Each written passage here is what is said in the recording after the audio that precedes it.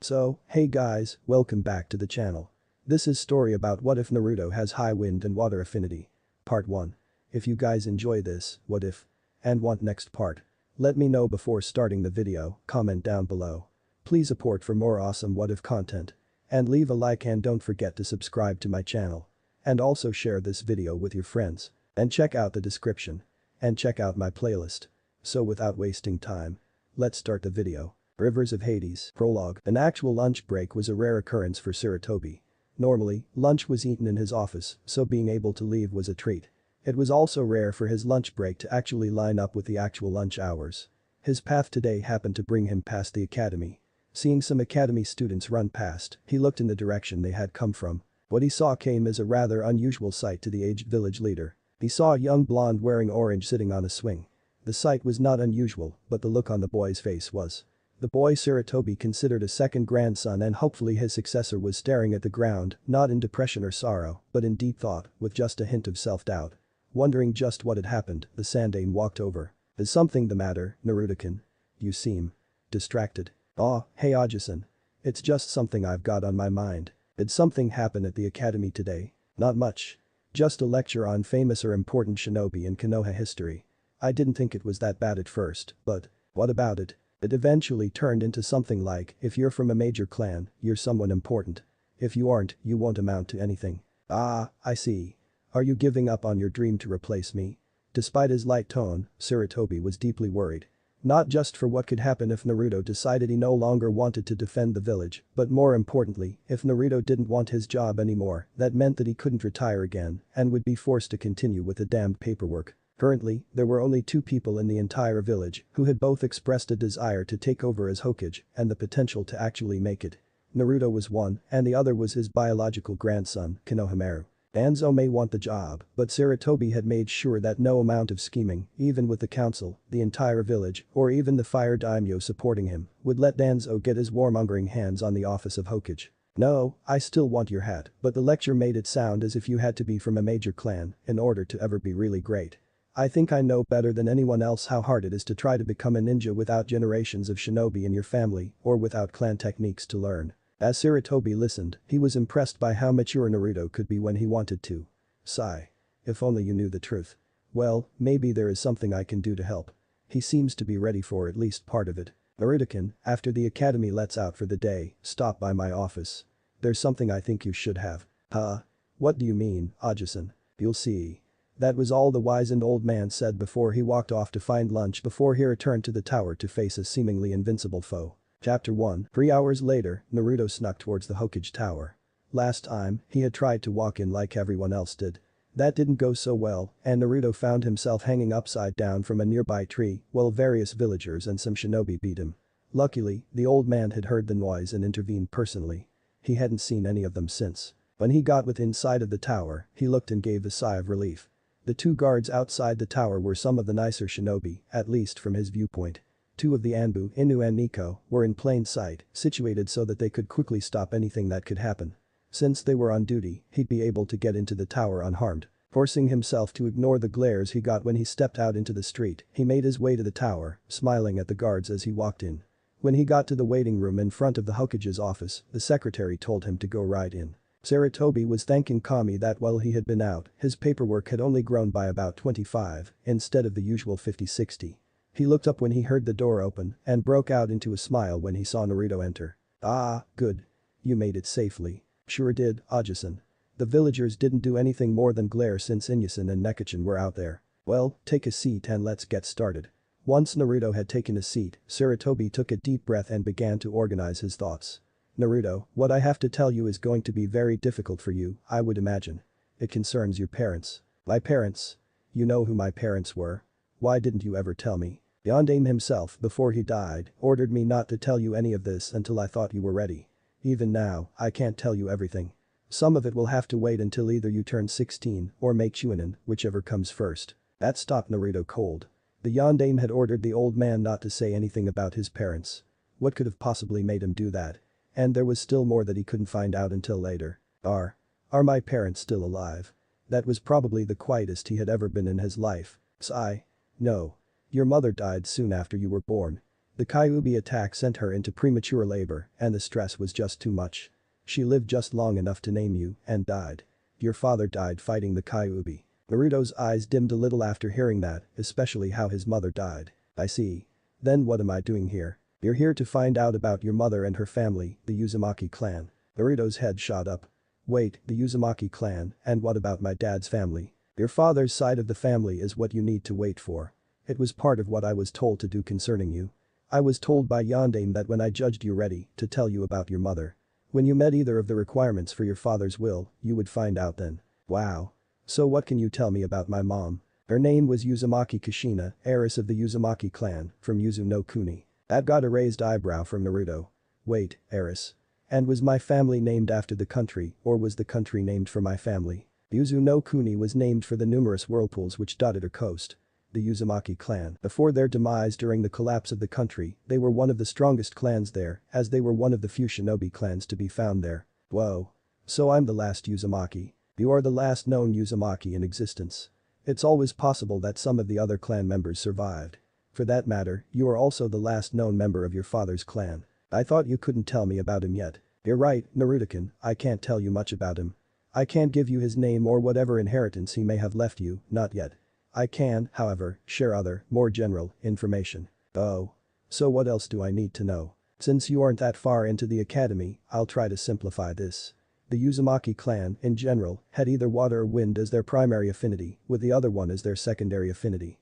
This means that they could use Suiton and Fuiton more easily than the other three types. One of the other pieces of information on your father's clan I can tell you is that they also shared these two affinities, although on occasion, some showed an affinity for Raiten as well. So do I have her something like that? Well, I'm not sure about that, honestly. Neither of your parents' clans had one, but there is a possibility that the mixture of the two could result in one. We haven't noticed one in you yet, but that could always change later. I'll let you know if anything happens, then. So, what made you decide I was ready for all of this, Ajisan? Our conversation earlier, at the academy. Both your parents and their clans believed that relying solely on our clan techniques was foolish. They also felt that such things did not merit special treatment. Naruto blinked at this. But in Konoha, that's exactly how things are. If you come from a clan with a, you're almost guaranteed to be treated like royalty here. The team is proof of that. How could my parents stand it? Sarutobi calmly nodded. They struggled with it. They hoped that they would be able to change that. They argued with most of the village on the subject. Both clans had believed for a very long time that over-reliance would eventually weaken the shinobi and become more of a liability than an advantage. So, both clans made it a point to learn as much as they could in any area. They not only learned many different ninjutsu of all types, but Tai, Gen, Ken, and even. They also expanded that philosophy into non-shinobi areas, too, learning many different crafts and skills. You come from two families of very self-reliant people, Naruto-kun. When I heard you talk about that lecture, I knew you were ready. At this point, Naruto was in shock, his jaw hanging open. In a little over an hour, he had learned a rather staggering amount about people he would never meet. He may not have any emotional connection to either side of his family, but he found that he was strangely determined to do his best to live up to their high standards. After taking a little time to gather his wits, he asked, so. What's next? Next come your mother's clan techniques. Seeing the look on Naruto's face, Sarutobi answered the question before it was even asked. I said your parents did not approve of relying on clan techniques, not that they didn't have any. I have had the honor of seeing 6 of your mother's most powerful clan in action, one of which qualifies as in a rank and have knowledge of a 7th and rank. Nothing could have removed Naruto from the office now. What are they? Silently, Sarutobi got up from his chair, walked to the back of his office, and opened up a hidden safe behind a false wall with pictures of the holders of the Hokage title. He removed 2 scrolls and returned to his desk. He handed one of the scrolls to Naruto, which was sealed with a spiral emblem. That, Naruto, is everything of the Uzumaki clan archives that can be found within the walls of Konoha. I was made aware that there is a complete library located underneath what was once the Uzumaki clan compound in Yuzu no Kuni. When you are ready for it, you will travel there and retrieve it if you wish. To this day, the library is undisturbed as it can only be found, let alone opened by a blood member of the Uzumaki. Sarutobi waited a few moments for the boy to process that, then continued. Now, as for what I spoke of. It is said that long ago, there were 5 rivers to be found in hell. Acheron, the river of sorrow, Cocytus, the icy river of lamentation, Phlegethon, the river of fire, Lethe, the river of forgetfulness, and Styx, river of hate. There were also rumors of a 6th river, Mnemosyne, river of memory. The Uzumaki clan was gifted with the ability to call upon these waters in battle to great and terrible effect. Naruto had to manually close his jaw.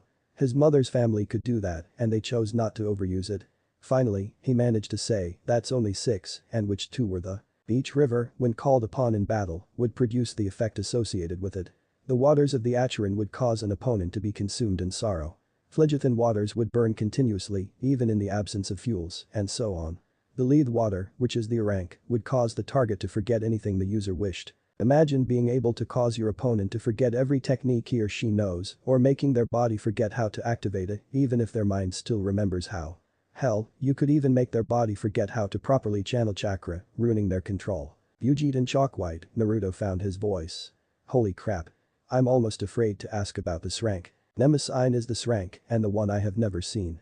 The water would cause someone who drank or was soaked with it to become all-knowing, a mortal god, as it were. Naruto's jaw found its way to the floor, then through it. Gyoza. That's definitely in rank. I'm not finished. The human mind is not capable of handling that kind of power. As a result, the afflicted person is driven incurably insane. How is this possible? To call upon the rivers of hell, it would be like summoning the Shinigami to battle your foes. Naruto missed Sarutobi flinching at how close he came to describing the final events of the Kyuubi attack. I know. It seems too good to be true, yet it is. Finally, the 7th technique is a summoning technique that can only be done near a large open body of water, like a sea or an ocean. It is known as Kuchius. Charybdis. It summons a creature who then creates a giant inescapable whirlpool to consume your enemies. At this point, Naruto was taking shallow, ragged breaths, gripping the Uzumaki scroll hard enough to turn his knuckles white. 3 don't know what to say, Ajisen. This is unbelievable. My mother's clan could do stuff like this and chose not to. Also, how in Kami's name could they have gained the ability to do this? Sarutobi closed his eyes, nodded, and made a ming sound. Then, he replied, Naruto-kun, to answer your last question, I have no idea. I never had the chance to ask your mother about it. I would suspect that you might find the answer in the Uzumaki library when you're older. Alright. Now what's with the other scroll? Naruto asked, looking at the second scroll for the first time. This is your father's clan scroll, your final inheritance when you are ready. I can't give it to you yet, but I want you to know what it looks like and where it is kept.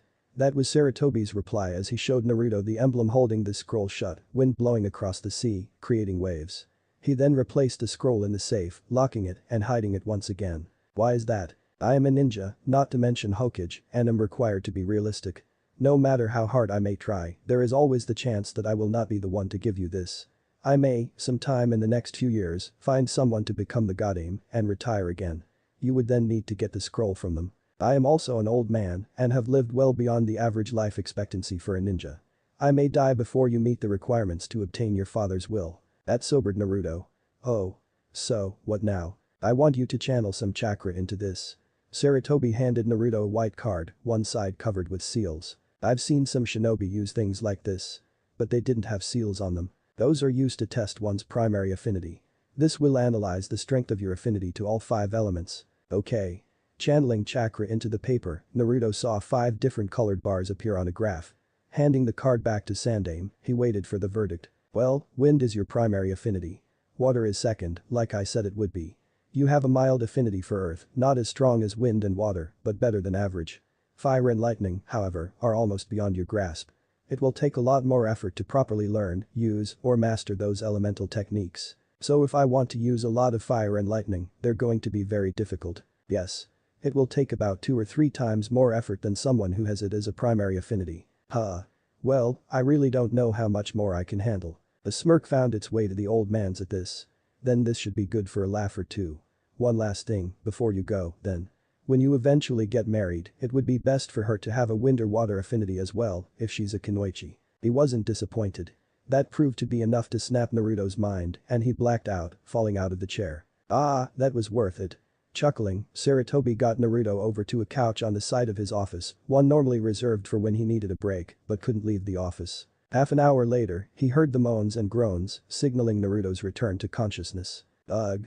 What happened in the elementary countries? Heh. You took in a little too much in one sitting. Yeah.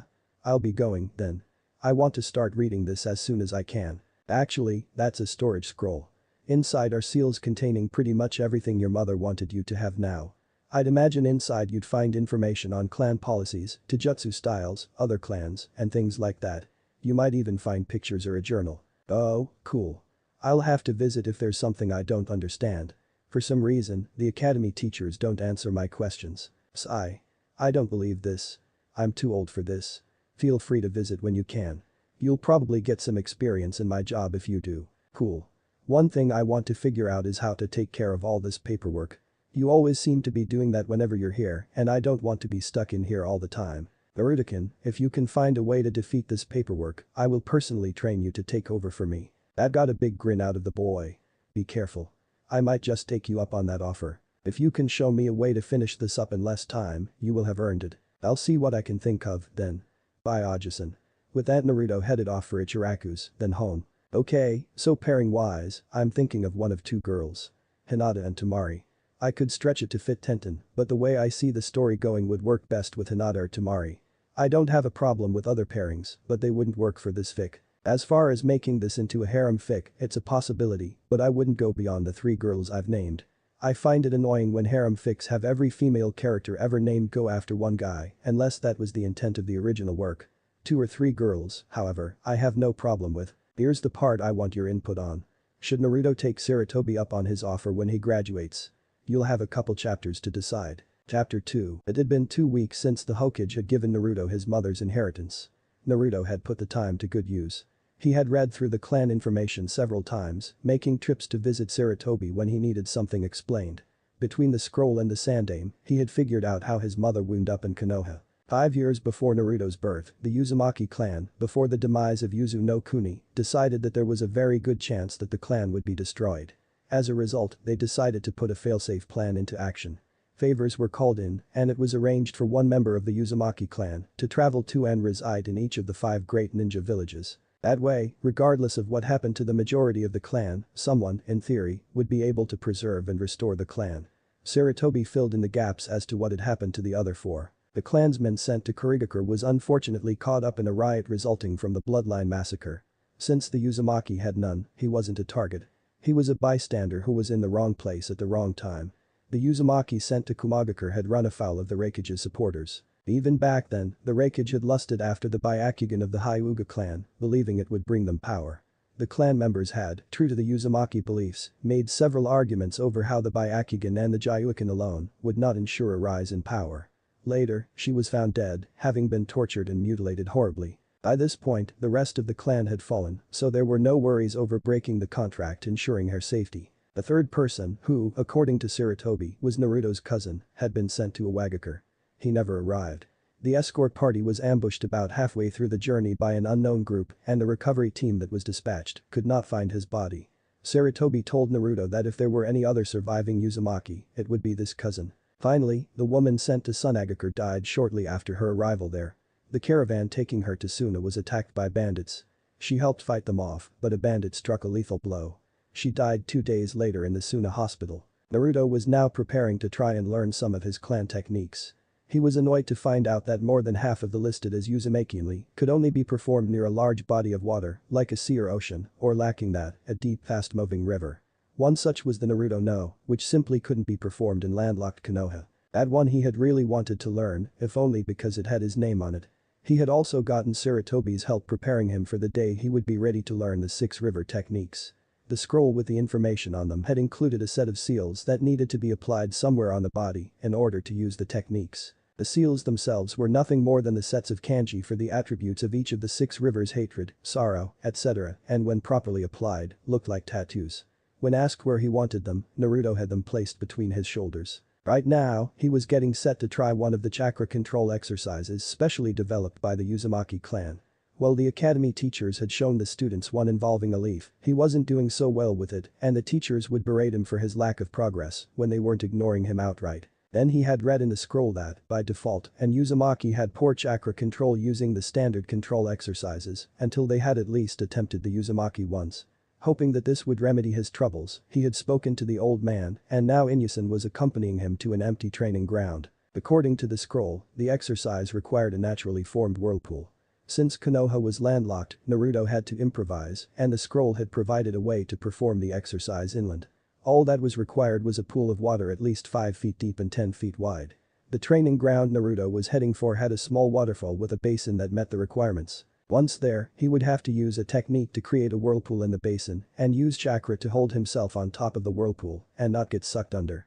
In order to master the exercise, he would need to be able to successfully walk against the current inside a whirlpool spinning at full power. Now to any observer, this would have looked and sounded ridiculous. An academy student attempting a harder variation of the water walking exercise. Naruto, however, was aware of the trick to help him learn it safely. That would create the whirlpool relied on the amount of chakra applied to affect the size and speed of the whirlpool. Since he lacked the ability to properly control the chakra used or to use the and hold himself up at the same time, Inusen would be in control of the technique. Should Naruto fall in, Inusen could quickly cancel and pull him out. Since this was a nameless technique designed specifically for training, Naruto had no reservations about showing Inusen how to perform it. Once they arrived, Naruto set down a backpack containing some towels and a change of clothes. For this exercise, he was wearing black swimming trunks and a white undershirt since he didn't want to walk home in a soaking wet orange jumpsuit if he could help it. "Ready, Naruto-kun?"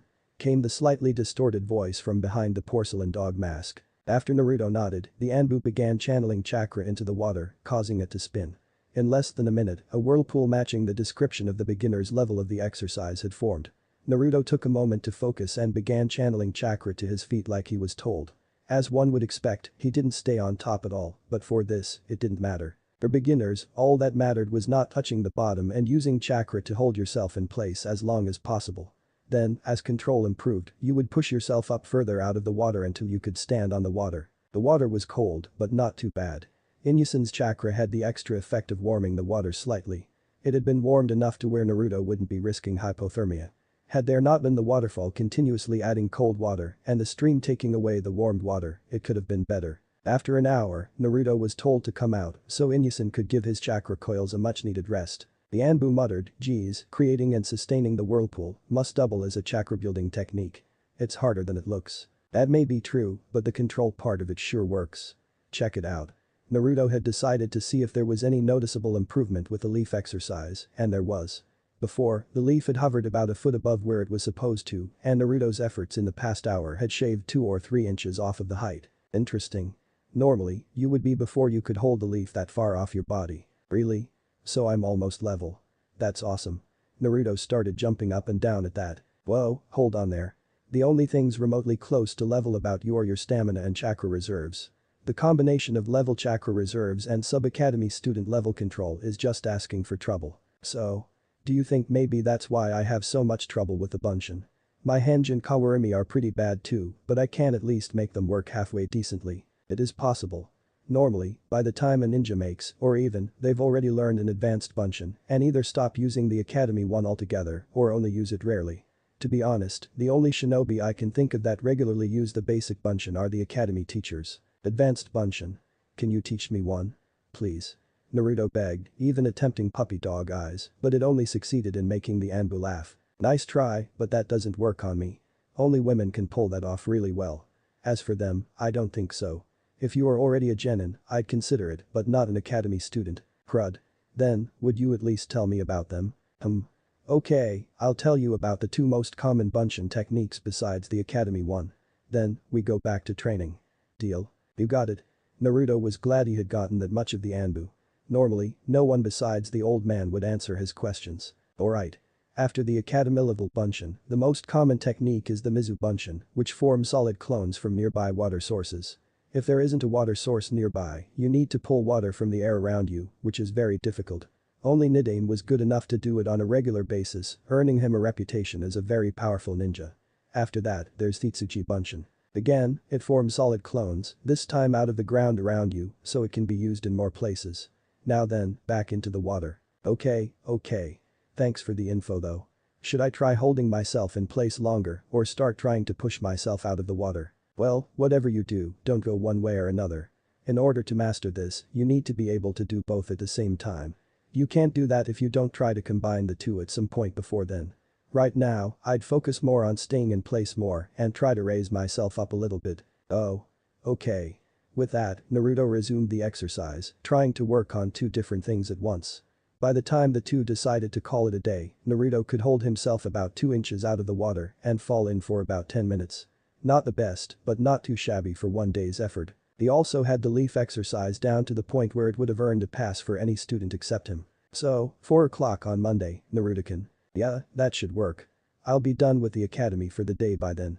I think I'll just spend the rest of today working on a clan taijutsu style I saw. The scroll says that a master of this style can beat both the Sharingan and the Byakugan. That got the Anbu's attention. Many ninja claim to have developed a style like that, but they've all failed. So how does yours work? Well, both allow the user to see chakra. So, to counter them, you channel so much chakra that it either blinds them if you're fighting a Hyuga or makes it so they can't see what you're doing if it's a cha. They would know only the most general of movements, like which direction you would come in or if you're going to punch or kick, but wouldn't be able to see if it is a closed fist, an open fist, or a hand weapon attacking. Also, doing this prevents them from copying. They can't copy the seals if they can't see the seals, right? The Anbu was at a loss. It makes sense in theory, but how does he know so much? I suppose, but how do you know so much about them? That sort of information is highly classified. Before she died, my mom took notes on everything in the village and came up with a bunch of possible strategies on how to beat them. It's up to me to see if any of them work, though. This should be interesting. The Anbu muttered to himself, I should have known. The Uzumaki dislike was legendary in the shinobi world. Of course she would have wanted to prove her point here, where they are worshipped. Inyusen. The Anbu turned to look at Naruto. My clan didn't dislike you, at least not as much as you might think. They disliked it when clans became dependent on them to fight. Second, you knew my mother. I knew of her, but I never really got the chance to meet her. What I do know is that she had a reputation as being a true kunoichi, not some pathetic fangirl type. Now, I thought you were orphaned at birth. How could you know about the Uzumaki clan? I was. Mom died after I was born and my dad died fighting the Kyuubi. Yondaime had ordered the old man not to tell me about mom until I was ready. He told me about 2 or 3 weeks ago. Sensei, what could have prompted you to do that? What about your father and his family? Not much. Ajisen said that most of that would have to wait until I either turn 16 or make Chunin. What I do know is that they had pretty much the same attitude as the Uzumaki on things like Kekkei Genkai. Huh. Why does this sound so familiar? Anything else? Yeah. The rest of my inheritance is in a scroll in Ajisen's office, sealed with an emblem dealing with wind and waves. Naruto heard the sound of someone choking and looked at the Anbu, only to see him lying on his back, coughing. By the kami. There's no way he could be Sensei's son. I mean, aside from the hair, the eyes, and… oh, shit. Damn it, how could I miss this? Without the whiskers, he looks just like Sensei. Haddock, you idiot. Take your own advice and look underneath the underneath. Are you okay, Inyusen? Ah, yeah. A fly flew into my mask and down my throat. How could a fly get through that mask? Alright, I'll see you on Monday, then. Bye. Naruto walked out of the training area, leaving the Anbu to sit up, one thought running through his head. I need to talk to Sandai Misama about this. Chapter 3. Following his new training program had sent Naruto to bed exhausted. In the morning, he was refreshed, although he was still a little sore. He was now headed towards the academy to see if his new regimen had done enough compared to his classmates' training. Meanwhile, over at the Hokage Tower, Sarutobi was about to have an unexpected visitor. Sandai Misama, Inyusen is here to see you. Sarutobi looked up from his paperwork to his receptionist. There wasn't too much paperwork to do at the moment, but the day had just started and the village certainly had enough trees to generate more. I wasn't expecting this at all. Send him in. Bowing, the receptionist backed out of the office as an Anbu in a dog mask walked in. Good morning, Hikage-sama. Morning, Kakashi-san. No book today. This must be serious. I believe it is. It has to do with Naruto. I see. How did his training go yesterday? Very well. He is as good as can be expected from someone still in the academy. Also, the whirlpool technique apparently doubles as a chakra-building exercise. Just from those few hours I was performing it, my reserves grew a noticeable amount. Yet that isn't what I was here for. Then what brings you here? I'll be blunt, Hikage-sama. Is Naruto my sensei's son? That got an eyebrow raised from the Sandaime. An unusual question. Why do you ask? When we took a break, Naruto told me about his inheritance from his mother and said that his father's will was in a scroll in your office, sealed with an emblem of wind and waves. Sensei was the only person in Konoha with that type of family crest. Also, once I got a good look at him, he looked too much like Sensei for it to be a coincidence. Is there something I should know? I hoped he would have had more sense than to tell someone else about that scroll, but he is only 10. At any rate, you're right. He is the son and heir of Namikaze Minato, Yondaime Hokage, as well as Uzumaki Kushina. He is the last known living member of both clans. Why wasn't anyone told? It might have helped him get adopted. Surely Sensei could have arranged that for his son, rather than trusting the villagers. Minato didn't trust the villagers. Wait, what?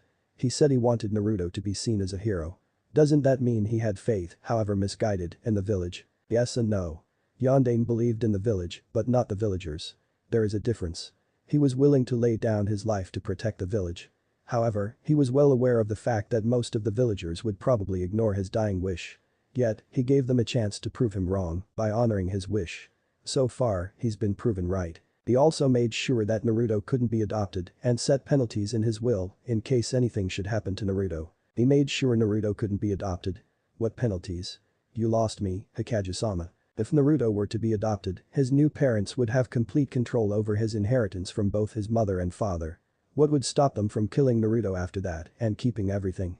That was how Yondaime saw it, so he made it impossible for anyone, even me, to adopt him under most circumstances. I'm sorry to admit he seems to be right about that as well. And these penalties you spoke of? I'm not aware of all of them, but I know of some. There is a stipulation in the will leaving a very sizable amount of money to the village. It can only be accessed by Naruto himself when he turns 18. He also has final say in whether or not the money is ever given to the village. So the village could be stabbing itself in the foot for all we know. Why wasn't Naruto sent outside the village then? He could have lived the life he wanted for him elsewhere. The contract with the Uzumaki clan prevents that. When Kushina died, the contract passed on to Naruto, guaranteeing him residence within the village. Much as they might want to, the council can't exile Naruto or order his death under any circumstances. Should either happen, we would lose much of our funding. Except for Naruto, isn't the Uzumaki clan dead? How could our funding be cut? There is one member who hasn't been located. Anyway, the contract was made using the Fire Daimyo as a middleman. Should anything happen to Naruto while he is within High no Kuni, short of death by an attacking foreign nin, or if he should die in the Chunin exams, the Daimyo is to cut our budget by about 30%, as is stated in the contract. Wow. They've really got us in a tight spot then. Yes, they do. The question remains, what are you going to do now with this information? I think I'm going to give Naruto a little bit of extra training. Nothing major, just some help correcting what the academy teachers might have done to sabotage him. Maybe teach him something easy. I don't think that's unreasonable. I see no problem with that and will arrange for you to do so. I would, however, ask you to tell Naruto not to speak of his father's will. That must be kept a secret. Yes sir, Hokage-sama. Now then, we need to get over to the academy soon. Naruto couldn't believe his luck. The normal teacher was out sick and the replacement teacher was the one teacher in the academy who seemed to like him, named Yumi no Ruka. Also, he had actually managed to arrive on time, if not a little early, so things were really looking up. Now all he needed was a good seat. Normally, he would try to get a seat next to Sakura-chan, but she and the only other blonde in the class, a girl named Ino, had just gotten into a fight over who got to sit next to Sasuke team. Sakura had lost, and dumb as Naruto could be sometimes, he decided that trying to sit next to her today was not a good idea. That left him sitting next to Kiba and a really shy girl in a bulky beige jacket. He just hoped she wasn't a Sasuke fan, too. He wasn't sure he could take that. Hey, is it alright if I sit here? Yeah, sure. What, you aren't even going to try today? Are you kidding? I can see the storm clouds over her head. I really don't feel like dying today. Fair enough. Grab a seat. Naruto sat down on the other side of the Kunoichian training, who instantly started fidgeting with her fingers and turning red. Hinata is it? The girl nodded, mumbling something Naruto couldn't make out. Are you okay? You look like you're overheated. Maybe you should take off the jacket. That proved too much for Hinata, who promptly gained a full-face blush and fainted. What happened up there? Came the call from Iruka, who had heard the thud at the front of the room. Naruto answered. Hinata overheated and passed out. At least I think she overheated. Maybe she's sick. Her face was red. Well, then let's start today off with a quick lesson in first aid. If something like this happens, get the person onto the floor, put padding under her head, and elevate her feet over her head. You might want to remove any clothing that would restrict her breathing. With the rest of the class watching, Kiba and Naruto followed Iruka's instructions, removing Hinata's jacket and using it to cushion her head. At this point, Kiba needed some tissues to stop his nose from bleeding when he got his first look underneath Hinata's jacket. Ha. Hinata's 10, and she's already better developed than any of the other girls here. Score. Naruto just rolled his eyes and kept going. Man, I hope she's alright. If anything happens, I just know I'll be blamed. Soon, Hinata woke up and saw Naruto bent over her, with the rest of the class behind him. What happened? You passed out. You might want to keep the jacket off, or at least unzipped for a while. Hinata looked down at herself, noticing her jacket was off, and was about to faint again, when Naruto said, hey, don't faint again. Kiba and I just got your jacket off. That proved to be the wrong thing to say, as that prompted her to faint again, with another full-face blush. Oh man. Sigh. Naruto, when she comes to, bring her down to the sparring field outside. With that, Iruka herded everyone else out the door. Naruto bent over Hinata, making sure she was still breathing. However, he got too close and Hinata latched onto him, hugging him. Naruto's thoughts were all over the place. Oh crap, oh crap, oh crap. This is bad. Actually, this feels kinda nice. Hey, she smells like lavender. I love you Naruto-kun. Naruto went wide at that. What did she just say? Maybe she just likes Naruto slices with ramen. Yeah, that's got to be it. There's no way she meant me, right? Hee hee hee. You always look so cute with those whisker marks. Just makes me want to. Crap. How could she think she likes me? We don't even know each other. I'm going to die. And I don't want to die. Naruto managed to wiggle out of Hinata's clutches right before she came to. NNNNGH. Naruto-kun. Hey there Hinata-chan. Iruka-sensei says we need to get down to the training field. Are you going to be alright? Hinata almost fainted again when she heard the Chan added to her name. What kept her from doing so was what Naruto said about Iruka's orders. Okay, let's go then, Naruto-kun. Hinata failed to notice Naruto pale when she said his name. Yeah, let's go. With that, the two headed down to the training field in an awkward silence. When they arrived, in addition to Iruka and their classmates, they saw the Hokage, several Jounin, and 3 Anbu. When Iruka saw that they had arrived, he signaled for the Hokage to begin. Alright then. I'm sure you are all wondering what you are all here for. Some of you may recall that, when you first entered the academy, you were tested to see where you stood. You are now midway through the academy, and we wish to see where you are at now. This will not affect your grades in the academy. It is merely for us to know how the academy is teaching you as an individual, to prepare you for life as a shinobi. At this, many of the students, mostly Sasuke's fangirls, started worrying. They knew that this could be potentially embarrassing. For some reason, the academy placed a heavier emphasis on book work and because of that fact, many had slacked off on physical training to gain more study time. The elderly Hokage continued, now rest assured that we will not be doing all of these assessments at once. They will in 2 weeks and will be spread out over 2 or 3 weeks, giving you ample time to prepare yourself. Now, are there any questions? Sakura raised her hand. Hikage-sama, what are we being tested on? Good question. You will all be tested on stealth, stamina, chakra control, weapon skills, and several other categories. Is there a written test? Came a question from another student. No. This assessment covers the practical aspects of shinobi life. The academy gives you enough written tests, too many for my tastes. Personally, I find most written exams are poor indicators of how good a shinobi person is. At this, relief flooded Naruto's mind, while stress entered the minds of most of the other students. A practical test. I stand a chance. Thank you Kami. Now then, are there any other questions? No. Then let me explain the reason for the presence of all of these people behind me. They are here to help refine any skills you wish to work on before we begin the assessment. You will be spending all of this week working with them, as well as continuing your personal training on your own time. Each day you will work with a different instructor. This will also serve as an example of what you can specialize in as a shinobi. Will the instructors please introduce themselves? Yosh. I am Mito Guy, a Taijutsu specialist. I am to help you improve your stamina. Embrace the spring teak. The odd man in green spandex suddenly clutched his throat. Sorry about that, Guy. I did that. I'm Yuhi Kurenai, a specialist, and I'll be working with my group on chakra control. Well, I guess I'm up next. The name's Saratobi Asuma and I'll be helping with projectile weapons. Cough. I'm Jekko Hack Hate. I'm Hack, a specialist, cough, and will be working with Hack Closerange, armed combat. Cough, cough. The name's Shiranui Genma and my group will be covering tracking and stealth. I'm known as Inu and my group will be covering ninjutsu. I'm not teaching any, but you will learn tips on how to learn faster. Following the introductions, Saratobi spoke once again. You should also know that Yumino Iruka has agreed to give lessons on basic traps. Now then, I suggest that you split up and choose an instructor. Naruto was torn. He couldn't decide which group to join for the day. The chakra control group was out until he got better at his clan's personal ones.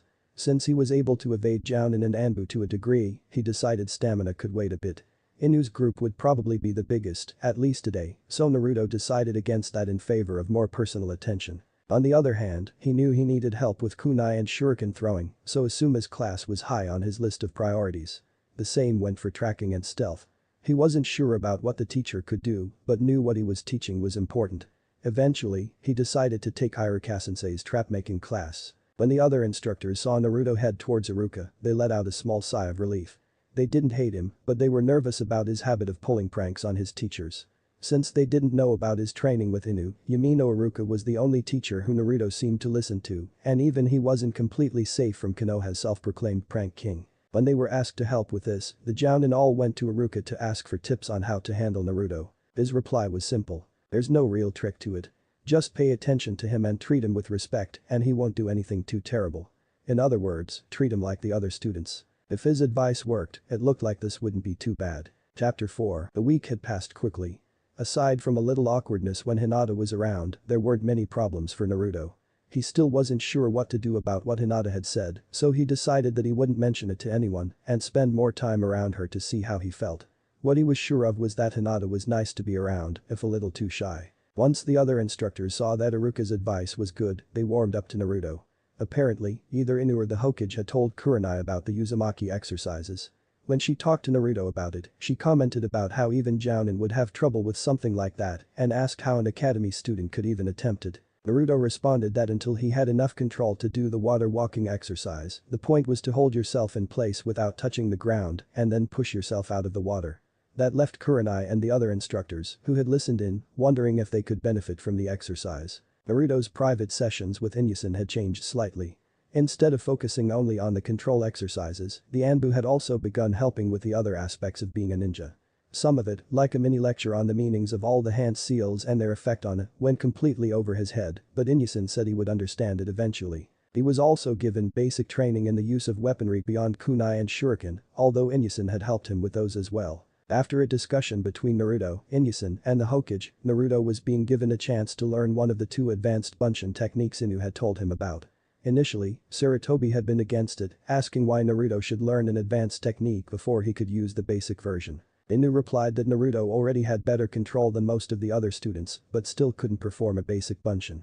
After Naruto discovered he could now properly perform the leaf control exercise, Inu had him begin a new exercise, tree climbing, in addition to continuing the whirlpool one.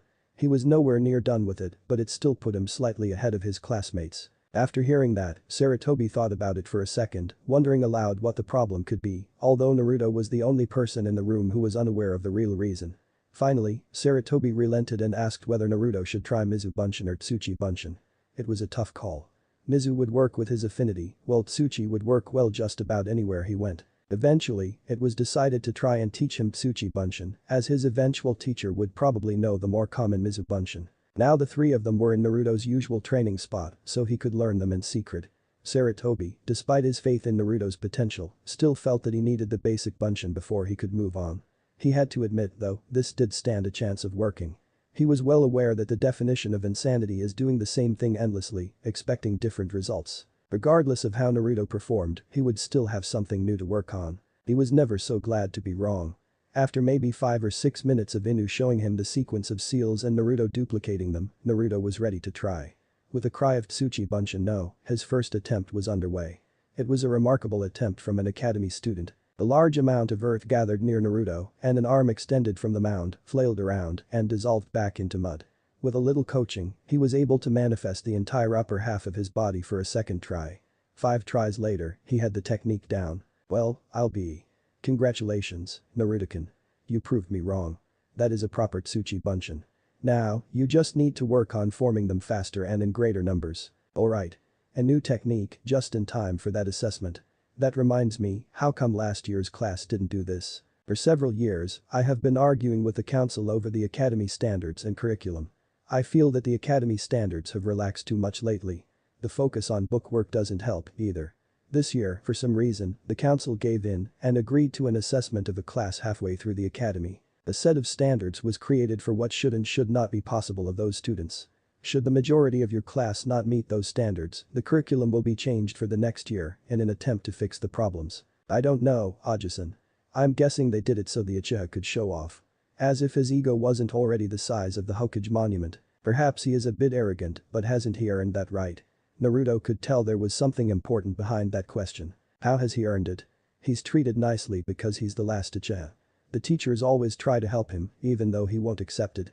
Then, when I ask for help, they throw stuff at me and tell me to go away. The way I see it, the only thing he's really earned is his class ranking. Sarutobi cracked a small grin at that. Once again, the Uzumaki mints its surfaces. A determination to earn what you have, rather than have it given to you. You might be right. Sasuke is treated very well, but he has earned very little of it. Some of it stems from the fact that he watched his family die in front of him at the hands of his brother and is acceptable to a point. Much more, however, may come because he is, as a result of that, the last Uchiha. One of Konoha's greatest weaknesses is the very issue we spoke of before I gave you the Uzumaki scroll. Then, when I become Hokage, I'm going to change it. I don't know how, but I'll do it. I wish you luck.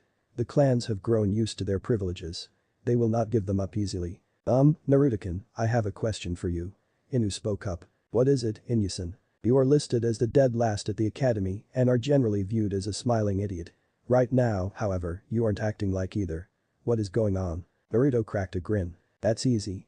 Isn't one of the points of being a good ninja to be underestimated by your target? And isn't another point not showing what you're really capable of? He got nods from both shinobi. Well, isn't the best way to do both to be seen as an idiot? The rookie of the year is expected to be the best out of his year. The dope is supposed to be the worst and is underestimated. This makes it easier to surprise your opponent. So, just how much of your performance at the academy is this? Act. The academy? Not much. I honestly suck at paper tests. So parts of your personality are just an act. What about the orange? Naruto's smile dimmed a little. Sort of. It gets my attention and I know it looks stupid. It's also my favorite color and it's all any store in the village will sell me. I've got the attention of the two adults. The elder of the two spoke. I wish you had told me sooner, Naruto-kun. I could have told you where you could buy something else. I've been to every store. Most chase me out, calling me demons and threatening to kill me.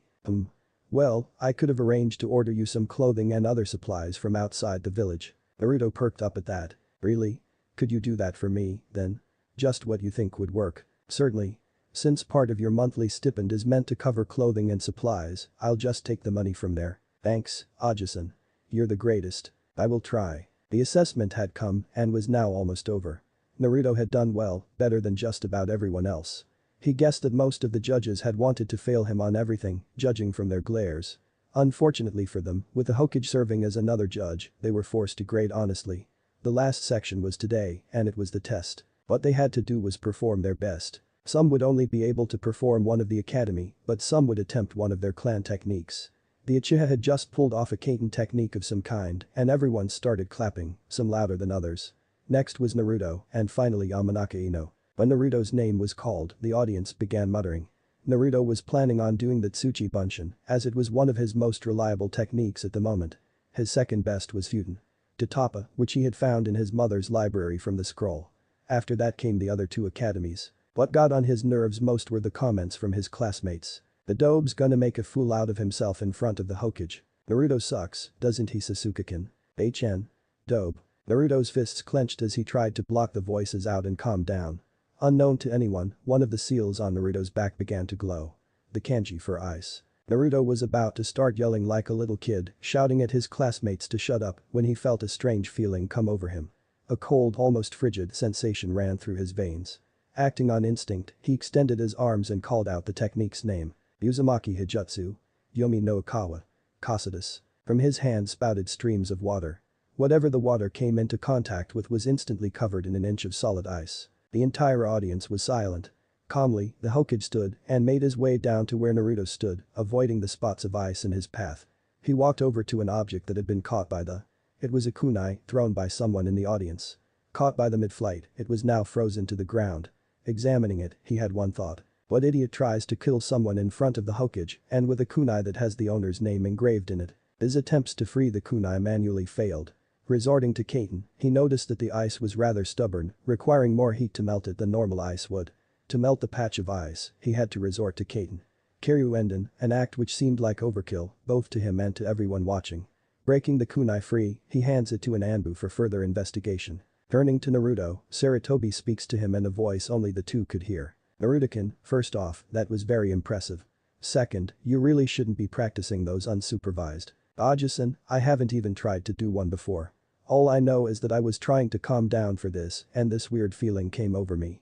Then, I just called out his name and well, this happened. I see.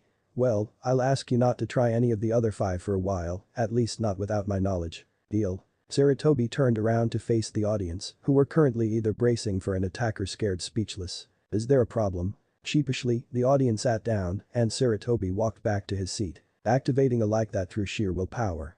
Impressive. And the river seems to require much higher level to counteract them. Good to know. Naruto turned around to return to the rest of the class, whose jaws were wide open. The exception was Sasuke team, whose teeth were grinding together hard enough to cause sparks. Oh. Where did you learn that? Didn't you hear me, team? Uzumaki Hijutsu. It's a clan technique. You don't have any parents. How could you have any clan techniques? Piped up a random Sasuke fangirl. Obviously, I had some at some point. The Hokage just gave me my mother's clan scroll a couple weeks ago. That slightly abated the looks.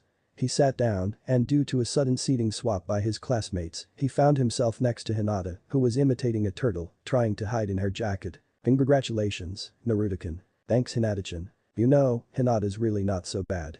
That's stuttering, though. I wonder if that stuttering is an actual speech problem or if she's just really shy and nervous all the time.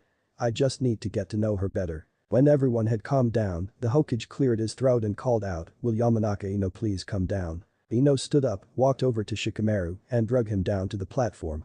She then performed her clan Shintention no. It was nowhere near what it was supposed to be, but for a 10-year-old, it was still rather impressive. Sarutobi stood, thanking the students for their performance and the audience for coming. The students were dismissed for the rest of the day. Chapter 5. Naruto sat in a chair in the Hokage's office, in a stunned silence. He had just been through a life-changing night. Some of his questions about his life had been answered, but new ones had popped up to take their place. The last 2 years had been relatively peaceful for him. After his performance at the assessment, the attacks on him had almost completely stopped. He still wasn't welcome in most places, but it was still an improvement. Since then, the most common physical assaults came from drunken villagers who he could easily outrun. The worst one was during the Kyuubi festival after the assessment. A group of villagers and shinobi had gotten together and broke into Naruto's apartment, intent on killing him. Naruto had been so terrified, he activated the second river technique, the Uzumaki Hijutsu. Yomi no Ikawa. Phlegethon, on sheer instinct. The resulting fire burned just about everything in his apartment. Naruto had survived relatively unharmed but shaken up. The Uzumaki scroll had also escaped, strangely undamaged. It had been hit directly by but showed absolutely no signs of it. The Sandaime guessed that somehow, the scroll was immune to the Uzumaki clan techniques and possibly to most any damage as a protection against the scroll being destroyed. He also guessed that somewhere within the scroll was either a special seal that would destroy the scroll if needed. Beyond some clothes and supplies, not much else was recovered. The attackers also survived, but were badly burned.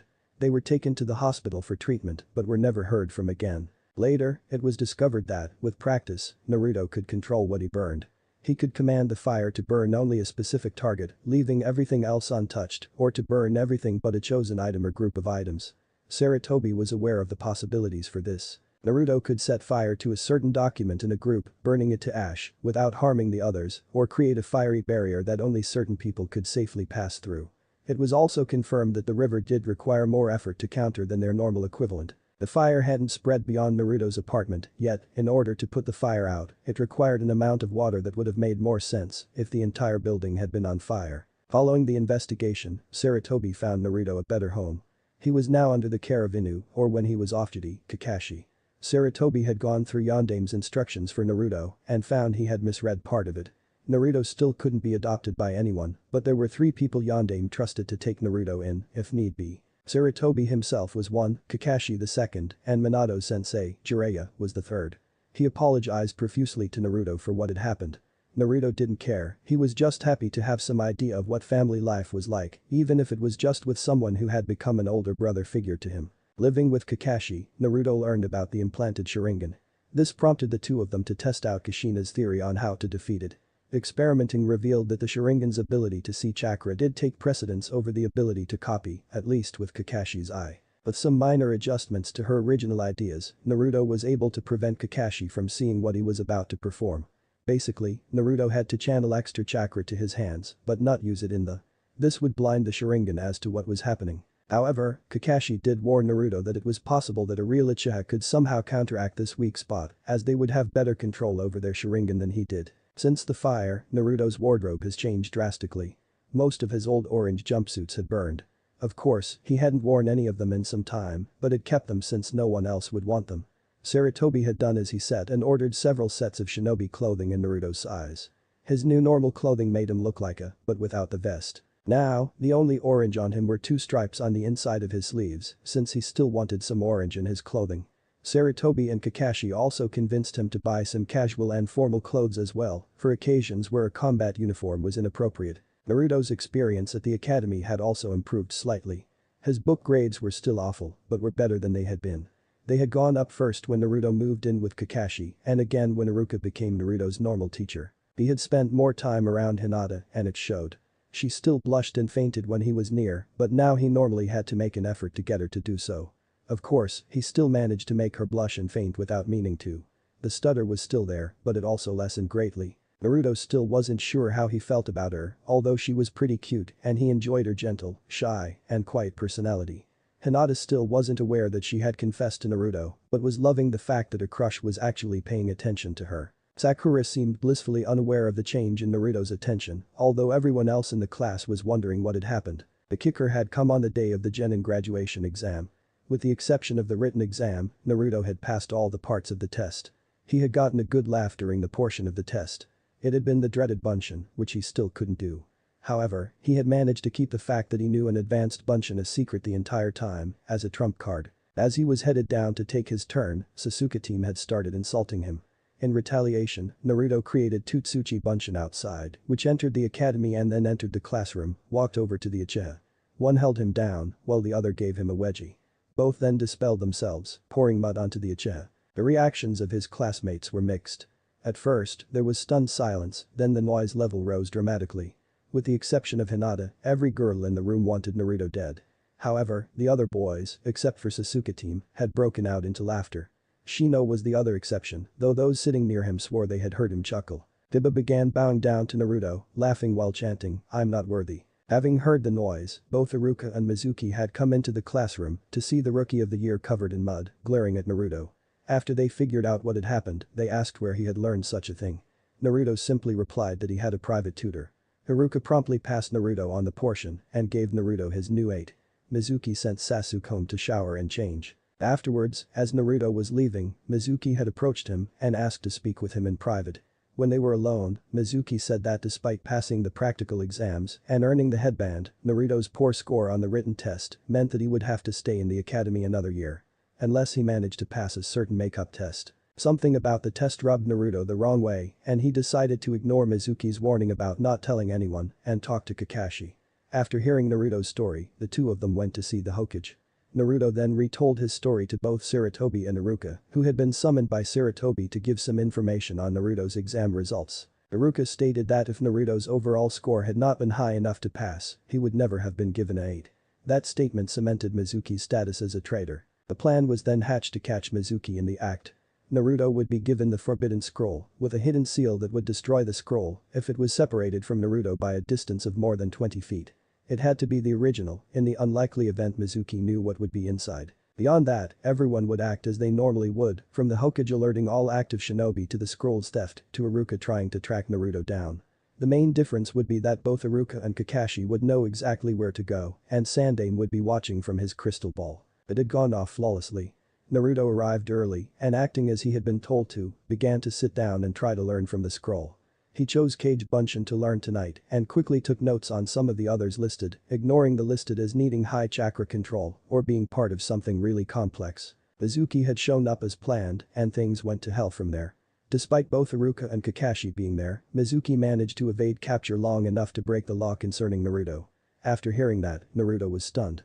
He knew why he was hated, the explanation for everything that had happened to him. Iruka and Kakashi, who had gotten hold of Mizuki, and the Sandaime, who was watching the entire time, were very nervous.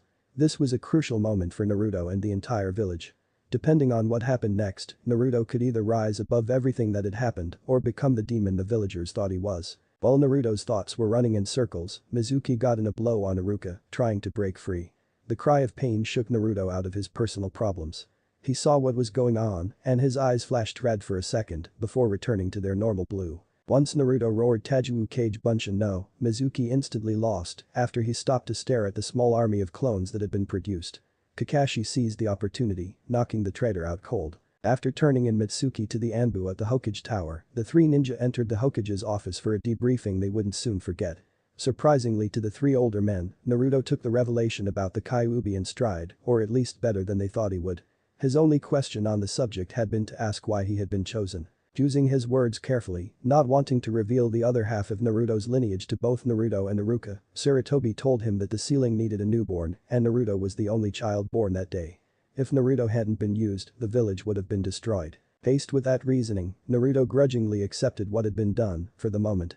He knew that except for letting him vent, it would do no good to complain about what had already been done and would only make him look and sound like a little child in front of three of the most important people in his life.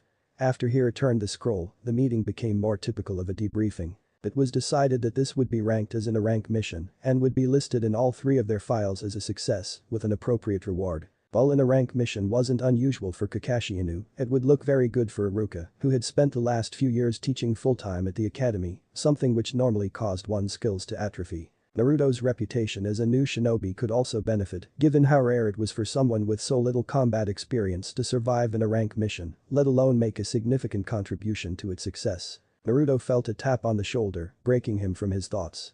It was the Hokage, with Kakashi and a bandaged Iruka still sitting, looking worried. "Naruto-kun, are you alright?" "Yeah.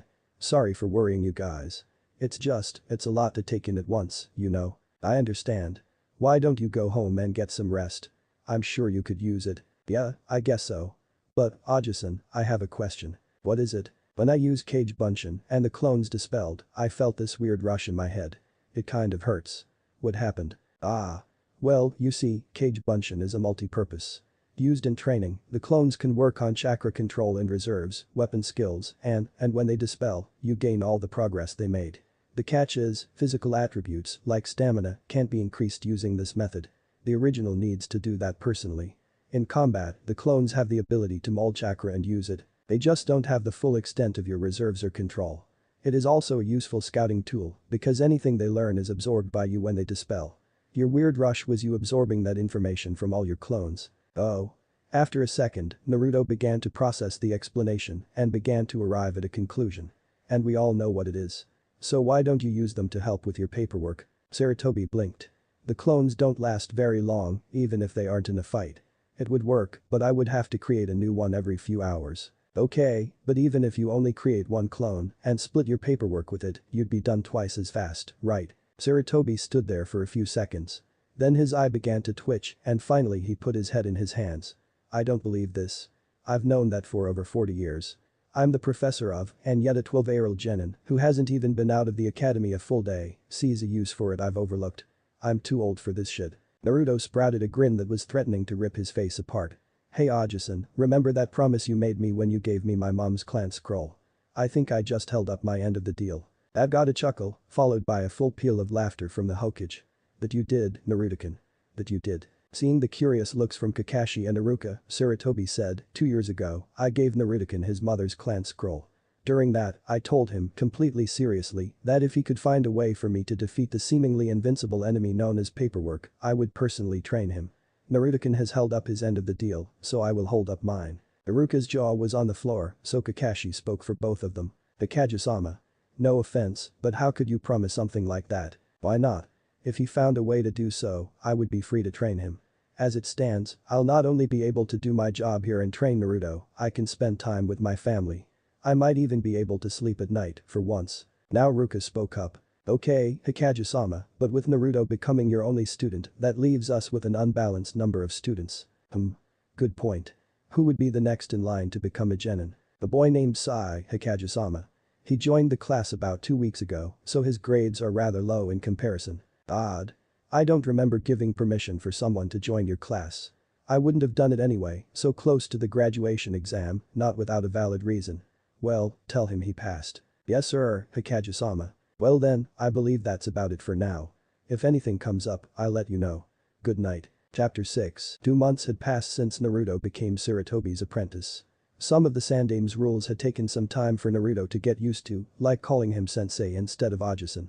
Sarutobi himself was having trouble getting used to Naruto using a respectful form of address when speaking to him. Naruto's training was also rather unusual for any shinobi, as Sarutobi wanted Naruto to be well-rounded in as many aspects of shinobi life as possible before specializing. In addition to the conventional ninja training, such as taijutsu and ninjutsu, Naruto had decided to learn to fight with various weapons as well.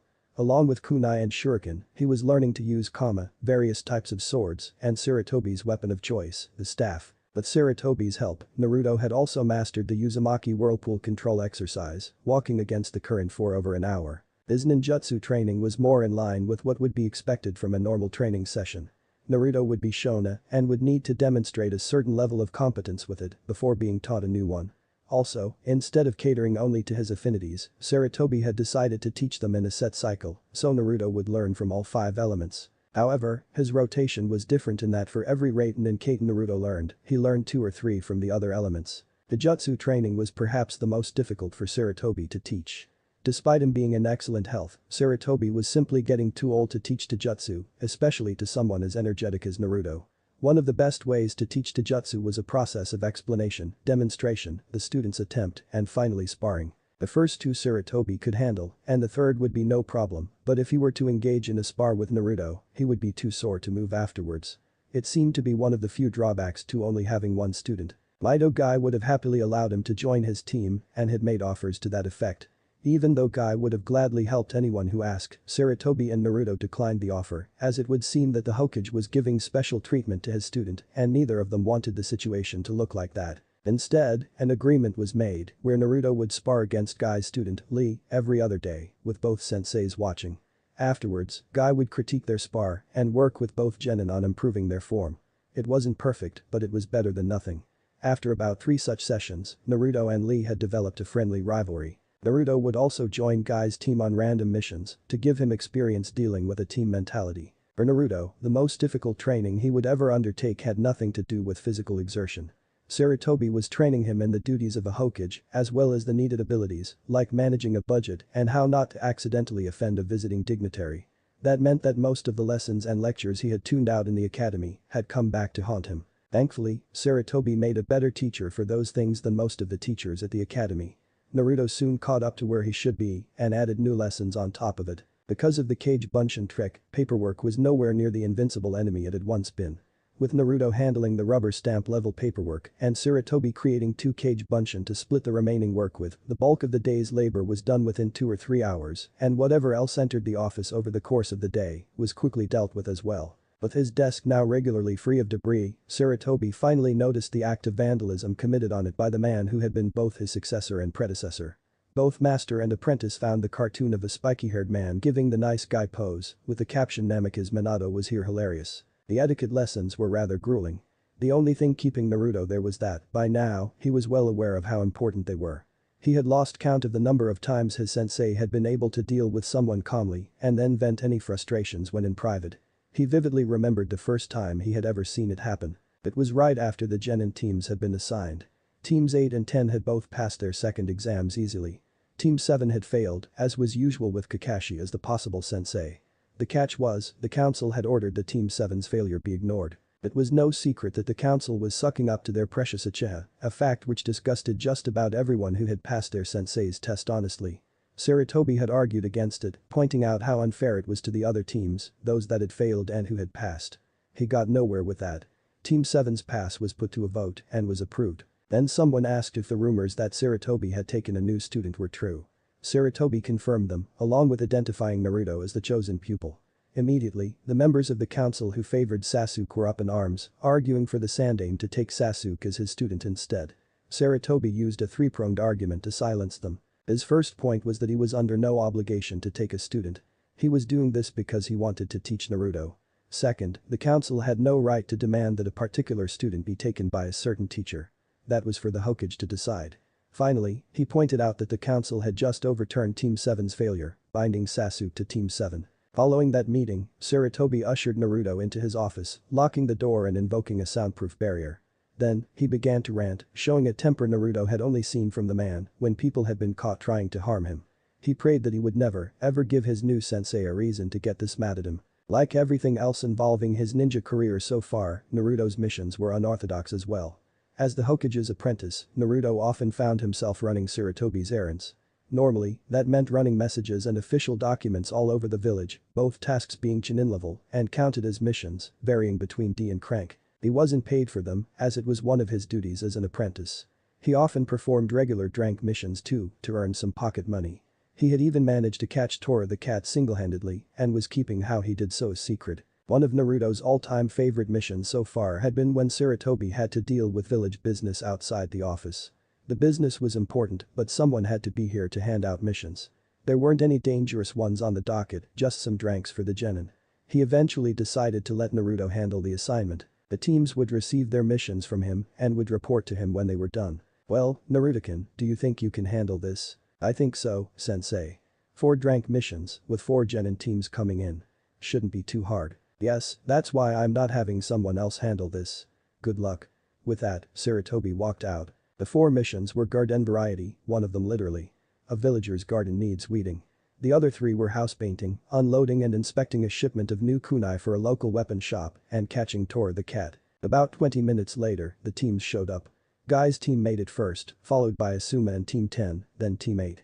Team 7 showed up last, not due to Kakashi, but because 2 of his genin had gotten in an argument on the way over. Sai had said something to Sakura, resulting in him needing to see a Medicnin. All the genin were wondering why Naruto was in the Hokage's chair. Sakura stared at Naruto, then piped up. "Naruto Baka, what's going on? Where's Hokage-sama? Sensei had to leave on village business. I'll be handing out missions to all of you today." Hiba spoke up. "So, you're getting a taste of your dream job, huh? What's it like?" "I like it. It comes with a comfy chair." This earned a laugh from those present who had a sense of humor. He then listed the 4 missions for the day. Sasuke walked up and was about to grab one of the scrolls when Naruto said, "What do you think you're doing, Ichiha?" "Taking a scroll, dope, what does it look like?" "You don't just take a mission, it's assigned to you. You should know that by now." Sasuke was pissed. The dope was calling him an idiot. How dare he? He clenched his fist. "Why I oughta." "Sasuke. Stop that. Kakashi admonished me. He's right. Until Hokage-sama returns, Naruto outranks you, at least for this. You would never have done that if Sandai Misama were here, would you?" "He outranks me. He's a genius too. The Kage-sama put him in charge of assigning us our missions. That puts him higher up in the chain of command. It also means that when the missions are done, we will report to Naruto as well." That shut Sasuke up. Naruto knew he'd never get anything close to an apology out of him. Well, since that's settled, on with the missions. Usual system, first come, first served. "Guy-sensei, which one do you want?" With Tenten in the room, Guy knew better than to take anything but the mission of inspecting the new kunai. Team 10 left to go paint a house, and Team 8 headed towards the garden, leaving Team 7 looking for a cat. Life was good for Naruto.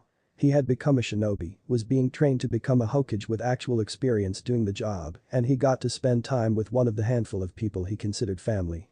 How could it get any better? He had no idea. Due to both his living with Kakashi and being in the Sandame's office every day, Naruto had a pretty good idea how his other classmates were doing. He saw the 3 genin teams every time they came to get a mission for the day. He knew that Team 7 was still having issues. They had failed their initial test, gotten it overturned, and hadn't gotten any better since then. They had currently done double the required amount of missions needed to qualify for a crank mission, but Kakashi kept taking dranks to try and build teamwork. If it kept up, they wouldn't get a crank until after the next Chunin exams. Sasuke team was still a brooding, stuck-up jerk, but now he was an angry, brooding, stuck-up jerk. He felt that he was being held back because the dope was being trained by the most powerful ninja in the village, and he wasn't. Sakura hadn't changed at all, in personality, training, anything. It was enough to make Naruto wonder what he had ever seen in her. Sai was. Sai. Something about him just seemed weird. That smile just creeped him out. Team 10 was a bit better off, but not by much. They had the teamwork thing down, but their unique red non-existent training style held them back. As a result, they probably weren't going to be in the running for most low-crank missions anytime soon, either. Team 8, however, seemed to be the best team of Naruto's class. They had the motivation Team 10 lacked and the teamwork Team 7 needed. And today, Kurenai and the Hokage had judged them ready for their first crank.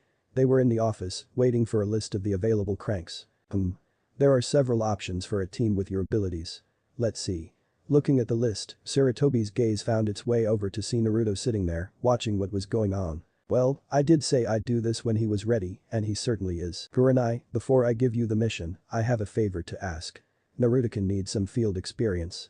Since I can't leave the village, would it be alright if he joined your team for this?" That threw both Kurenai and Naruto for a loop. Naruto was surprised because they hadn't even talked about a field mission for him yet. What was the old man planning? "I have no problems with that, Hokage-sama. He is welcome to join us. Good. Here's your mission. There was once a shinobi clan in a small coastal country. About 18 years ago, the clan was decimated in some territory dispute.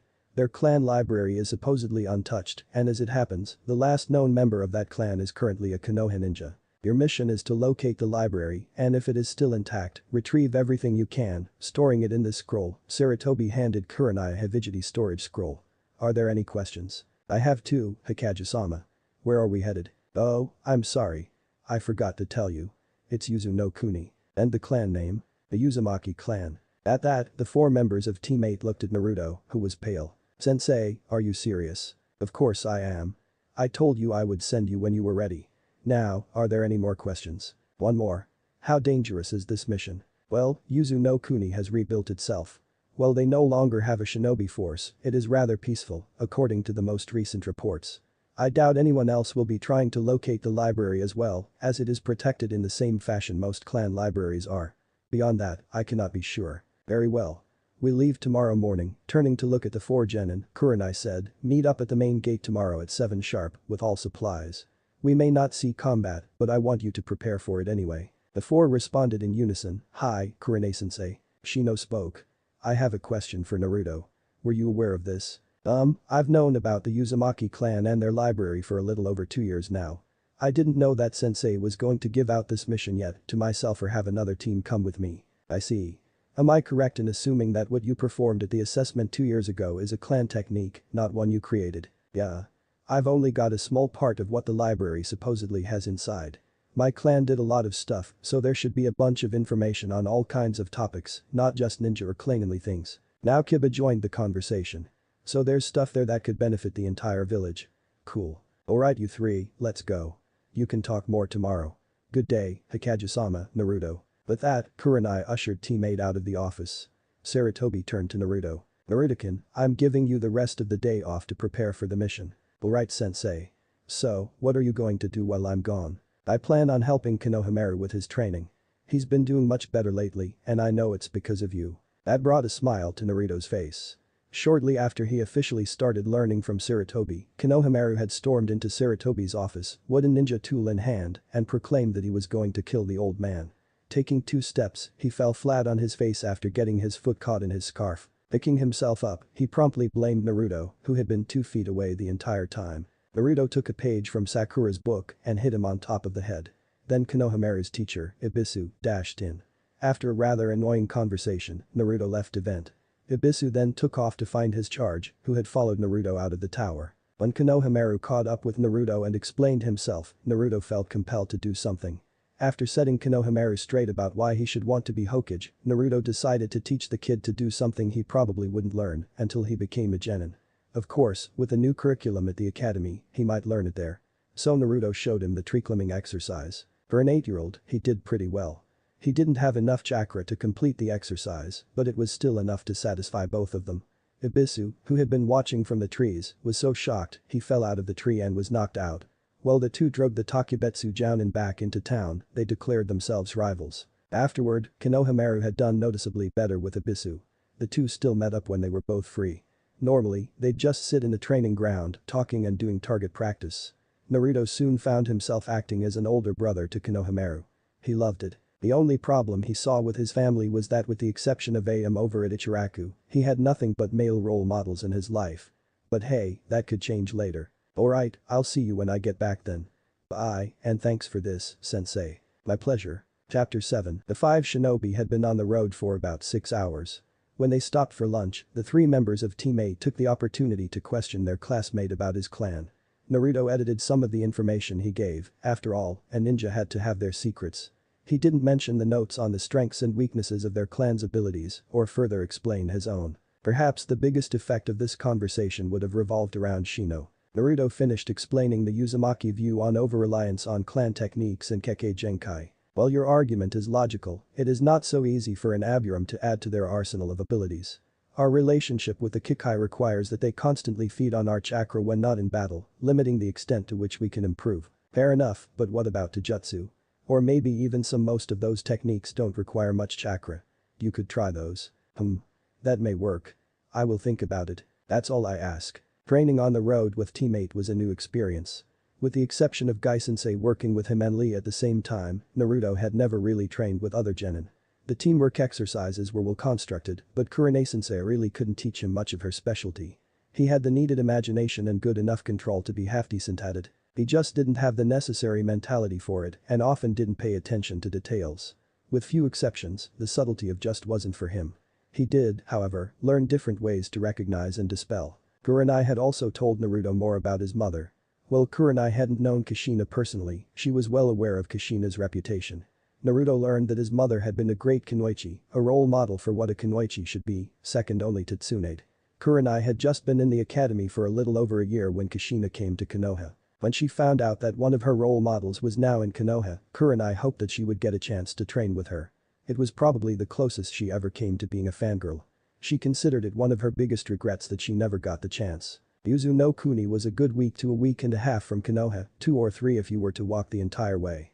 The roads were well maintained, with villages about a day's walk apart, so keeping well supplied wasn't a problem. They decided that they wouldn't hang around in the towns any longer than they had to, even though there wasn't a set time limit on the length of the mission. They would also spend the nights camping. It was during this trip that Naruto came to a conclusion. Hinata should have been top kunoichi. Yeah, Sakura had top book grades. Good for her. She and Ino would never have put up with camping out. They had been traveling for about 3 days and made camp for the night. Naruto was currently on watch duty and would be relieved soon by Hinata. He had no idea what was going to happen tonight. Naruto-kun, I'm here to take over for you. Okay, see you tomorrow then, Hinata-chan. Come on, Hinata, you can do this. Just tell him. Naruto-kun, there's something I want to tell you. I've been in LL. I know, Hinata-chan, Naruto interrupted. I do? How could you know? Hinata was ready to faint but kept herself from doing so. She had to find out how he knew. You told me. At Hinata's look, a combination of shell-shocked and questioning, Naruto continued. Remember the day we were told about the assessment? You had fainted the second time and Iruka led the rest of the class out to the training field. I was making sure you were okay when you reached out and grabbed me. Then, you hugged me and said you loved me. I am so embarrassed, Hinata squeaked, her face now crimson. There's nothing to be embarrassed about. Sure, I freaked out a little. I mean, someone I didn't know very well said they loved me, even if they didn't know they had told me. But, after I calmed down a little, I decided that if you thought you loved me, the least I could do was get to know you better. That's why you started spending so much time around me. Yep. And what did you decide? I decided that I like you, Hinata. You're sweet, gentle, and just fun to be around. You are also probably the best kunoichi in our class, skill-wise. You could probably have beaten Ino for practical ability and Sakura for grades if you had a more assertive attitude, but that's okay. I don't know if I love you or not, though. But give me time, I might find out that I do love you. Alright, Naruto-kun. Good night. Okay, night Hinata-chan. I don't believe it. He's known how I felt for him all this time and he wasn't scared off. Plus, he decided that he wanted to know me better. I might actually win him over yet. Now, Hinata was by no means competitive. If she had been, she would have left Ino and Sakura in the dust at the academy. Still, she couldn't help but gloat, at least to herself, that by just being herself, she was making progress towards making Naruto love her. He had acknowledged her for her abilities, and while he hadn't said he loved her, he did say that he might one day. Sakura, Ino, you both thought I'd never stand a chance at getting Naruto to love me because I was too shy to talk to him. Now, I'm farther along than either of you are with Sasuke-san. In your faces. But that thought, Hinata's face split into a grin that was normally found on Naruto's, and it stayed there throughout her shift. After a week of traveling, the group of 5 had reached the border of Yuzu no Kuni. Just across the border was a small village, built near a crossroads where trade caravans would normally stop for the night. They would be gathering information on the location of the Uzumaki library. While none of them were able to find out about the library, they still found useful information. The Uzumaki clan were still highly respected in Yuzu no Kuni. Anyone who badmouthed them soon found themselves in a world of trouble. It was a valuable lesson in information gathering, as directly asking about the Uzumaki clan was regarded suspiciously, especially if the asker was a shinobi. Apparently, ever since the clan had been destroyed, shinobi from all over had come, trying to find their library and take it for their own villages. Even though there hadn't been any news of the clan, many still believed there was an Uzumaki out there, somewhere. If only they knew how right they were. Naruto decided that it would be best to keep his family name a secret as long as needed. If word spread around that someone was trying to claim the Uzumaki name, it would only complicate the mission, since these people would probably want proof, and Naruto wasn't sure what would count as proof. To anyone who had personally known an Uzumaki, the seals on his back might work, but odds were that most wouldn't know their importance and only notice that most Uzumaki had a matching set. The most important information they found out was that the village near their clan home still existed, with many of the original families who had lived there for generations. They had just found a lead. But their new destination, teammate plus Naruto set out, heading further into Yuzu no Kuni, towards the coast. The next day, they reached the village and looked around. The village had rebuilt itself, and the old damage was there if one knew what to look for. When the villagers saw their hideate, they almost started to tell the group to go away. When they saw the Konoha leaf emblem, they paused. Evidently, the entire village knew about the deal that had brought Kushina to Konoha and were willing to give them a chance to explain themselves. Word of mouth spread, and soon the village leader came to meet the group. Konoha Shinobi, welcome. Might I ask what brings you here? Kurenai spoke up. Greetings. The 5 of us were sent here by the Hokage on a mission regarding the Uzumaki clan library, I presume. At Kurenai's surprised nod, the man continued. Yes, well. The other 4 major villages that clan members were sent to have also come at some point in time with the same intent. They failed to find it. We are also aware that Kushina has been dead for 12 years now. Unless you can give a reason as to why we should allow you to stay, we must ask you to leave. I believe I have such a reason. You know she died, but do you know how she died? As we understand it, one of the 9 Biju attacked and she died as a result. That is only part of it. She did die when the Kyuubi attacked, but she died because she went into premature labor due to the stress caused by the attack. At that, the villagers gasped collectively. Wait, premature labor? She was pregnant. Then, the child. Yes. She died, but her child, her son, lived and lives in Konoha to this day. We have come to retrieve the library for him. There was dead silence, the villagers shocked. That would be a very good reason, but it means nothing unless you can prove it. I can do that. Naruto, if you would. Naruto stepped forward. He couldn't remember the last time he was this nervous. Hi, I'm Uzumaki Naruto, the son of Uzumaki Kushina. The crowd surrounding them gasped again. Some of them collapsed, their legs unable to support them. This boy couldn't possibly be Kushina's son, could he? One of the older villagers stepped forward. I lived most of my life working closely with the Uzumaki clan.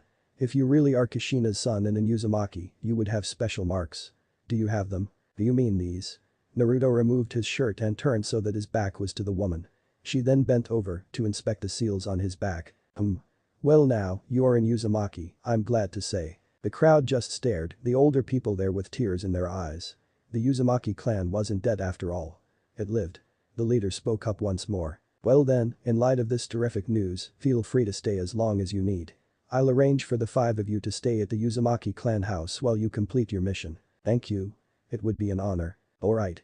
This way, please. Naruto couldn't sleep. He was too depressed. They had been in the village less than a day, and he already felt more at home than he had in Konoha until he had moved in with Kakashi. When they arrived at the Uzumaki clan house, they had split up to look for information about the library and its location. Naruto was looking through a bookcase when he found a family photo album. Opening it to a random page, he found himself looking at pictures of his mother. There had been a couple photos in his scroll, but those had been portrait-style shots. These were family photos. One was taken after she made genin, with her family around her. A second showed her getting a vest. Still another showed her after her promotion too. Naruto turned back to the beginning of the album and started looking. He eventually had to force himself to put the album back. It was too painful. The pictures had shown that the Uzumaki were very classeknit. He would have been happy here, his mom's family seemed like great people, and yet he'd never get to meet any of them. One thing he did notice was that many of the photos had an island in the background. It had a building on it, surrounded by high cliffs. The only access point was guarded by a giant whirlpool. One that was much larger than could possibly occur naturally. There had been a huge town feast in celebration of the return of an Uzumaki. It seemed like he was being treated like Sasuke-team was treated in Konoha. He liked the positive attention, but he didn't think he deserved it. One of the villagers saw his discomfort and walked over to him. He reminded Naruto that everyone here knew how the Uzumaki clan felt about things like this and then explained why they were doing this. The Uzumaki clan had a very close relationship with the villagers and with all of Yuzu no Kuni. They had been friends to just about everyone. The feast wasn't about him, it was the villagers' way of celebrating the clan as a whole and giving thanks that the Uzumaki backup plan had worked.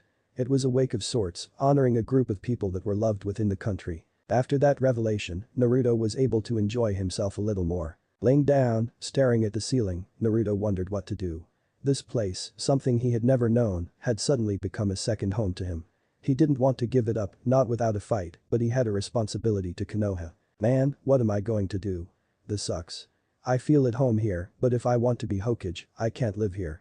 I just got a normal home and now I've got a second one. Naruto's eyes widened and then he slapped himself on the forehead. A second home. I can't believe I didn't think of this sooner. Even shinobi take vacations. I can come here on vacation. Gee, if I ever have a family, we could come down here too. Maybe my kids or grandkids would move here permanently. Naruto had never really considered having a family of his own, at least, not this seriously. The last time he had really considered it had been when he had been given his mother's scroll. Of course, he had blacked out, but he had been younger and talking about him marrying and having kids was a little too much for him then. Deciding to clear his head, he got out of bed and walked over to the door that would lead to the balcony that surrounded the second floor. He expected to be alone, but instead, he found Hinata doing what he was planning on doing himself, sitting there, watching the stars. Hey Hinata-chan. Why are you out here? Naruto-kun, hello. I needed to think and this seemed to be a good place for it. Ah. I see. Mind if I join you? Certainly. With that, Naruto plopped down next to her. Thanks. So, what did you need to think about? Or is it a private thing? No, it's alright. I'm just overwhelmed. Tell me about it. That's why I'm out here. What do you mean? We've been here less than a day and yet I already feel as though this place is my home. It's a nice feeling, one I never really had in Konoha, not until sensei found me a guardian. So what's the problem? I'm treated the way Sasuke is back in Konoha and I don't like it. I've done nothing for these people, but they treat me like I'm a hero, like the theme is back home. I don't think so. The Uchiha clan was treated like that in Konoha because of the Sharingan. No one has a feast like that for them because although they were respected and feared, they weren't liked. They were considered rather cold in their dealings with people, viewing just about everyone else as being beneath them, much like my clan, unfortunately. They demanded respect. Their clan, however, were apparently very friendly and dependable people. They earned the respect they got, and while you're being given that respect, it is only until you show that you aren't worthy of it. I would prefer it if my clan will do the same, sometimes. Huh. Thanks Hinata. I feel a little bit better about this now. So, why are you feeling overwhelmed? It's the first time I haven't been given special treatment because of who I am or what clan I'm from. Inside the village, I'm Hyuga Hinata, clan heiress. To my clan, I'm a disappointment. Out here, I'm just a Konoha Kunoichi, on my reputation is what I wish to make of it. It's a liberating experience, but a little much to take in at once. Yeah, that's true. Well, I think we better call it a night. Don't want Kurane-sensei to get mad at us because we keep falling asleep during the day. Alright, Naruto-kun. Deciding to do something different, Naruto reached over and pulled Hinata into a hug. As soon as he did that, Naruto knew it was the right thing to do. Hinata was so warm. If someone had asked Naruto to list the best decisions he had ever made up to this point in his life, this would have been at the top, no doubt about it. Hinata was unsure of what was going on. Her now Sasakrit crush had pulled her into a hug with no warning. It felt great, but her face was still red enough that she thought she was going to start glowing soon. She was both relieved and unhappy that the hug ended so soon. Relieved because she probably wouldn't be fainting in front of Naruto, and unhappy because she didn't want the hug to end. Well, good night, Hinata-chan. In a rare occurrence for Hinata, she acted on her impulses and grabbed Naruto by his collar, pulling him in for a kiss. Naruto was frozen, barely aware of the fact that his hands were moving on their own, currently making their way to Hinata's hips. What in Kami's name is going on? Why is Hinata kissing me? And, hey, she tastes like strawberries. This is kinda nice. A few seconds later, they broke up for air. Hinata immediately realized what she had just done, squeaked, and ran off. Naruto was still stunned, so he turned around silently and headed back to his room. In his current state, though, he forgot to open the door first and walked into it, shaking him out of his trance. Opening the door, he muttered just loud enough to be heard by Hinata, who was hidden nearby, "Man, now I'm definitely not going to get to sleep." Had there been an inner Hinata, she would have been doing a victory dance just now, ranting about how Naruto was almost theirs. For the second time since they had left, a Naruto grin found its way onto Hinata's face. And in the race for love, Hyuga pulls out even further ahead of Haruno and Yamanaka. I've almost won, so now I just need to be careful about what I do next. Chapter 8. The next morning was unusual for the 5 shinobi, 2 of them especially. Naruto looked like he hadn't slept at all, which was true. Hinata was acting shyer than she had in a long time, back to before Naruto had started paying attention to her. She was also having trouble looking in the general direction of Naruto without squeaking and turning away. The other 3 were confused about this, but neither Naruto or Hinata were talking. Turning to the purpose of their mission, they began discussing any possible clues as to the library's location that had been found the day before. No one had any ideas. Kurenai then proceeded to give them a lesson on gathering information from objects instead of people. She told them that in dealing with important secrets, like clan libraries, most people would never outright name the location, but would leave clues to its location, intentionally or not. She then asked if in any of their searches, they came across multiple references to a specific location. Hinata, Kiba, and Shino came up with nothing, but Naruto sat and thought for a second. He was rather ashamed of himself. The others had been working towards the goal of the mission, while he had been looking through photo albums. Just because it was his family they were dealing with, he let himself forget his mission just to sit and look at photos. Wait a minute. Photos? That island in the background. He proceeded to inform them about the island. As they had nothing else to work with, they would investigate the island. If nothing turned up, they would return and search again. Naruto knew that he had gotten very lucky with the pictures and promised himself that he wouldn't let it happen again. He wanted to be a professional and had to start acting like it. He could do what he wanted within reason when off duty, but on a mission, he expected better from himself. After breakfast, they began asking around as to the location of that island. Since the villagers were more than willing to help, they didn't have to hide their purpose and were soon able to narrow down the location to an area that could easily be searched in a few hours.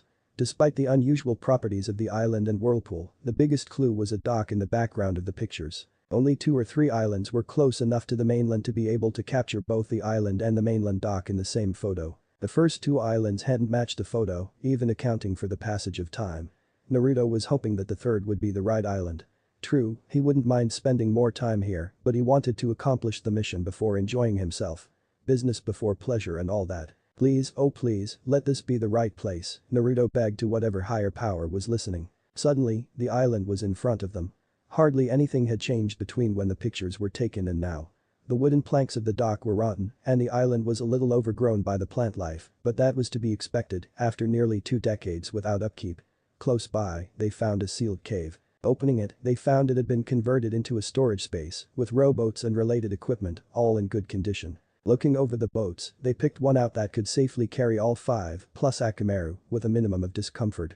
Working together, the 5 shinobi loaded the boat with their supplies and hauled it to the water's edge. Shino chose that moment to ask a question that had been on his mind since he had seen the island in the photo. How are we supposed to cross the whirlpool in front of the landing site? It is too large and powerful for us to navigate around safely, and there is no other way for us to access the island. Shino, I can take care of that, Naruto replied, scratching the back of his head. Kiba looked at Naruto questioningly. How can you do that? We don't know anything about this island other than your clan took a lot of pictures here. My clan developed a bunch of special chakra control exercises. One of them is moving on top of a whirlpool without getting sucked under. Wait, what? Is that even possible? Shino spoke again. Interesting. Using a chakra control exercise as a barrier on a clan library. I don't believe anyone else has even thought of such a thing, assuming the library is on the island. Kurenai cleared her throat to gain their attention. Well, there's one way to find out. Let's go. Hey. Would we get stuck rowing? Kiba was ticked. He and Shino had been told to row the boat and his arms now felt like they were on fire. Kurenai replied, we needed 2 people to row so that everyone could fit in the boat, otherwise I could have done it. We need Naruto to channel the chakra to get us past the whirlpool, so he can't row. Hinata could have rowed, but it works best if both people have close to the same upper body strength. Now suck it up, we're almost there. As soon as she finished, the boat reached the outer edge of the whirlpool. Naruto immediately began channeling chakra into the boat. He knew he could do it properly with just himself, but this was something he had never tried, and he was nervous, making it harder. The boat tilted to one side, almost enough to capsize, but it went no further. Kurenai, Hinata, and Akamaru were holding down the supplies they had brought while trying not to fall out. Kiba and Shino went into overdrive, paddling as best they could to get them out.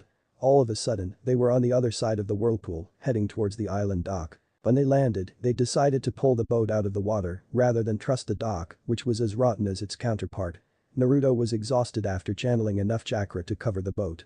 He almost didn't hear the compliments directed his way. That was really good, Naruto. Way to go, Naruto-kun. Most impressive. That was so cool. If it hadn't been for the boat tilting, you wouldn't have known that we were in a whirlpool. It felt like we were rowing through calm water. Kiba's statement was accented by Akamaru barking his approval. Thanks, everyone. I just want some time to recover before I need to do it again. You should have enough time. If you're ready, let's check out this island. Shino pushed his sunglasses up. One question, Kurenai-sensei. The whirlpool, how can it exist? The currents here could not form and sustain a whirlpool at all, let alone one of that size.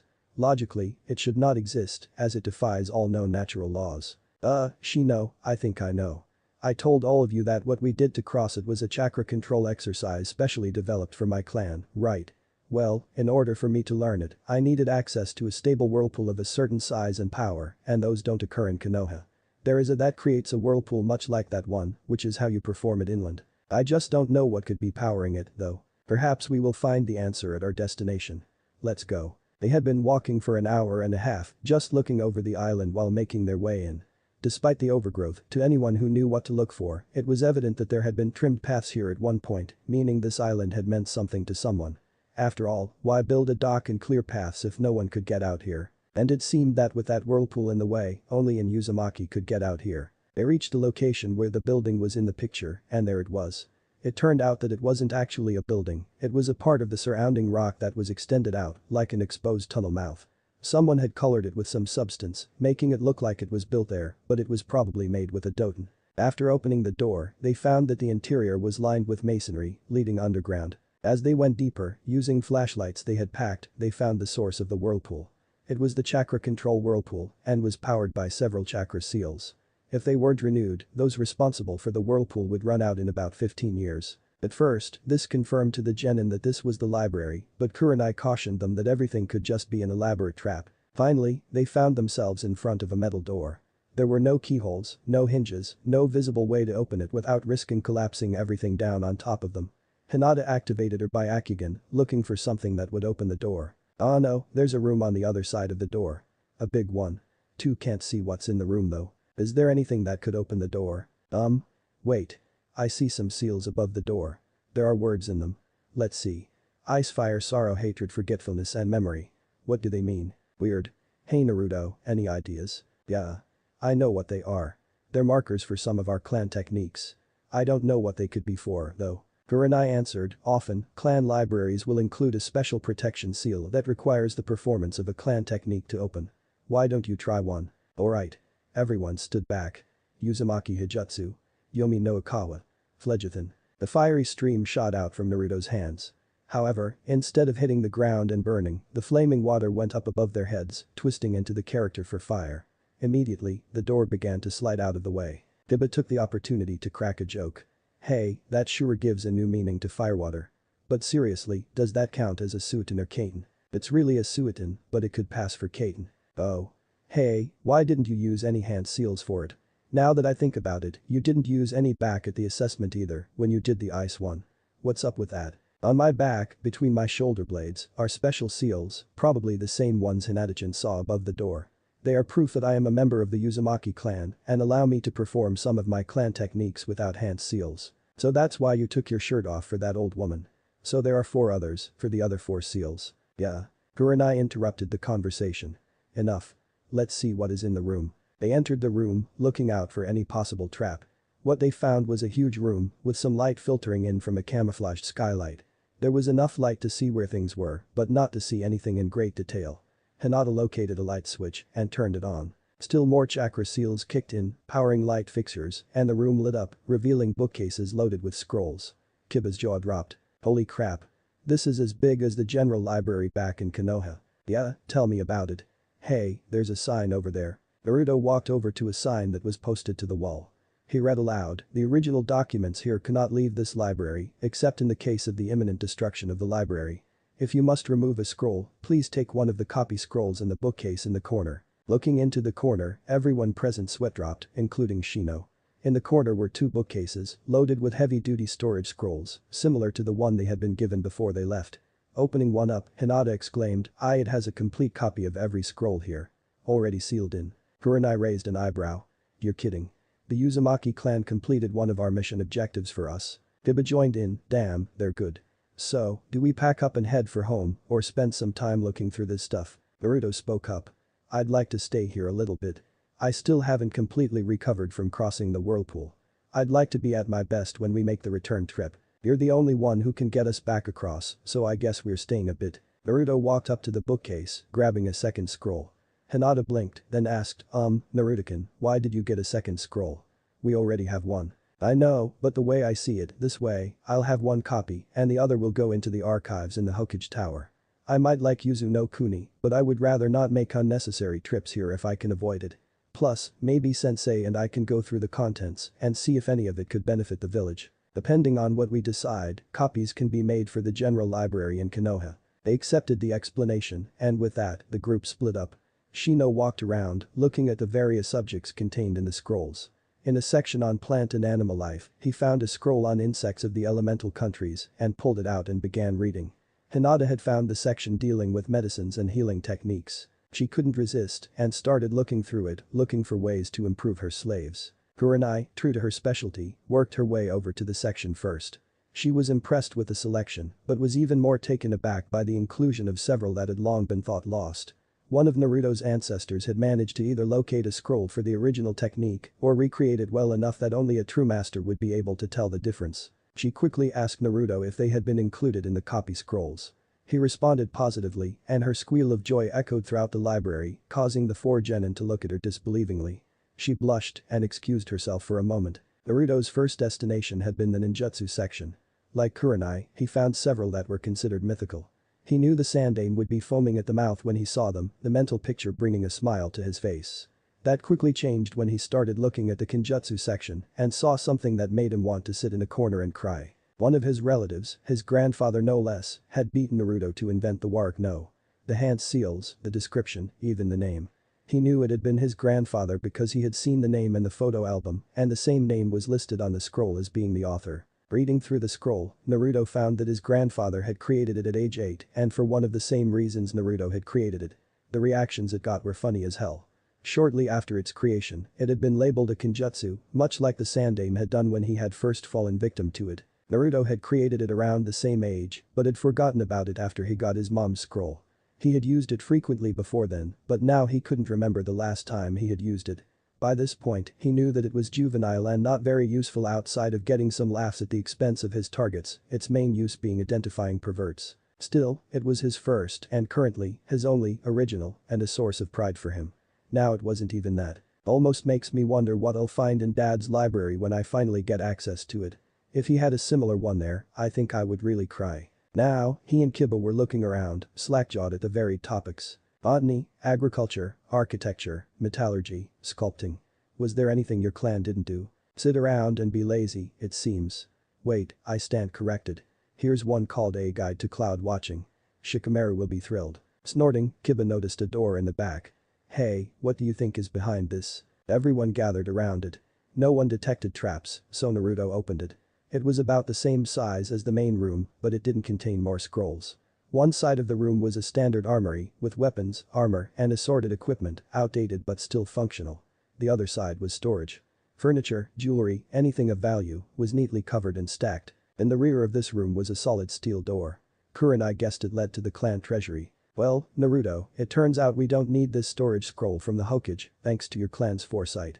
Anything you want to take with us? Just one thing, Kurenai-sensei, but I won't need a storage scroll. Walking over to the section of the armory dealing with armor, Naruto grabbed a hit 8, covered in dust.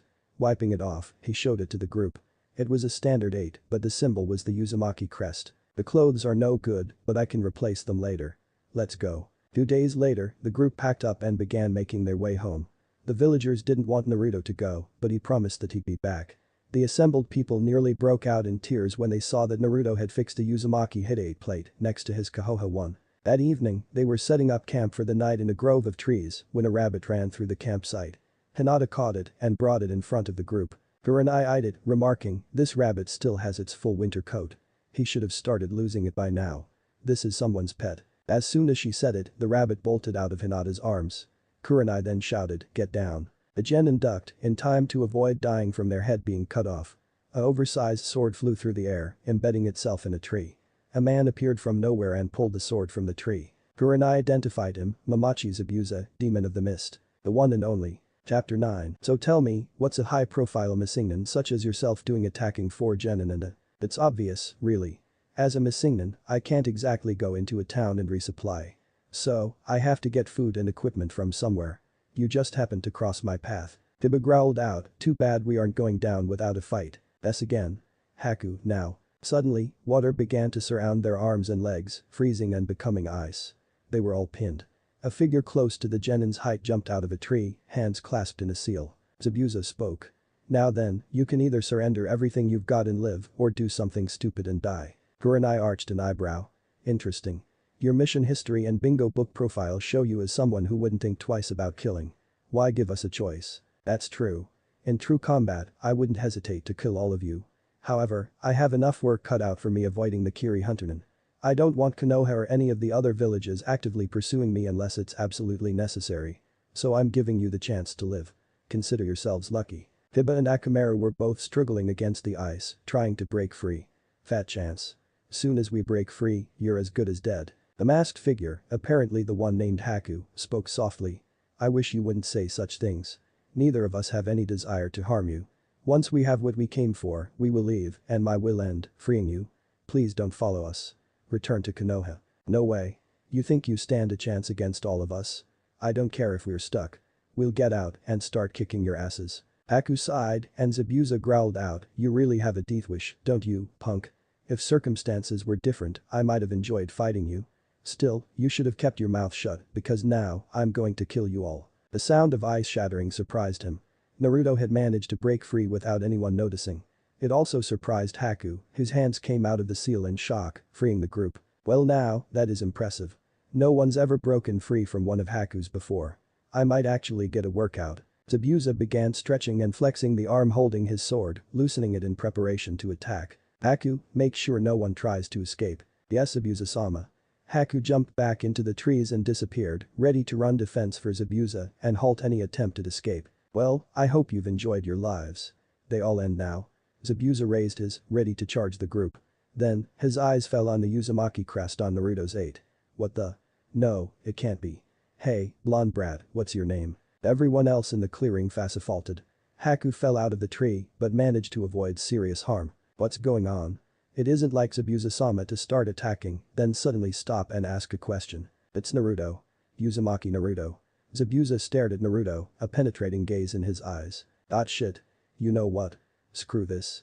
No way in hell I'm fighting you. Confusion once again took over the clearing. The demon of the mist didn't want to fight a genin. Zabuza-sama, is something wrong? Why would his name change your mind? I don't care how hard I work for food and supplies. Nothing can make me willingly attack a member of the Uzumaki clan. I owe them too much. I'm sorry, but I don't understand, Zabuza-sama. I wouldn't expect you to know, Haku. I never told you. Didn't think I'd ever meet another one. You know my clan. Naruto wasn't sure how to take this.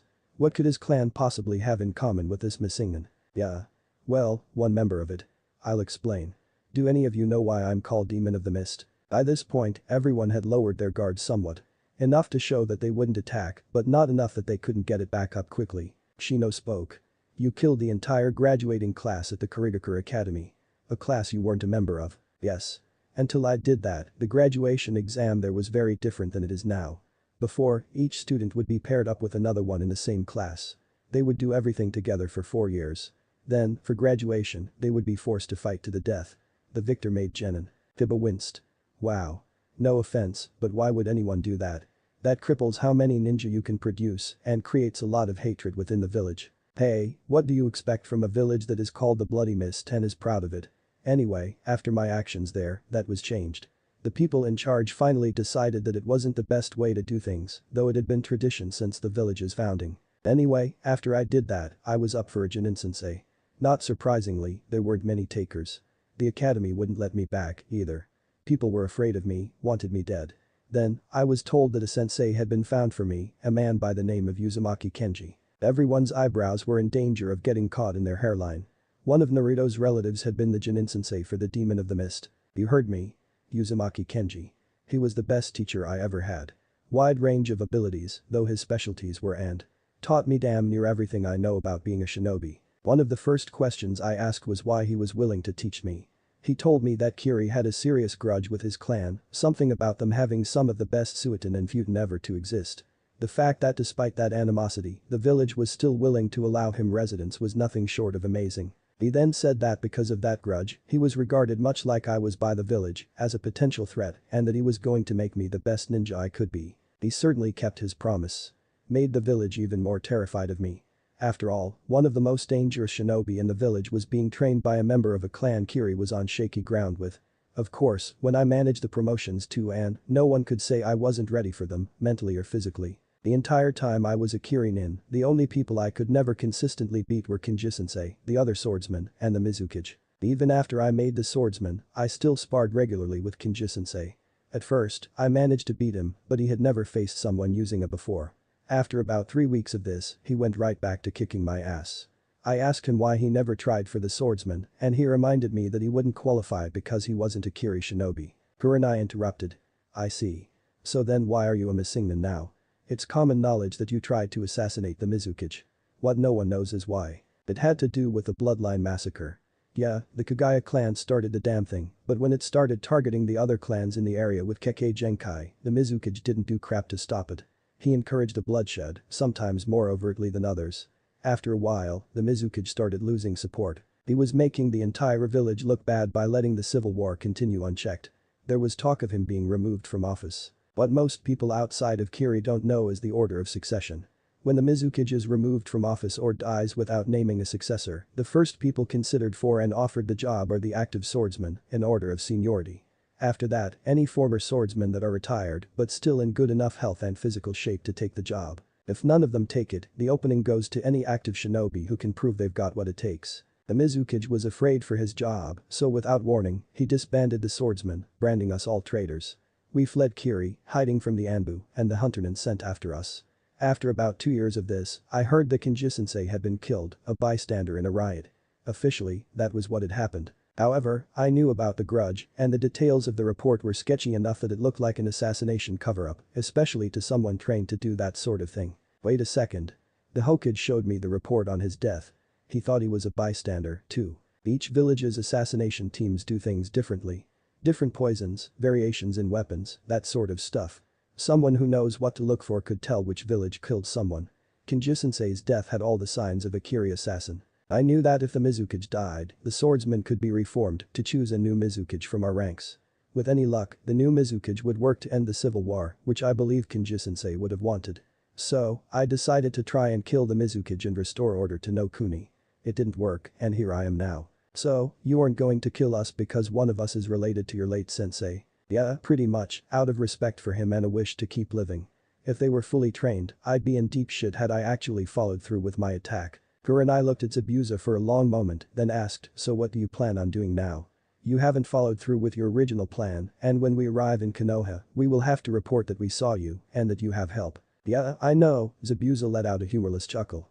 I don't suppose Konoha would take us in, seeing as I'm a Missingnon. I wouldn't say that just yet. 6 heads turned to look at Naruto. Kiba asked a question to all of them. What are you talking about? First off, this is completely unofficial, so I can't promise anything. Depending on what you're willing to agree to, there are a couple of options. You can try and become a Konoha shinobi. The Hokage is well aware that most Missingnon became Missingnon because they didn't like how their village was being run. Such shinobi can petition the Hokage to join Konoha. I would still have to be able to see him first. Even if I enter the village in chains, I wouldn't be able to get a meeting with him. If you're serious, it can be arranged for you to meet him outside the village. We would just need to send a message with the general details. Are you interested? Haku looked over to Zabuza. Zabuza-sama, whatever you decide, I support you. Well, it would mean giving up on trying to become Mizukage and end the civil war, which was my main goal in all of this. On the other hand, I'm tired of being a fugitive. So what details do you need from us? Naruto reached into his pack, pulling out paper and a pencil. At this point, all I need are your names, former village or country, rank, reason for leaving, and any special abilities you have to offer the village. Except for your reason, we've already got most of that information on you, from your bingo book entry. We would need the stuff for your associate, though. My name is Haku, formerly of Mizu no Kuni. Okay, what was your rank before you left? I didn't have one. I was never a registered shinobi in any village. When I was young, Zabuza-sama took me in and trained me. Until then, I was an orphan, a result of the massacre. So you don't even qualify as a Missingnon. Shouldn't be any problems getting you in, then. Why were you orphaned by the massacre? I have a Kekkei Genkai from my mother. I can manipulate water to form ice. My father found out. He killed my mother, but I killed him before he could get me. Naruto grimaced. I see. The village is going to love you. Much as I might not like it, Konoha is a haven for Kekkei Genkai. Will I be welcome there? All because I have a Kekkei Genkai. And what do you mean you don't like it? Pretty much. As for what I meant, Konoha loves Kekkei Genkai to the point of almost worshipping some of them. The more powerful ones even get special treatment in some things. I acknowledge their existence and admit that they are useful, but I don't feel they deserve special treatment because of it. Ah. I remember Zabuza-sama telling me once about how things were before the massacre. The clans with Kekkei Genkai were treated as equals, not as superiors. Naruto finished writing. I wish I had been able to see it. Grudge against the Uzumaki or not, it sounded like my kind of place. Alright, I'll get this to Konoha, somehow. Kurenai whistled, and a hawk flew down. Here, Naruto. This hawk will take this directly to the Hokage. Tying the message to the bird's leg, she set it free. It took off, heading in the direction of Konoha. 3 days later, the 7 shinobi and dog found themselves at a Konoha outpost on Hai no Kuni's border. The Hokage's reply had directed them to this specific location as a meeting ground. After waiting for about an hour, 3 figures appeared. The Hokage had brought Iruka and Kakashi with him. Hello all. I hope you two don't mind that I brought company. Standard procedure for things like this. It's alright. I was honestly surprised we got a response so fast. I thought you would have taken some time to consider whether or not meeting us was a good idea. Had anyone other than Naruto sent it, I would have. However, one thing that I have learned about Naruto is that his instincts about people are rarely wrong. If he thought you were sincere in wanting to come to Konoha and that your reasons for your past actions are worth hearing, I will hear you out. After Zabuza and Haku told their stories, the Hokage sat and thought for a few minutes. Then, he spoke. You both meet my requirements for becoming Konoha shinobi, but your reputation, Zabuza, means you probably couldn't be an active Vegeta shinobi, at least not initially. You would be a reserve. Haku, however, has no record and can be an active shinobi in whatever field he wishes. You could also become operatives for us. It's a bit riskier than the first option, but then again, why be a ninja if you don't want to take risks? You would supply us with information and goods not available through normal channels. In return, you would be paid and have access to Konoha's safehouses across the elemental countries. If I were to become a reserve shinobi, what would my duties be? Your daily duties would most likely be in the armory, forging or inspecting. That, or maintaining our emergency equipment and shelters. If you want, you could also be called upon to serve as an exam proctor for the Chunin exams. Also, if you were willing, we would ask you on occasion to train some shinobi in. I thought a village like yours would have several accomplished users. We do have many specialists, but out of all of them, only one, Gekko Haid, is also a capable teacher. I find that unacceptable, and since those of the Mist are trained to use a sword in the academy, you would be a perfect choice for another teacher. Would I be able to choose my students? Within reason, of course. Haku spoke. What of me, Hikage-sama? You have no record as an active shinobi for any village. Well, this means you are free to join us, it also means we have nothing to compare your abilities with. Procedure states that in such cases, I cannot enlist you as anything above a Chunin, regardless of what you are really capable of. After you settle in, you would be tested to determine your starting rank. Naruto has also made me aware about your Kekkei Genkai. If you decide to become a Konoha shinobi, the village council will find out about it and they do have a say in the terms of your moving into the village. They may make a condition that would require you to breed your Kekkei Genkai. Breed? It isn't quite as bad as it sounds. It simply requires that you have multiple children in hopes of passing on the Kekkei Genkai. It can also be arranged for in vitro fertilization if you want. Then, may I make a condition as well? At Sarutobi's nod, Haku continued. Wherever Zabuza-sama goes, I will follow. If Konoha wants my Kekkei Genkai, they will have to accept Zabuza-sama as well. That is acceptable to me. Have the two of you reached a decision? I'll join. Me too. Alright. Now, Haku, should you make Chunin, what specialty would you like to pursue? Truthfully, I have no idea. I would, however, request non-combat duty. Something sedate, at least until I can adjust and make a decision. Fair enough. Let's see. Iruka, have you filled Mizuki's position at the academy yet? No, I haven't, Hikage-sama. That would work. It isn't quite sedate, but it is in combat. At least, not the sort you would expect.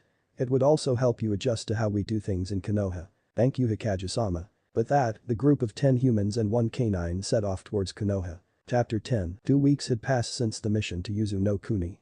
Zabuza and Haku had become Konoha shinobi without much incident. Zabuza was given 6 months of probation before he could be considered for active duty.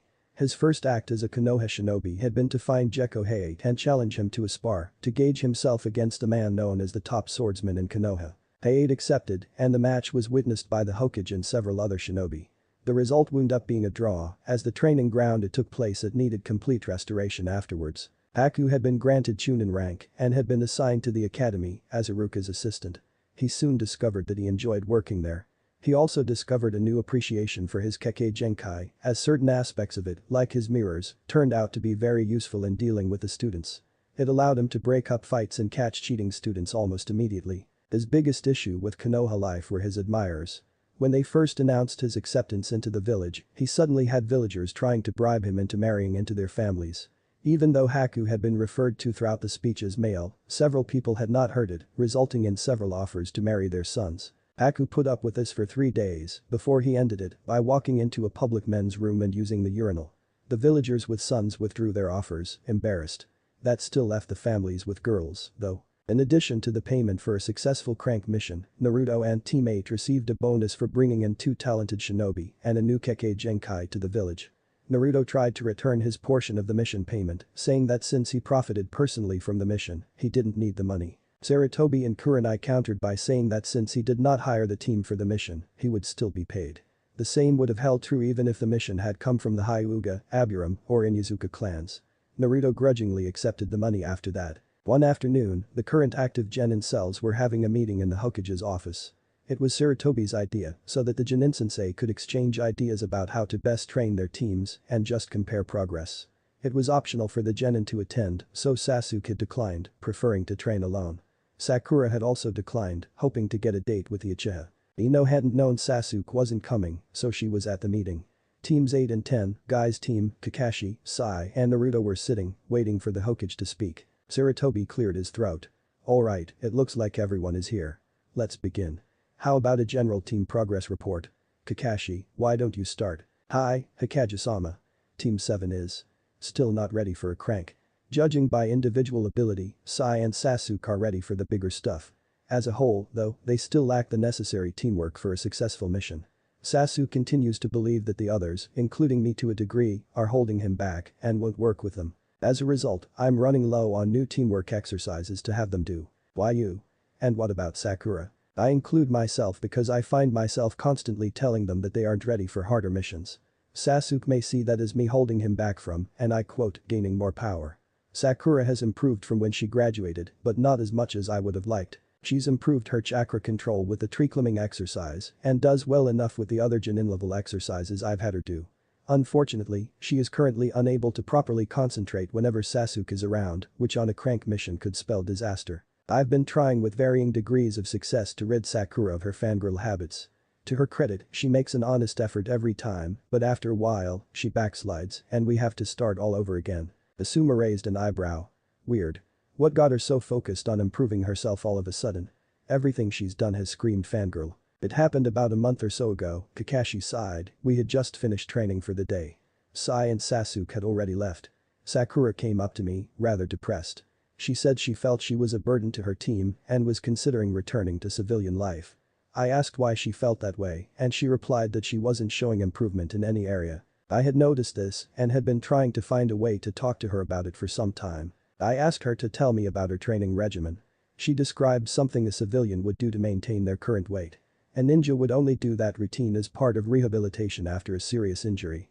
I told her that and offered to help, but only if she would take her training seriously. She agreed and has shown marked improvement ever since. So why is she backsliding? She backslides because she is on a team with the reason she became a fangirl in the first place. I can help her with the physical aspects of shinobi life, but I'm helpless at training Kunoichi mentally." Ino huffed, "She's probably trying to impress Asuka-kun.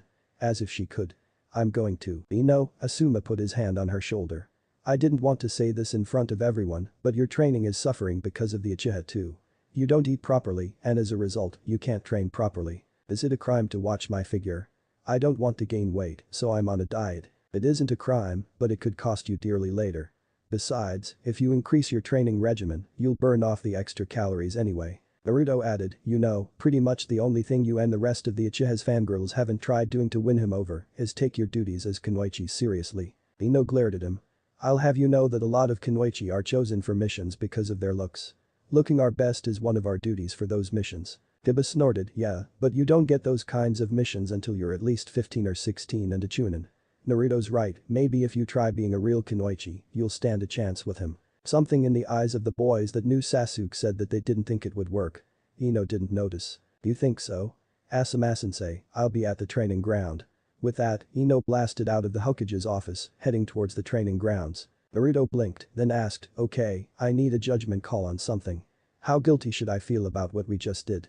I mean, we shouldn't manipulate our comrades like that, but we did it so Ino would work on being a better Kunoichi, even if she's doing it for the wrong reasons." Asuma thought for a moment, then replied, "You're right, it isn't good to push the buttons of your fellow shinobi like that, but now that she found the determination to improve, Shikamaru, Chaoji, and I can work with her until she's improving for the right reasons."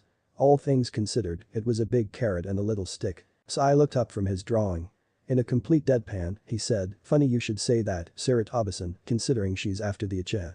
A little stick is exactly what he's got to work with." The higher-ranking shinobi, along with Niji and Shino, managed to keep a straight face, though the adults were cracking up inside.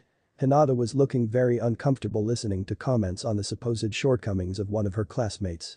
Tenten was trying not to laugh, and failing. The other boys, however, didn't even try to stop themselves, laughing out loud. When they calmed down, the meeting continued. The next day, Saratobi was talking to Naruto in the training field they normally use. "Naruto-kun, you've met, and in several cases, surpassed, every expectation I had for you. As a result, I think it's time we stepped up your training." "Okay sensei, but what do you mean by stepping it up? Up to now, I have had you do everything as one person. Now we will start incorporating Kage Bunshin into your training. You already know that they can be used to perform extra work, and now I'm going to help you make the most of your unique proficiency with that." "What's that supposed to mean?" "Naruto-kun, no one else has ever been able to make as many as you can. That means that if you use them wisely, you can benefit more than anyone else. Right now, why don't you make about, 50 Kage Bunshin? Then, split them into 3 groups. 20 will work on chakra control, another 20 on kunai and shuriken training. The final 10 will come with us and work on an advance. We can adjust the numbers later if we need." "Just one, sensei.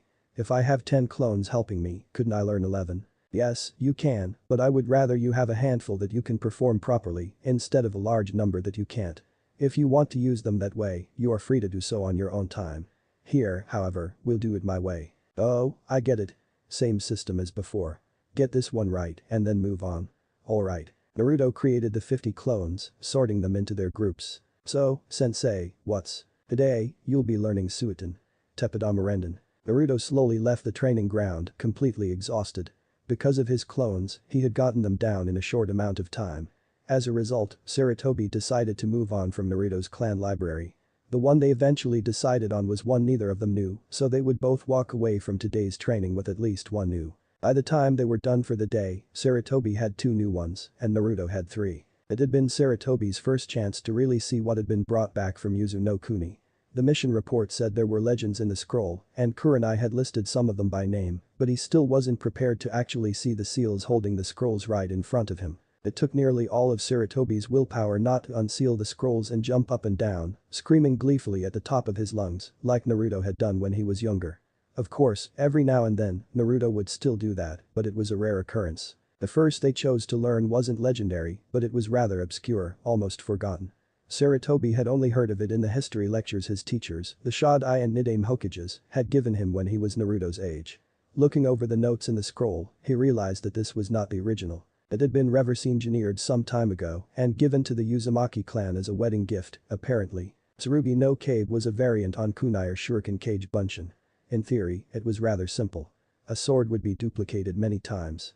Then, chakra would be applied to position and manipulate the swords. The swords would remain in a fixed location, by default pointing vertically up, but their angle could be adjusted to skewer anything it came into contact with, giving the both defensive and offensive capabilities. Manipulating their formations, it was supposedly possible to create a wall of great height and width, though doing that sacrificed part of its defensive abilities by spreading the swords out. This proved rather demanding. Creating the extra swords took a sizable amount of chakra, and forming and adjusting the wall needed at least Chunin-level control. In order for Naruto to understand how it worked, Saratobi demonstrated kunai shuriken Kage Bunshin.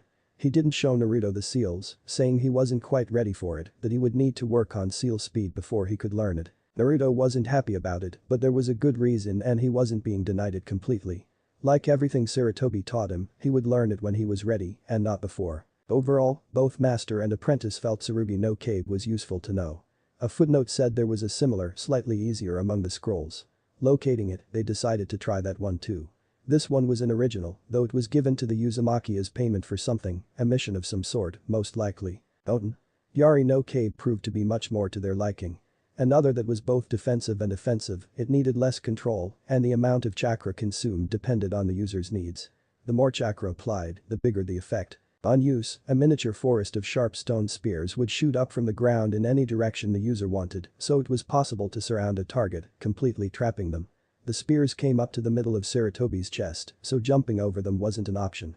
The downside was that the spears were anchored to the ground, making them relatively useless against an aerial attack. When Naruto asked why a Doton was given as payment to a clan of Suiton and Futon users, Saratobi replied that, to civilians in a non-shinobi village, a was deciding that was enough training for one day. Saratobi had Naruto move on to the next segment in his training regimen. As Naruto passed a restaurant, he noticed 4 diners in particular. Asuma, Kakashi and Kurenai were sitting at the same table, along with a Takubetsu Jounin Naruto often ran into when delivering messages to the interrogation department, Mitarashi Anko. She was okay. Crazy as hell, but okay. Asuma and Kakashi had notebooks with them and were writing in them. Racking his brain for a reason why the 4 of them would be together, Naruto remembered that after the meeting, Kurenai had offered to give the 2 men advice on how to permanently defangirl Sakura and Ino. Anko was probably there to help as well. Apparently, a kunoichi can only be cured of being a fangirl through the intervention of another, stronger kunoichi. Or, at least, that was Naruto's best guess. He just hoped that it wouldn't get bad enough to where Kurenai and Anko would take a more involved role with his 2 classmates. Neither of them were at all patient with kunoichi who didn't take training seriously. He was snapped out of his thoughts when he heard Kakashi call him over. "What's up, Kakashi? You did training for the day?" "Yeah, I am. I figured I'd go home, shower, change, and then find something to eat." "Why?" "Well, we're almost out of a couple things and completely out of some others. Could I talk you into doing some grocery shopping?" "Okay, sure. What do we need?" Kakashi turned to the very back of his notebook. Some of the things Naruto saw on the pages were probably the tips for Sakura. The rest seemed to be notes on some new teamwork exercises, a couple of which Naruto recognized from the mission with teammate. Kakashi ripped out a piece of the page and jotted down a list of about 10 items. "Here you go." "Thanks, Naruto." "No problem. See you at home." With that, Naruto took off. Once Naruto was out of earshot, Asuma asked a question. "So, Kakashi, tell us something. Exactly how stable is he?" Kakashi narrowed his eyes. "What's that supposed to mean?" "Sorry. That came out wrong. What I meant was, are there any signs of his—" "Oh, what's the word Dad likes using?" "Got it. His tenant. Anything new besides what we already know?" "You and Dad are the 2 who spend the most time around him. The only signs we've noticed are mostly physical. The whisker marks his rapid healing and ungodly stamina. His reserves are enormous to the point where if he concentrates, he can actually create a visible aura of chakra. Problem is, because of that, his control will need constant work. Double, maybe triple the amount anyone else would need just to keep it in check. Mentally, though, we've absolutely no clue. He's been on his own so long, without anyone able to regularly check on him, there's no way to know if he's always been the way he is now. He told me that he used to keep a journal, but they were always destroyed by the villagers, so he stopped." Anko whistled. "Crap. So he may very well be a time bomb." "Yeah. Although, if that proves to be the case, the positive turn his life has taken in the last couple years may be enough to buy us time to defuse the situation. Personally, I don't think there's going to be a problem so long as no one tries anything stupid. The most anyone's done to him since he moved in with me has been glaring or yelling insults if they're drunk. Even that has become almost non-existent since Hokage-sama started training him." "Well, yeah. He's the Hokage's student. No Konoha citizen in their right mind would attack someone under his protection. You forget, he's had the Hokage's protection his entire life." It was ignored. Any attack on Naruto has always been considered treason and punished as such. The only difference is, now Sandai Misama is taking an active role in it. Right now, an attacking Naruto would be seen as an attack on Sandai Misama, which no one in the village would want to admit to being a part of. So were there any problems when he moved in? There were a couple. Before Naruto moved in, Sandai Misama had me talk to a specialist, a child psychologist who dealt with cases like this. She explained some of the difficulties that were more than likely going to crop up as a result from Naruto being on his own for so long. So far, she's been pretty accurate. Naruto had a tough time adjusting at first, and it shows up again every once in a while. Despite the fact that he seems like an open book, he's actually rather private with most things. He's also unsure on how to handle his emotions at times. He understands them, he just doesn't always know what to do about them. Anko cleared her throat. "As riveting as this is, could we get back to what we came here for?" "Asuma, what I think would work best for Ino is aggressive negative stimuli therapy." Asuma's jaw dropped. "Anko, are you nuts? I want Ino to take her training seriously.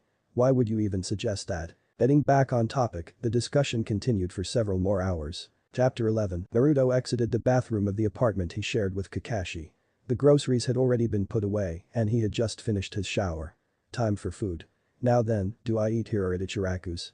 What am I saying, Ichiraku's, of course. Deciding to wait a little bit before going, Naruto grabbed his copy of his clan library scroll. Let's see. What to read, what to read. The Uzumaki clan and the rivers of Hades. Naruto unsealed the spot marked, revealing another scroll. He opened it and began to read.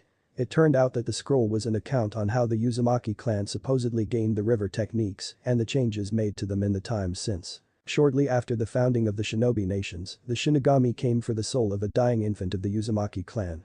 When he arrived, he reached for the soul, but it would not leave the body. The body was dying, but the infant was clinging to life through willpower alone. The Shinigami knew this sort of thing happened on occasion, but it happening in infants, especially ones not in a hospital, was very rare. The Shinigami made himself visible to the members of the clan standing vigil around the infant. They reacted as one would expect.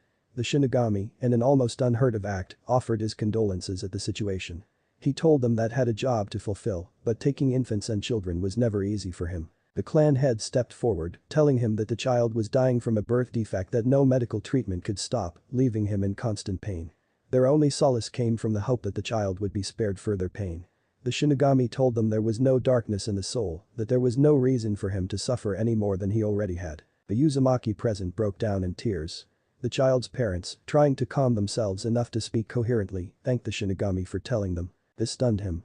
Normally, humans begged him not to take a soul, offering promises and bribes. They didn't thank him for coming to take one. The parents continued, offering what help they could possibly provide him, should he ever need it. Anyone observing this would have gaped. Mortal beings, offering to help a seemingly omnipotent being like the Shinigami. The Shinigami had paused at that offer. While it was true that he did have virtually unlimited power, he was also bound by laws as well, preventing him from becoming directly involved in most mortal affairs outside of his normal duties. With human agents, he would have a loophole, should he ever need it. But that in mind, the Shinigami made the Uzumaki clan an offer. The infant had to die, but if the clan would serve as his agents among the living should he ever have need of them, he would be willing to give the clan some small amount of compensation. Negotiations began, awkwardly at first due to the emotional state of those present, but eventually an agreement was made. The Uzumaki would help the Shinigami when he needed them to, and they would gain the ability to summon water from the rivers and an ancient being. As soon as the deal was final, the infant's body finally gave out. In the decades following the deal, many changes were made. The Uzumaki were good people, but they were still human and occasionally misused the abilities they had been given, like using phlegethon for heat in the winter. Why waste firewood if you know that it burns without fuel? Fearing that the Shinigami would be upset, the clan elders decided to restrict the ability to use the rivers. Seals were designed for each river, eliminating the need for the hand seals that had been used since they gained the ability. The seals were designed so that, in order to use a river, the user would have to either be in a life-threatening situation or feel intense emotion. Positive or negative, it didn't matter, it was the strength of the emotion that counted. Also, the seals would become available in a specific order to prevent someone who wasn't ready from using lead and Nemesign. The seals were then keyed to the basic standards of the shinobi ranks, genin, and. Upon meeting the base requirements for each rank, 2 more rivers could be unlocked. Once the seals were finished, the use of the hand seals was forbidden. Looking over the requirements for each level, Naruto noticed that, by these standards, he had been capable of using the second pair for the last week. He just hadn't been in a situation where he needed to use them. It was also noted on the scroll that, in order to better hold up their end of the bargain, the clan decided that they would gain knowledge in various subjects. They had reasoned that having a broader base of knowledge in things beyond shinobi life would allow them to better do the Shinigami's bidding, should their services ever be called upon. The clock caught Naruto's eye. Crap. I've been sitting here reading for an hour and a half. If I want Ichiraku's, I need to leave now. Moving at a speed only available when running late, Naruto resealed the scroll, put it back in his room, and blasted out the door. Gotta move, gotta move, gotta oof. Naruto had collided with someone, knocking them both over. Picking himself up, he looked at who he had run into. Hinata-chan. Naruto-kun. Hey there. What are you doing here? Gurune-sensei cut our training short today. 2 stayed behind and trained by myself. I finished and was heading home when I ran into you. I'm so sorry. Don't worry about it. Tell you what, why don't we eat at Ichiraku's? My treat. Naruto-kun, Hinata blushed lightly, Are you asking me out on a day? Now Naruto was blushing too, scratching the back of his head. I guess I am asking you out. What do you say? I'd love to. Great. Let's go. With that, Naruto took off, heading towards Ichiraku's. Hinata stood there, shocked.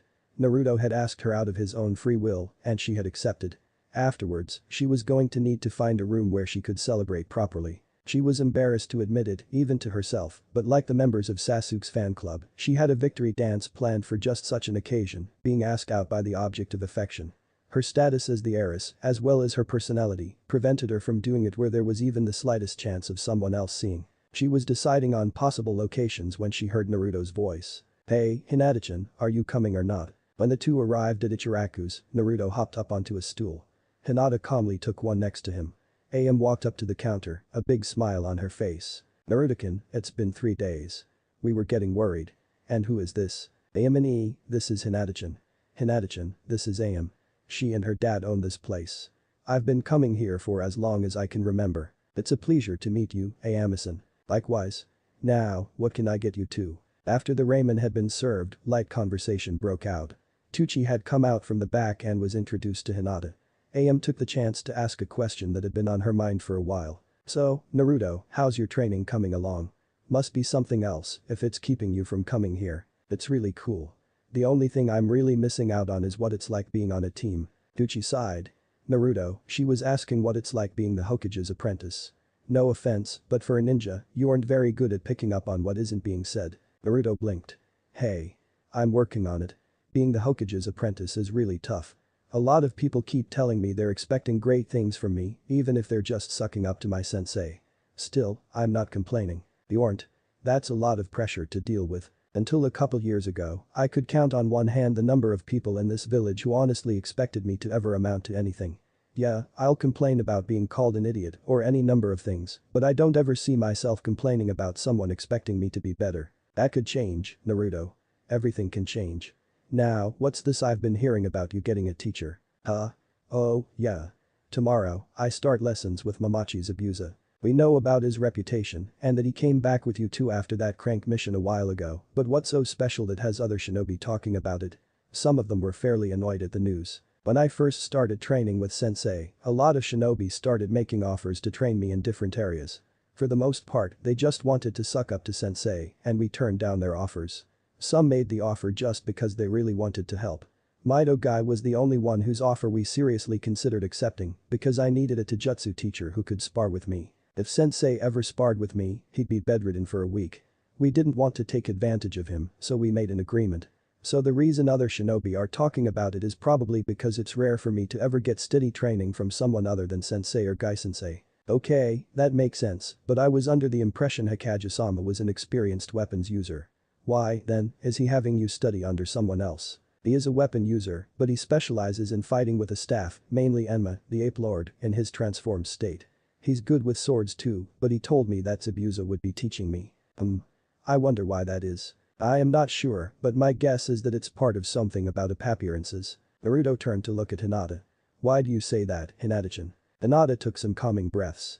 She wanted to stutter as little as possible. Zabuza-san has a reputation for being dangerous. Part of his agreement to live here was that he would be able to teach Kinjutsu. The problem is, if everyone is afraid of him, no one will ask for training. That's probably why you're going to learn from him.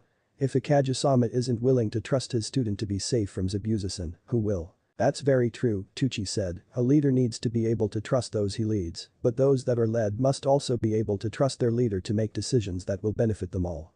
Hokage-sama has taken a very big gamble in making Zabuza-san and Hakusen Konoha shinobi. He needs to show that he was right in doing so. Hakusen, from what I've heard, has already proven he was worth it simply by his performance as an academy instructor, not to mention his Kekkei Genkai. Zabuza, however, has not been given the chance. Which is why I'm learning from him, Naruto finished, to give him the chance to prove he's worth whatever may happen when Kiri finds out or any of Zabuza's enemies. But we're still just guessing. We don't know for sure. Well now, my daughter and the Hokage's student eating together. This is unexpected. A new voice caused a four to look around for the source. Hyuga Hiashi was standing next to one of Ichiraku's walls, an eyebrow raised. Hinata started tensing up. I was aware that the two of you were in the same class at the academy and that you participated in a crank mission together.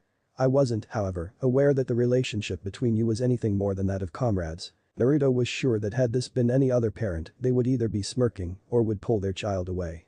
Hiashi, or any Hyuga save Hinata, however, was pretty much unreadable.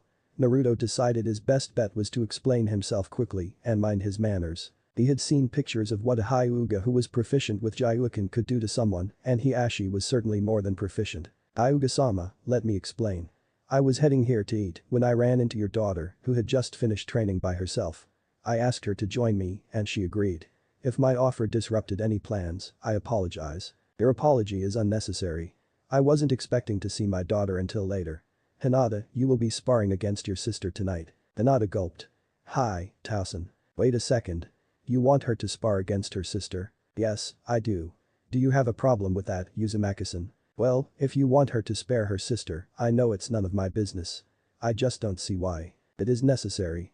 Hinata has never beaten her sister, Hanabi, nor her cousin, Niji, whom I am aware you occasionally spar against when you train with his sensei. Okay, but you still haven't explained why Hinata needs to spar with her own sister. Unless both are extremely cold-hearted, you're never going to see their full abilities. Hiashi's eyebrow raised again. So you feel that Hinata holds herself back because she doesn't want to harm her sister? Why do you say that? I'll admit that my knowledge of how things work in a shinobi clan like yours, let alone a family, is pretty much non-existent. What I do understand is that while siblings will fight, most of it will be verbally, with a little roughhousing. Making them face each other accomplishes nothing except causing bad blood between them, and Hinata just doesn't seem like the type of person who would want to do that. Tell me, how sure of this are you? I'm very sure. Very well. Hinata will not spar with her sister this time. Instead, she will spare you. Naruto blinked. Me? Yes, you. You were sure that Hinata is holding herself back when she spars with someone she is related to. You are not related to her, so by your logic, she will not hold back against you. Or are you unsure of my daughter's ability to prove you right? Naruto winced when he realized how deep a hole he had dug for himself. Either he would spar Hinata and risk hurting her physically or decline and hurt her emotionally by saying he didn't have faith in her. Alright, I'll spar Hinata. Where and when? The dojo at the Hyuga compound, in an hour. Hinata knows the way. With that, Hiashi took his leave. Naruto-kun, why did you do that? You didn't have to accept it. Hinata-chan, I'm sorry I got you into this mess. I opened my mouth without thinking and I need to deal with the consequences. But I couldn't hurt you. Hinata-chan, you're supposed to push yourself in a spar, physically and mentally. If you hold back, no one improves. Besides, as long as you don't try to deal a deep blow, I'll be fine. I'll try. No Hinata-chan, don't try, do. An hour later, the two were facing each other in the Hyuga dojo. Hiashi and Hanabi were the only other people watching. Hiashi spoke. Are you both ready? Getting nods from both, he began the match. Naruto was instantly on the defensive. Apparently, Hinata had taken his advice a little further than he had expected her to. From his infrequent spars with Niji, he knew that blocking would do little good against the Jyoken, as even fleeting contact caused intense pain. He was better off dodging the strikes altogether. Of course, evading Hinata was no easy task. What she lacked in physical strength, she made up for in speed and agility. Naruto took any opening he could, short of openings at the chest or groin. He didn't want to risk accidentally groping Hinata, especially in front of her father, a man who could do all sorts of really nasty and painful things to him. Seeing his best chance to end the spar, he performed a leg sweep on her, sending her to the ground. Unfortunately, he didn't react in time to save himself from Hinata's own leg sweep. Once he was down, she was on top of him, a knee on his chest and a palm strike aimed at his head, a sure death blow if she used even a little chakra. They were both still, until Hiashi spoke. I believe I have seen enough. Hinata, Uzumaki-san, would you both please sit down? When both were seated, he continued. Uzumaki-san, I must concede that your argument appears to have some merit to it. I have never seen Hinata perform so well, though it is too much of a jump in ability to be attributed solely to her not wanting to harm family. You said that making family members fight each other seemed cold-hearted. You are right, but I will explain why it is done this way, as it is a lesson you will need should you achieve your stated goal and make Hokage. Someday, one of my daughters will take over for me as clan head. Normally, as the oldest, Hinata would gain the position by default. At present, however, she has yet to meet what is expected of a potential clan head. Therefore, I must keep my options open and consider Hanabi as a possible candidate as well. What is expected of the clan head? It can't be based entirely on fighting ability. You're right. Though the clan head is expected to be exceptional with the Jyoken, it is more important that the clan head has a strong will. Any leader, be it a clan head, a kage, or a daimyo, will have to make decisions that go against what they believe in order to serve the greater good. At this point in your life, could you do that? Hiashi let them think about that momentarily, then continued. Another drawback to being a leader is that you will eventually make unpopular decisions, even if they are for the greater good. It is a fact of human nature that you can't please everyone. Yet, a leader must stand by his decisions. This is where Hinata falters the most. She wants to make everyone happy and cares too much about how others see her. Isn't it a good thing that she cares how people see her? In moderation, yes. After a certain point, however, you begin to care more about how you are perceived and less about performing the job properly. Leadership is not meant to be a popularity contest. This is why I have her to spare her sister. If she is to lead the clan, she absolutely must have the ability to do what must be done and live with the consequences. That does make sense, but isn't there another way? One that doesn't cause a rivalry between sisters. I wish there was a better way. Unfortunately, the only alternatives I can think of are even worse than this. Hypothetical situations are not as effective because they are just that, hypothetical. They aren't real, so much of the potential impact is lost. At this point, Hinata clutched her head and began making noises indicating she was in pain. Her father was at her side immediately, Naruto on her other side, with Hanabi staring at her, unsure of what was happening. "Hinata, what's wrong? Speak to me." Hinata couldn't speak through the pain and was beginning to tear up. Hiashi activated his Byakugan to see what was happening, but he could find nothing out of the ordinary other than an increased flow of chakra around her eyes. Eventually, the pain receded and she could speak, albeit in short gasps. "It hurt sometimes. For me to use the Byakugan. Usually, the longer I have it activated, the worse the pain." Hiashi curled an eyebrow. "That would suggest that you were running low on chakra. However, when I looked at you just now, you had not yet used up half of your reserves. This is most unusual." Hinata, Hanabi, the two of you may go. Hinata, I want you to go directly to bed. I would speak with Uzumaki-san in private before he leaves." The two left and Hiashi motioned for Naruto to come with him out a different door. "That was rather terrifying, but on to what I had intended to speak to you about. Do you understand now why I make them spar with each other?" "Yeah, but I still don't like it. For that matter, neither do I. Like you, I also don't believe family should fight physically. This clan is almost irreparably divided by it. Now then, to continue the discussion we were having before the excitement, do you feel you are ready for the responsibilities of being Hokage? Sensei has been teaching me how to perform the duties of the office, but we haven't even begun talking about the mental part of the job. He said that it would wait until I was more experienced." "More experienced? How so?" "He told me that even though I've been a shinobi for about 4 months now and I've been doing missions that are technically level almost daily, I haven't killed anyone yet." "That makes sense. As Hokage, you will be sending shinobi on missions they may not return from. In order to properly understand the importance of it, this particular lesson in military leadership is often saved until after the potential leader has taken a life.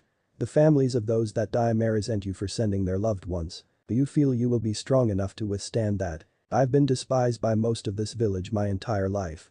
I don't see how this will be any different." "Oh, it will. I'm guessing that you are now aware of why you have been treated that way.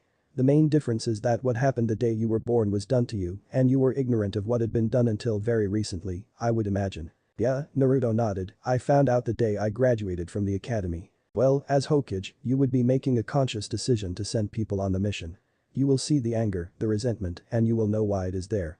The guilt will be what separates what you have endured from what you will endure. So you think I'll make it?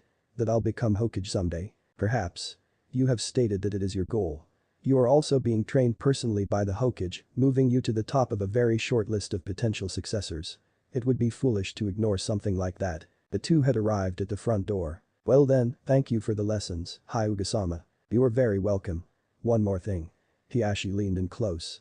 "If you ever make my daughter cry and I find out, there is no place you can hide that I won't find you. Have a nice day." Naruto turned 3 shades of white and swallowed loudly. He then walked out the door. Hiashi smirked. "Ah, the joys of being the father of a teenage daughter. I've waited a long time to act like an overprotective father. I enjoyed it." Chapter 12. Naruto stumbled up to the door to his and Kakashi's apartment, completely exhausted. Today's training had been a nightmare. He had been made to run a gauntlet of tests by his teachers today, as a test of his overall progress. Taijutsu with Guy was first, followed by Zabuza and followed by general weaponry. Sarutobi had covered everything else. He had passed each one, but collapsed after he was done. When he came to, he was under a tree, the 3 men talking to each other. When they noticed Naruto had rejoined the world of the living, they told him that would be altering parts of his training regimen based on how he had done. Naruto was sent home, under orders not to train again until tomorrow. He unlocked the door. No one should be inside. Kakashi and Team 7 had been sent on an extended crank a while back. They were escorting some bridge builders to Nami no Kuni and acting as bodyguards for him until his latest project was finished. Kakashi was reluctant to take it when it was offered, as he still felt Team 7 wasn't ready. Individually, they were ready, but their teamwork was still below what it should have been by this point. It was in the hopes that this would snap the two male genin out of their respective dysfunctions that Kakashi accepted it. Yo. Naruto blinked. Kakashi was lying down on a couch. Normally, this position was accompanied by a copy of Icha Icha, but the books were strangely absent today. Hey, you're home. Nope. I'm not really here. I'm just a figment of your imagination. Haha. When did you get back? A couple hours ago. We reported to Kage Bunshin Hikage-sama, who was left in the office. It then dispelled itself to relay the information. I sent them home and came here. Kakashi's voice had a different tone to it. In place of the usual calm, almost apathetic tone, he sounded tired, not just physically, but emotionally. Naruto took a seat in a nearby chair. So how did the mission go? Well, our client wasn't exactly honest about the situation. On the way, we also ran into some missingmen from Kiri, the demon brothers. After that, I confronted him about what was really going on.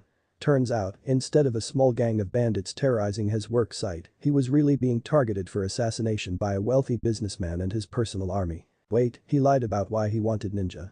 Why did you keep going? It's true that if you discover that your client has falsified information vital to the mission, you have every right to quit then and there and return to the village.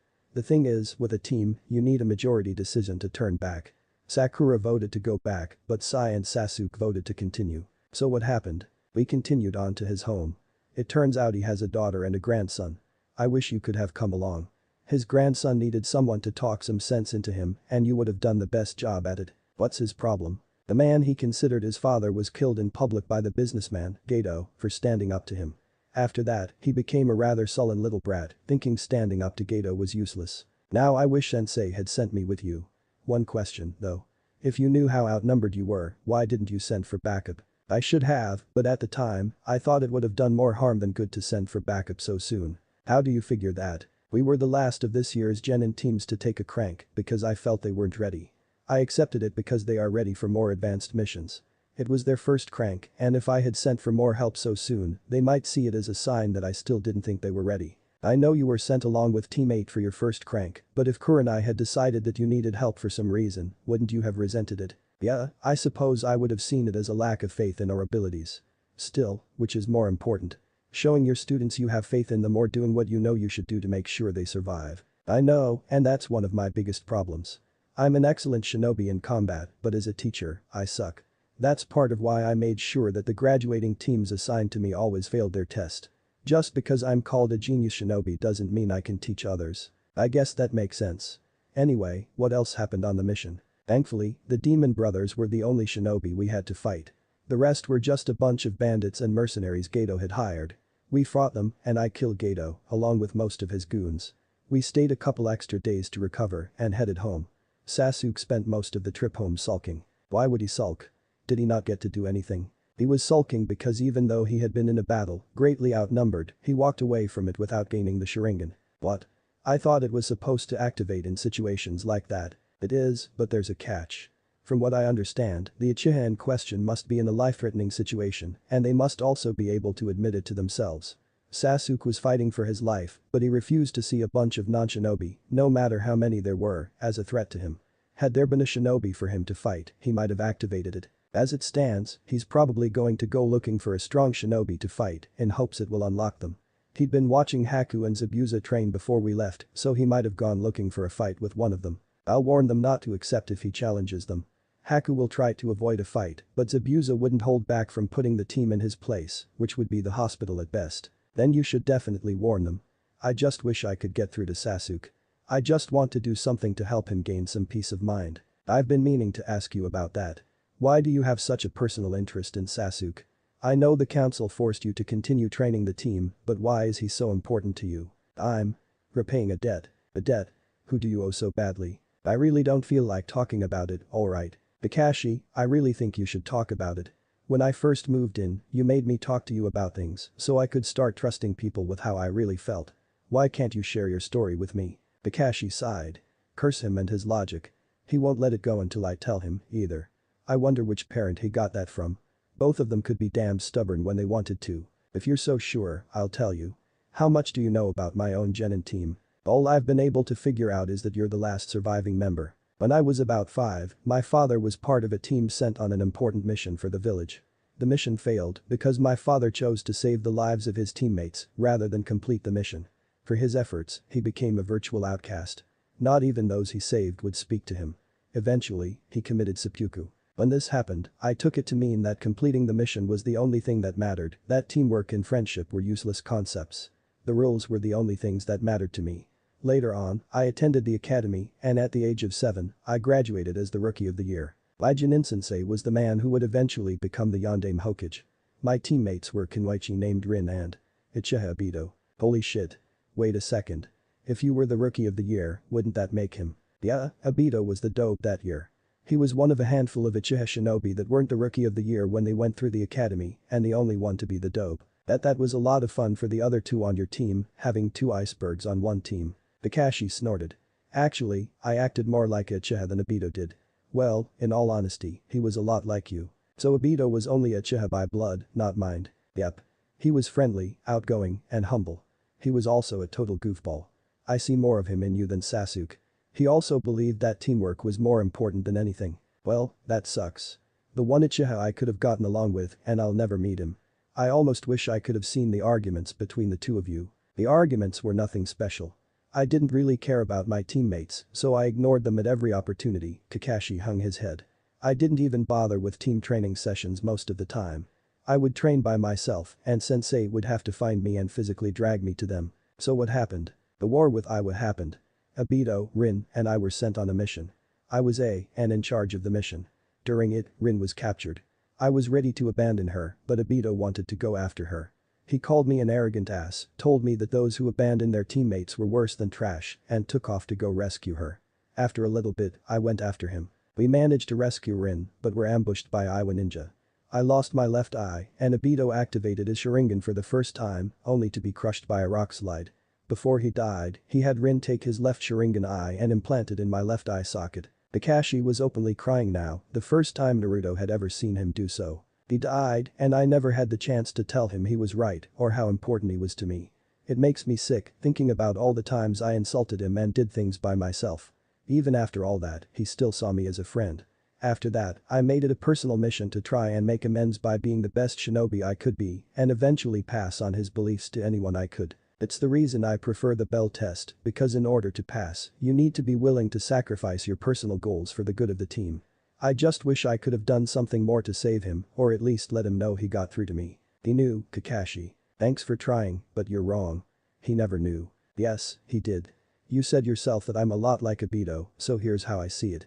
The instant you turned back to go after him and Rin, he knew. If he hadn't gotten through to you, you would have left them both to die. He died anyway, so what good did it do? He died in vain. Naruto had never seen Kakashi this emotional.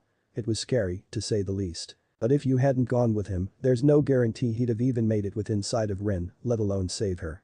Instead, he died knowing that he saved her and that he got through to you. He didn't die in vain, and he died relatively happy. What makes you think he died happy? Both you and Sensei have told me at some point that one of the greatest gifts any person can be given is the right to choose the circumstances of their death. He died on his terms, something a lot of people don't get the chance to do. I understand that you regret what you did and didn't do. That's normal. I also think it's great that you want to pass on what he believed. What I see you doing wrong, though, is that you're dwelling on the past, like Sensei does sometimes. You have both taught me that when a mistake is made, you're supposed to learn from it and move on. You've both learned from your mistakes, but neither of you are moving on. Why can't you follow your own advice? You're right, and a lot of people have told us just that over the years. The thing is, guilt knows no logic but its own. It's why I'm trying so hard to get through to Sasuke to repay my debt to Obito. No offense, but if you wanted to get through to him, you're a little too late. The best time to do it would have been right after Itachi killed everyone, when his Avenger routine wasn't set in stone. Now, I don't know what it would take to knock some sense into him before he does something really stupid. Yes, but I can still try. There's always a chance he'll come around. Naruto sat there and looked at Kakashi. It wasn't a glare or a stare, just an unflinching, penetrating gaze. It bugged the hell out of Kakashi, because the last time that look had been directed at him, it was coming from Minato-sensei. It was like his eyes were looking into his soul. Finally, Naruto spoke. You really shouldn't lie so much, Kakashi. Now you're lying to yourself and believing it. What's that supposed to mean? You say you're helping Sasuke to honor Obito's memory. That's not what you really want. You want Sasuke to become a second Obito, and that's not going to happen, not without a bunch of mood-altering medications or a lobotomy. You don't see Obito in Sasuke, you see yourself. You want him to come to his senses, but not in the same way you did. My point is, Sasuke is not Obito, and he probably never will be. I'm going to go take a shower. If you want to talk about this some more, we can do it later, alright. Kakashi nodded mutely as Naruto headed to get the stuff for his shower. When he heard the water start running, he stood up and made his way over to his bookcase. He reached up to the top, where he kept some personal trinkets. His hand hovered over a small metal box, covered in dust. He pulled it down and opened it to reveal the team photo of his genin team. Back then, he had wanted to skip the photo and train, but Minato had thrown him over his shoulder and taken him to join the rest of his team. His eyes started tearing up as he looked at it, though only his revealed eyes showed it. Is Naruto right, Obito? Am I trying to prevent Sasuke from making the same mistakes I made under the guise of repaying you? I know you regretted not having more time with us, but did you die happy? Minato-sensei, you would be proud of your son. He has the potential to take the title of the greatest shinobi ever to come from Konoha from you.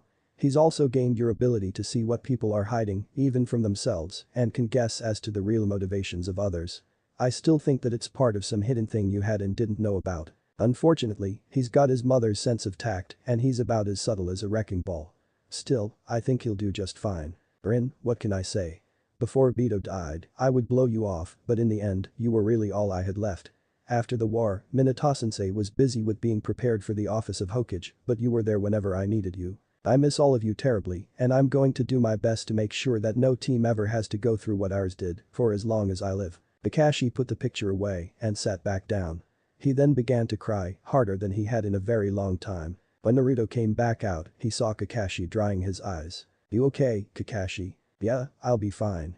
You just said some things that I needed to hear, but didn't want to. Oh.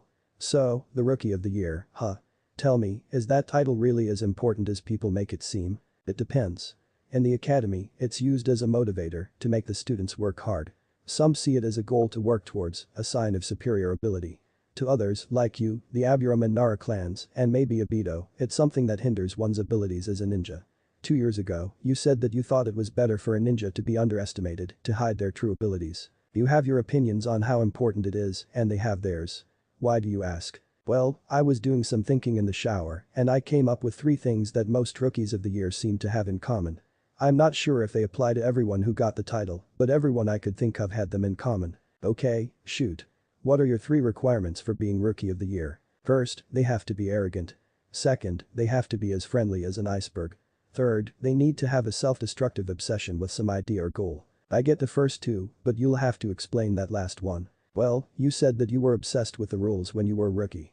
With Sasuke, he's continually going on about gaining power. Neji has this really bizarre attachment to fate, destiny, whatever. I see. Itachi was much like his brother, down to the gaining power thing. Orochimaru, well, he was always obsessing over learning new things. It's really kind of frightening, now that you mention it.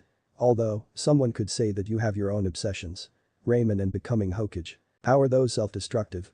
I love ramen, even though I've been told repeatedly that it's not good for me, and being Hokage is a lifelong goal, and I'm getting closer to it every day. Alright, what would you do if you couldn't be Hokage? Suppose you had to choose between having a family of your own and being Hokage. Or if you suffered some injury that left you unable to continue as a ninja. We don't know if Kyuubi can regrow a lost limb. What would you do then? That stopped Naruto cold. I don't know. Which is why I asked. You have your heart set on being Hokage, which is an admirable goal, but you don't have any plans other than that.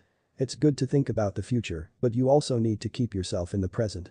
That means having a backup plan. I'll give it some thought. Good. I believe we've reached our depression quota for a while, so let's change the subject, shall we? What's been going on while we've been gone? Well, let's see. Haku and AM from Ichiraku started going steady last week. Isn't she 3 or 4 years older than him? Way to go, Haku. Kakashi wiped away a fake tear. I'm so proud of him. Yeah, well, she's 18, and as a shinobi, Haku's a legal adult. Tucci thinks Haku's a great guy, and Zabuza was impressed when AM didn't seem to be afraid of him. Apparently, she said that Zabuza couldn't be all bad if he was responsible for Haku being the nice guy he is. He asked her to keep it a secret because it could ruin his bad reputation. Both Naruto and Kakashi got a chuckle out of that. Also, Hiashi's asked me to train with Hinata every once in a while. He thinks I'm a good influence on her. Naruto ignored Kakashi's snorts and continued. They still don't know what's wrong with her Byakugan, so she's not allowed to use it except on missions or in a supervised spar with another Hyuga present. So Taijutsu training is out. You both have above average chakra control for your age and rank, so what's left? We normally just do some physical training. We've also been working on breaking out of an enemy's grip lately. Stuff like getting out from under them if we're pinned down. Due to Kakashi's mask, Naruto didn't see the evil smirk forming. He also didn't see Kakashi's question coming. So which do you like better? Her pinning you or you pinning her? Naruto began flushing, stammering, what are you talking about? Now he saw the smirk, complete with an eye smile. Oh, you know what I mean. Do you like it better when she's on top or when you are? Naruto gaped, trying to come up with an answer that didn't make him sound like a pervert. Kakashi's gaze wandered over to the box with his team photo in it. Minato-sensei, it should be you, not me, teasing your son about this. But since you can't be here to do it, I'm more than glad to. Chapter 13. It was 3 in the afternoon and Naruto was sitting on a park bench, watching the people pass by. There was a council meeting today and Sarutobi was required to be there, so his training had ended early. He didn't want to go home just yet and everyone else would be still training with their team. Kakashi was still teasing him mercilessly about him wrestling with Hinata. Naruto could tolerate the teasing to an extent, but Kakashi's suggestions for what moves or holds he should pull next were a bit too much. His sitting and watching the crowd was rapidly turning into a new hobby for him. He had started doing it as a training exercise. At first, he had been less than thrilled that his new exercise involved a lot of sitting, but after Sarutobi had explained the purpose, he regained a little interest. It was supposed to build up his observational skills. Sarutobi had demonstrated by selecting a random couple who had been looking into the window of a formal clothing store and began making several guesses into aspects of their personalities and lives. He also estimated that the two had been together for over 3 years and had recently become engaged. Naruto asked how he had come up with that. Sarutobi replied that they were holding on to each other, which suggested a relationship. The length of the relationship came from how they were holding each other. Newer couples would tend to cling tightly to one another.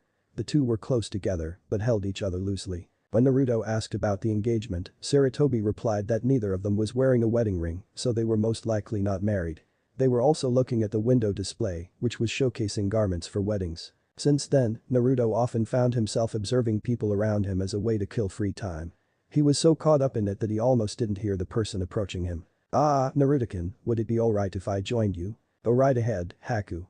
How's the academy? It's a wonderful experience. Yamina-san is amazingly easygoing, though he says it has something to do with you not disrupting his classes anymore. Naruto laughed. Good old Irika-sensei. I should really pay him a visit one of these days. Things have been way too easy for him now that I'm not there to spice up his duller lectures. I still have yet to figure out how he managed to get me back afterwards, though. So, how have you been adjusting to life in Konoha? I know how Zabuza is doing, but I haven't had a chance to talk to you in a while. I'm grateful to be here. Everyone, shinobi and civilians alike, have just been remarkably welcoming. Although, I now understand why you feel the way you do about abusing a Hikage-sama told me that after the current academy semester is complete, I will be eligible for missions, if I choose. Somehow, word got out and ever since, some of the villagers have come up to me saying that with me, missions are going to be easy, as if my abilities with ice are the only reason I'm a competent ninja. Well, we both know that isn't true. I've seen you training. Now that you and Zabuza aren't on the run, you've gotten to the point where you could probably take the Jounin exam and pass without once using it. As for the villagers, that's what they are used to saying to someone with a. The clans have always taken a large amount of pride in their unique abilities and I don't have a problem with that. Ignoring something that can give you an advantage is just stupid. Where I draw the line is when they focus so much on that unique ability that they end up ignoring everything else. You just haven't shown the villagers that you don't share the same viewpoint as the clans do. But besides that, what do you think of Konoha? It is a wonderful place. Zabuza-sama had told me that Konoha shinobi were considered odd by the standards of other villages. I just assumed he meant their continual above-average abilities. It wasn't until we came to live here that I learned what he meant. In every other shinobi village I have ever heard of, shinobi are cold, emotionless tools, regardless of whether they are on a mission or not. Here, that is only partly true. On assignment, we are professionals, as we should be, but off-duty, most act just like any other villager. We are shinobi, but we are also human. I find that attitude most appealing. It is nice being allowed, if not encouraged, to have a life outside of our work. I am curious, however, about the Yamanaka clan and their flower shop. I don't quite understand why they would have 2 jobs, especially one so different. Naruto laughed. Yeah, I thought the same thing when I first met Ino at the academy. She beat me to a pulp when I asked her if she was only going to be a part-time ninja. Sensei told me the story behind it. Back when Konoha was first founded, there was a lot of construction work going on. Gardens of any sort were hard to find. The fields used by the original settlers were turned into building sites and some of the older training grounds. The catch was, gardens were needed to grow the plants we use for poisons and medicines, not to mention food. It was eventually decided that a greenhouse would be built and it would grow those plants until personal gardens larger than a window box were an option. At the time, the Yamanaka clan didn't have many duties vital to the village, so they were put in charge of the greenhouse. Once things calmed down and personal gardens started appearing, they decided to make a little money and opened a shop that sold flowers and gardening supplies, in addition to still growing large amounts of the shinobi plants. But why would people grow their own poisonous and medicinal plants when there is still the communal greenhouse? Because with the exception of the hospital, there are limits on how many plants can be taken for use by any one person. You can only take so many plants per month. The hospital can take as much as it wants, whenever it wants. So, with that kind of background, would that mean that your classmate Ino is knowledgeable with poisons? I'm not really sure. She never showed any signs of skill with them, but that stuff wasn't really covered in depth in the academy when I was there. I am sure, however, that she would at least know which kinds of plants are poisonous and which aren't. Haku nodded. I see. I have a question for you. This is coming from both myself and Amiken. Okay, shoot. Would you and Hinata-san be interested in going on a double date with us sometime? Naruto blinked. I wasn't expecting that one. What brought this on? Amiken feels that the two of you make, and I quote, such a cute couple. I haven't seen how the two of you get along, but I am willing to take her word on it. I'll ask Hinata-chan the next time I see her, but I'm not promising anything. That is all we ask. So what hobbies have you and Zabuza taken up in your free time? Haku chuckled. Both of us are still trying to find ones that suit us. I had actually thought about trying to make decorative ice sculptures at first. Obviously, making the ice wasn't a problem for me, but as it turns out, I am a terrible sculptor and I don't have enough time to learn how to do it properly. Eventually, I lost my temper and turned what I had created into ice cubes. That act was actually very therapeutic. You enjoy destroying what you made. Well, whatever works for you, I guess. What about Zabuza? Zabuza-sama is having a much tougher time acclimating to our new way of life, let alone finding himself a hobby. So far, the best he's managed to do is play darts at a bar when he's off duty. I'm of the opinion that the only reason he can even do that much right now is that he's equating playing darts with projectile weapons training. I'm sure you'll both find something. Naruto heard something and looked up. A messenger bird was flying overhead. It dropped a letter into Naruto's lap, turned around, and flew back the way it came. Huh. Looks like Sensei wants to talk to me about something before his meeting. Talk to you later, Haku. Good day, Naruto-kun. You wanted to see me, Sensei? Yes I did. The council meeting was rescheduled for tomorrow afternoon. I called you back to talk to you about the upcoming Chunin exams and your place in them. Naruto's face lit up. You're nominating me? Thanks, Sensei. You're the greatest. Sarutobi sighed. Naruto-kun, you've gotten ahead of yourself. I cannot enter you because there aren't two free genin to take the test with you and I couldn't bend the rules enough for you to take it solo without having to deal with the backlash from the other villages. The smile dimmed. Then, what did you want to talk to me about the Chunin exams for? Just to tell me I can't take them? If I can't take the exams, then I can't get promoted. You're only partially correct. You can't take them, but the Chunin exams aren't the only way to get promoted. There are alternatives. Then why doesn't anyone talk about them? If you ask genin, the only promotion method they know about are the exams. The reason is simple. We want genin to take the exams and try for promotion that way at least once before we let them find out about the alternate routes. It's good for the village. The Chunin exams showcase the best each participating village has to offer in front of potential clients. The alternate routes do not attract new clients to the village. That is one reason. There is also the money brought into the village by both those taking the exams and the people who come to see the exams. They pay for food, lodging, admission to the exams, and possibly do some shopping while they are here. That influx of money is why the location of the Chunin exams is fought over each time it is held. So, are you putting me on one of the alternate paths, then? Yes, I am. You will be assigned an acting Chunin mission that closely relates to the upcoming exams. It will begin before the exams start and will end after they do. Like the exams, your mission will have 3 parts to it. Successfully complete 2 of those 3 parts and you will be given full status. Naruto's interest rose. Can you tell me what the 3 parts are now, or do I need to wait until later? Sarutobi pulled out a map of the elemental countries, while Naruto pulled out a notebook. I see no reason why I can't. Some of the foreign participants will be meeting at an outpost at the borders of Hai no Kuni. Sarutobi pointed to a specific outpost, and Naruto noted it. The first portion of your mission will be to go there and escort the foreign shinobi to Konoha. Successful completion will be all foreign shinobi arriving safely, though exceptions can be made for extenuating circumstances. That's a lot to ask of one person, sensei. You misunderstand. I fully expect that the teams will be able to defend themselves in an attack. If they aren't, they shouldn't be taking the exams. Your responsibility is to guide them to Konoha. Should they choose to fight amongst themselves, that is not your problem. Each sensei is responsible for their team's behavior. Anyway, the second portion will be you helping myself, Iruka, and a handful of others oversee and administer the exams. You won't have a role in proctoring any of the 3 parts. You will be working behind the scenes to make sure everything is running as smoothly as possible. Success here is simply how you perform at what tasks are assigned to you. The third and final part is rather straightforward. You will serve as an alternate for the third portion of the exams. If there are an uneven number of contestants, or if someone fails to appear, you will take that place.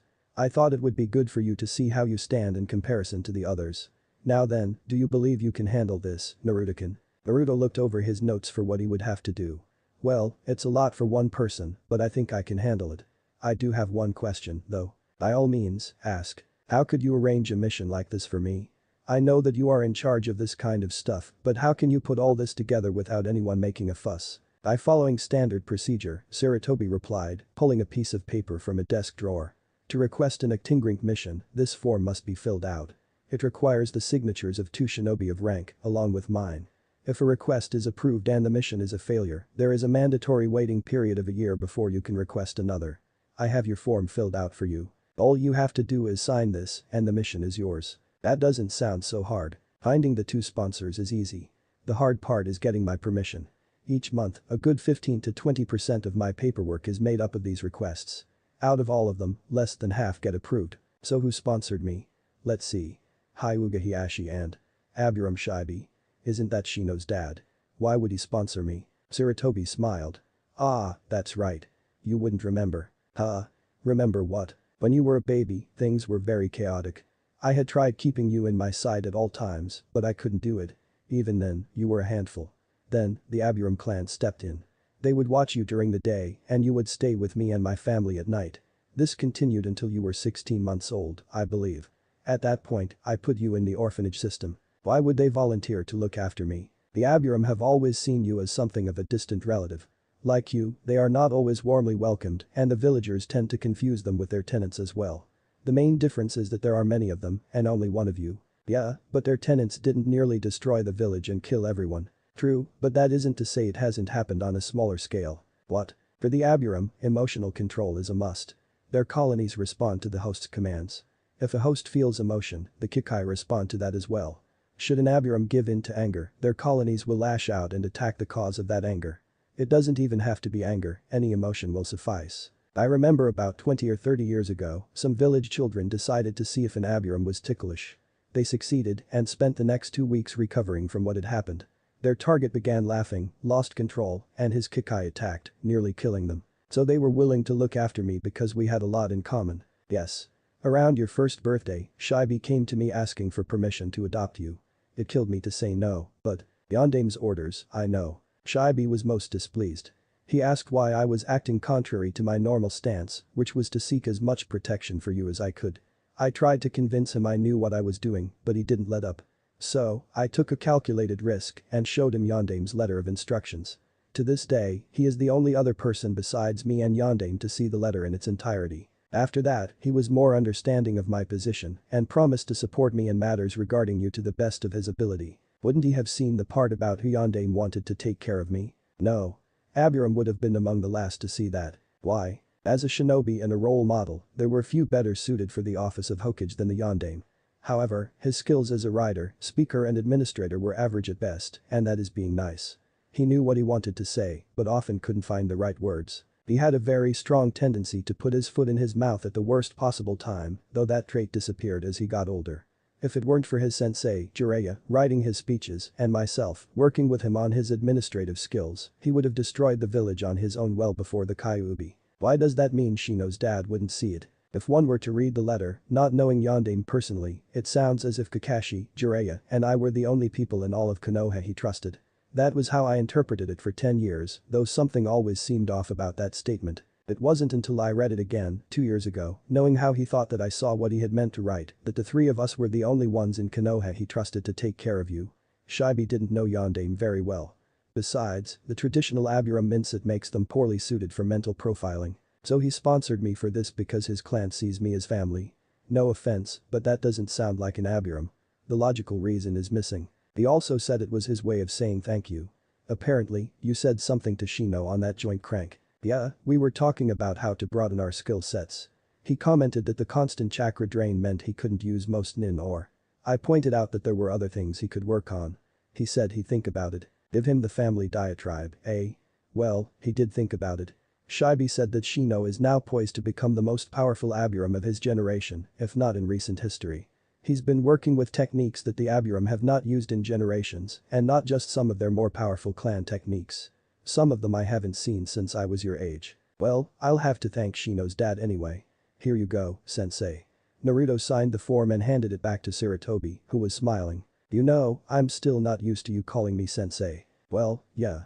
10 years of Ajusen compared to about 6 months of sensei. Have a good day, Naruto-kun. You too, sensei. After Naruto left, Sarutobi turned around to look at the vault with the other half of Naruto's inheritance inside.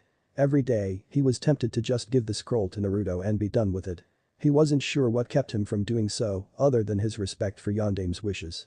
After a couple minutes, he stood, put his hat on, and walked out the door. He had been set free early today, and he'd be damned if he was going to stick around and risk them finding something for him to do. He was going home. Chapter 14. 2 more days, and I'll be back in Konoha. Naruto was in the middle of unpacking what he would need for the night, surrounded by the members of the group he was escorting doing the same. As he did so, he let his mind wander. The week before Naruto had left had been unusual for him. With the village getting prepared for the exams, Naruto had found himself with more free time than he could handle. The entire week, he hadn't trained with Sarutobi, Guy, or Zabuza. Sarutobi was dealing with organizing the whole ordeal. Guy had stepped up his team's training, so he was probably thinking of nominating them for the exam. Zabuza had simply told Naruto that he was going to be too busy to work with him for a while. One day, he had wandered over to the academy around lunchtime. There, he ran into Iruka and Haku. When they found out he had nothing to do, they asked him to stick around and help with the class. He also learned just why Zabuza was planning on being so busy. He and Haku had both been tapped to help proctor the exams. Haku had been permitted to do his Hunternin routine during the first part, eliminating obvious cheaters. Zabuza would be working on the second and third parts. He was currently touring the Forest of Death with the other proctors for the second part, getting acquainted with it. Haku said he had never seen Zabuza so giddy. Sarutobi had told Naruto what the 3 parts entailed, then told him not to talk about it with anyone who wouldn't already know. Basically, he wasn't supposed to tell any of his fellow genin. The 3 kept talking for the rest of the lunch break. When the students returned, some of them recognized Naruto as being the Hokage's apprentice and were suitably awed. The class went outside for some practical work. Once outside, the students swarmed Naruto, asking him to show them a. With Iruka's permission, Naruto performed some of the most basic he had learned, beyond the ones from the academy. The highlight of his performance came when a Suiton went awry, soaking Iruka. The students received an impromptu lesson in not judging how good someone was based only on who their teacher was. Naruto ran from the sopping wet Iruka, and even though he had been training with some of the best shinobi in the village, Iruka still managed to catch up with Naruto, hog-tie him, and drag him back to the training area, where Iruka posed with his captive, looking very much like a hunter displaying his kill. Amusement was had at Naruto's expense. He and Hinata had gone on the double date, and Naruto couldn't deny that it was one of the best decisions he had ever made. The 4 of them had gone on a picnic.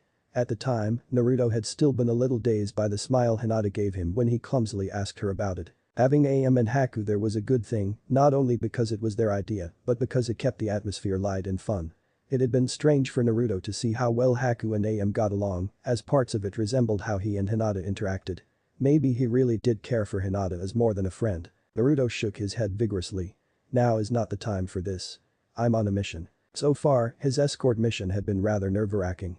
It was his first solo mission outside the village, and he was determined not to screw it up. When he had arrived at the outpost, some of the Genin-sensei had expressed annoyance at his presence. They were annoyed that only one escort had been sent, and that said escort was a rookie genin, younger than most, if not all, of those he would be escorting. That changed slightly when he had asked to see the papers identifying Naruto as their escort. He read through them and couldn't contain his shock when he saw. He, like the others, had seen Naruto's role as their escort as a veiled insult to them, that they weren't worth Konoha sending a more experienced guide. When they read the part listing the Sandaime Hokage as being Naruto's sensei, however, he couldn't keep it to himself. As a result, everyone was staring at Naruto, gauging him. Once they were satisfied that they hadn't been slighted after all, they started heading for Konoha. Naruto's group was of small to moderate size. The teams came from Kusa and Suna, with Suna in the majority. Teams from other countries would be escorted by other Konoha shinobi. One Suna team, however, kept attracting his attention, and he wasn't sure why. From what he could figure out, the three genin were siblings. All three of them were carrying different objects on their backs, and for the life of him, Naruto couldn't figure out what they were. All he knew was that whatever the older boy was carrying, it had moving parts if the clicking noises were anything to go by. That said, Naruto couldn't help but laugh internally at the older shinobi's choice of wardrobe. The face paint was bad enough, but a black jumpsuit.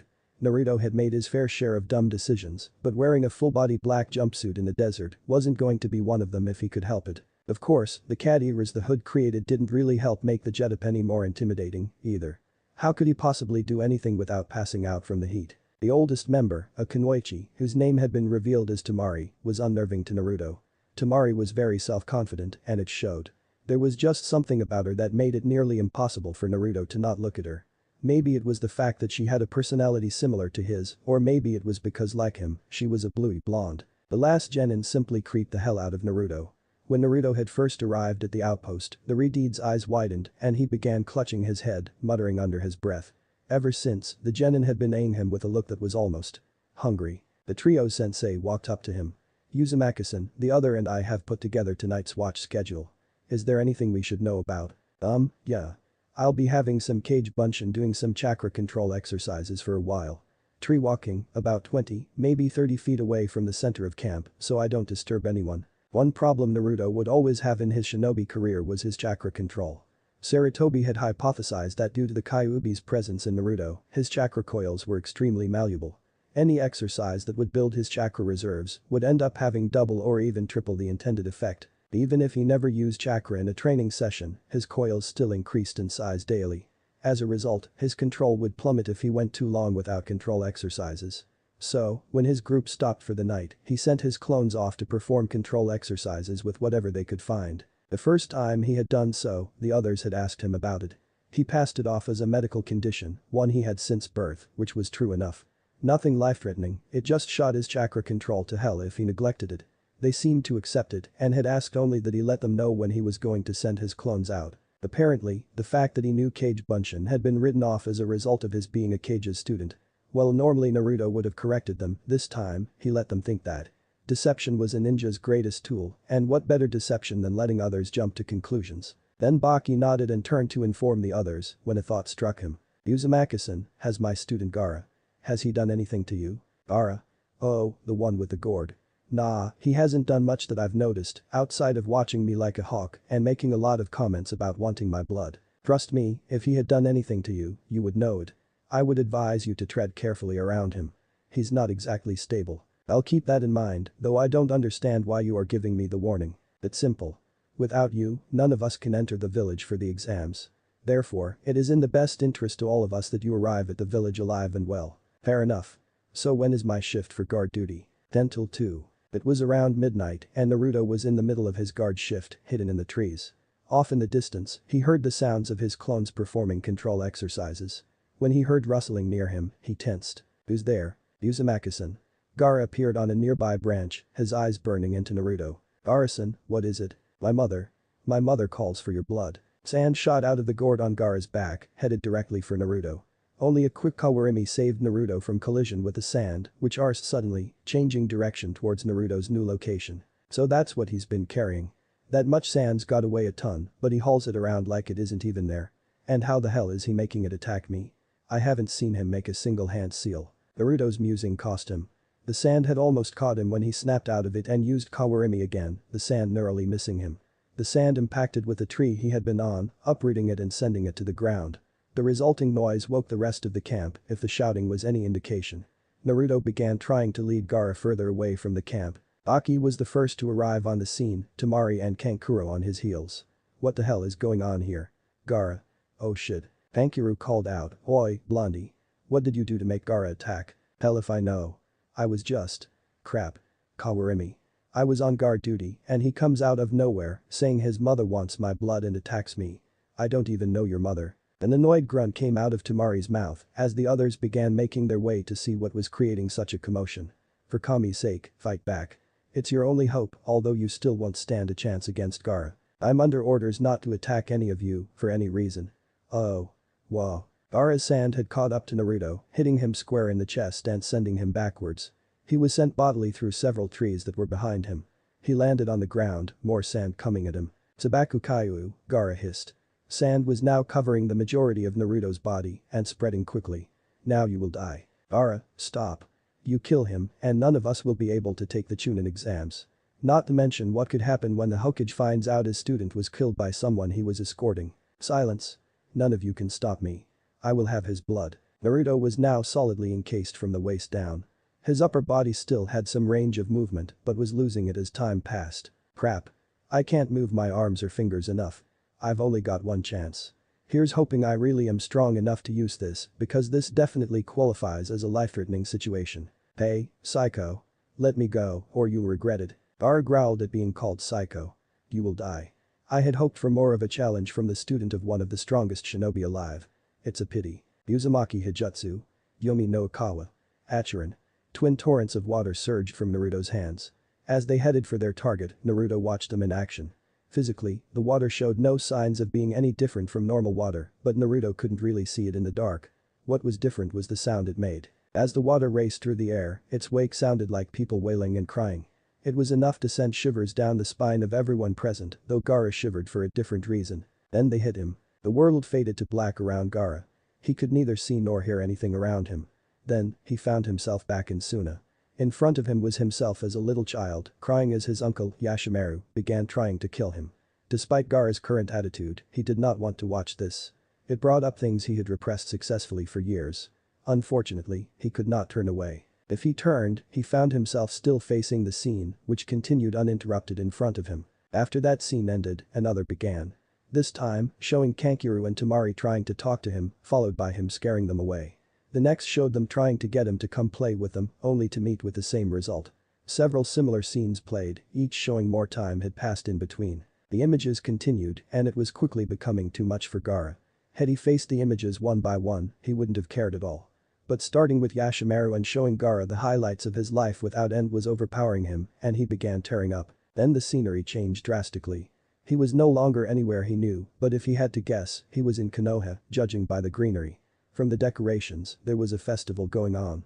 Then he saw what looked like a younger version of their guide run past, followed by what appeared to be a mob composed mainly of intoxicated villagers. The boy was unable to escape, and when the mob was broken up by Anbu and a man who must have been the Hokage, he was in very bad shape.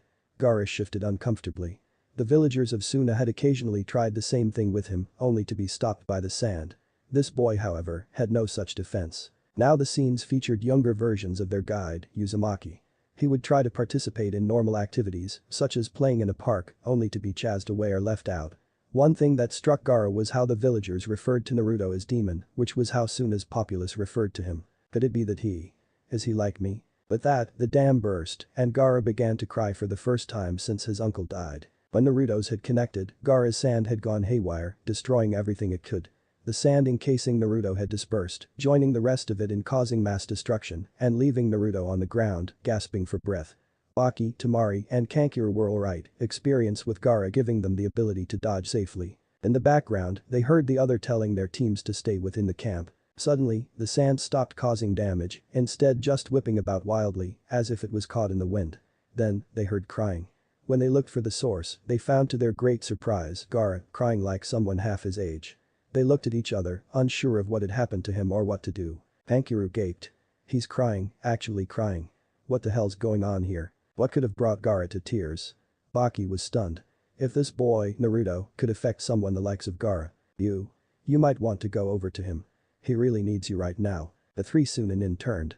Naruto had drug himself over to rest against a tree that was still in one piece, more or less. Baki turned back to his two students. Go see Gaara. I'll tend to our escort. Walking over, Baki quickly gave Naruto once over. Well, you're pretty beat up. On the other hand, you're still alive and in one piece, which is nothing short of amazing. I do believe that you're the first person to fight Gaara and live to tell. Should I be honored? I suppose you should. As I said, you're the first person to survive a fight against him. Even the Kazukiage is wary of dealing with him. That said, what the hell did you do to him? Imagine the worst moments in your life being played back to back without end. Memories you never wanted to see the light of day ever again. That is what I did to him. He's a Suna shinobi. Such a thing shouldn't affect him. Akisen, that may be true, but he is still human. Has someone you deeply cared for ever died in front of you? Not just comrades, I'm talking about family too. Of course that has happened to me. I was with my father and grandfather when they died of combat injuries.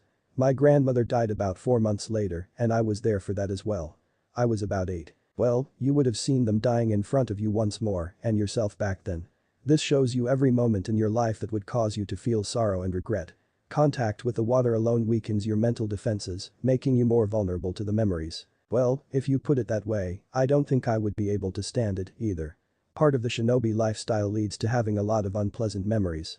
On their own, each one could be dealt with, but seeing your life play out in front of you like that can't be good. Hearing muffled cries, the two turned to look at the siblings. Gaara and Temari and Kankuro in a bone-crushing hug and were crying, while repeating what sounded like "I'm sorry." Both elder siblings were alternating between fearing for their lives and the instinct to comfort their brother. "Kid, let's leave them be. I'll take you back to camp and then I'll finish up your watch shift." The next morning was rather awkward. The group broke camp around noon to allow Naruto to recover and so the older two of Baki's students could get some sleep. Apparently, they had both spent the night up with Gaara. Naruto wasn't sure what Baki had told everyone about what had happened, but the other Sunanin seemed to know what had really occurred. As Naruto walked along, his thoughts drifted back to last night. Something odd had happened when he struck Gaara with the river. He had seen the same things Gaara had, and Naruto wasn't sure that should have happened. In everything he had read about the Achirin, no mention was ever made about the user and the target sharing memories. Was it something that they just didn't talk about, or did it have to do with him? Man, what I wouldn't give to talk to someone who knew, really knew, how these rivers work. Uzumaki-san, came a voice from behind him. Turning, he saw Gaara. "What can I do for you three?" Naruto was on guard. "I wish to speak to you about what happened last night." "Alright. What do you want to talk about?" "Under the effects of I saw some things. Is there any truth to what I saw?" "I could say no, but I'd be lying. I also saw parts of your life and I know we have quite a bit in common. Perhaps we do, even more than you think. I, too, carry a demon within me, the Ichibi no Shukaku." Naruto's eyes widened. "Well, I'll be. You're right, we do have more in common than I thought, only minds. Kyuubi no Kitsune, if your village's history is anything to go by." Gaara finished. "Yeah. I was born the day of the attack. Yondaime sealed it into me and lost his life in the process. But your Yondaime is supposed to have killed the Kyuubi. If the least of the Bijuu, the Shukaku, couldn't be defeated, only sealed away, how could the Kyuubi? I take it that Kyuubi is your medical condition, then?" "Yeah. Sensei passed a law forbidding most everyone from speaking the truth on penalty of death. The only people who can speak about it are myself, the active Hokage, and anyone I allow. Kyuubi's death is reality for everyone who wasn't there during the attack or was too young to know what really went on. Tell me, how does your village see you? Do they regard you as a hero for what happened?" "Hardly. To most of the village, I'm little more than a nuisance that has to be tolerated. Even to the people whose opinions really matter to me, I'm still not a hero. They see me for who I am, Uzumaki Naruto, a 12-year-old genin who wants to be Hokage. I'm no hero, and I don't really want to be seen as one, not unless I've done something deserving of it. What I carry was never a secret. Everyone in Suna knows and fears me for it." "Why was Shukaku sealed into you? Was it attacking Suna?" "No. Before it was sealed into me, Shukaku had spent several decades sealed in a teapot. For a while now, Suna has been losing funding and missions to other villages. As a result, our forces are about the same size as most minor villages, but our quality is consistent with a major village. Suna needed a weapon, an invincible shinobi. On the Kazukiyage's order, Shukaku was sealed into me before I was born. It is strange. Both you and I were created out of desperation, though situations were different. I never expected to find another like myself. I thought I was alone in this world. I can see where you would feel like that. Still, you had a brother and sister who wanted you around. Why did you push them away? The first person you saw trying to kill me last night was my uncle. He took care of me for the first 6 years of my life before that night. After that, I was convinced that Temari and Kankuro would do the same if I let them get too close." The group continued towards Konoha, Gaara and Naruto discussing their lives. Back in Konoha, Sarutobi was in his office, taking a break to eat lunch, when his receptionist knocked on the door. "The Kage-sama, Hyuga Hiashi wishes to speak with you." "Send him in." Hiashi walked in, bowing to Sarutobi. "Sendai-sama." "Hiashi-san. Please, sit down. I hope you don't mind if I eat my lunch while we talk." If I don't eat now, I won't get another chance until this evening. It is no bother, Hikage-sama. Thank you for seeing me on such short notice. As you said, it is no bother. Now, what can I do for you? It has to do with your student. I have some concerns involving him I wish to speak with you about. Sarutobi set down his lunch. So much for a light, informal chat. Hiashi, you of all people should be able to recognize. Hikage-sama, I am well aware that the boy is not his tenant. Had I ever felt otherwise, I would have taken measures to keep him away from my daughter. Then what is your problem with him? I do not have a problem with Uzumaki-san. My concern is with Yandame's seal. Please, continue. Yandame was amazing with seals, I am not arguing with that. However, he was in a hurry when he designed that seal, and in even more of one when it was applied to Naruto-kun. He knew what he was doing, but he was still human and capable of making a mistake, especially under pressure. Sarutobi replied gruffly. The Yandame seal has been held for almost 13 years now. Kyuubi is not going to escape. Why do you bring this up now? Just because something has not happened yet does not mean it will never happen. We both know that as seals age, they become unstable unless maintained. To my knowledge, Naruto's seal has never been looked at in any great depth by a seal master. For a seal as important as Naruto-kun, that is unacceptable. Sarutobi sighed. I see your point. What you say is true and you back your argument logically. I don't know why I never thought of it myself. Perhaps it is because you are too close to the boy. The village at large sees the prisoner instead of the prison. You are at the other extreme, seeing the boy and choosing to ignore the tenant's presence. An argument I have heard more than once.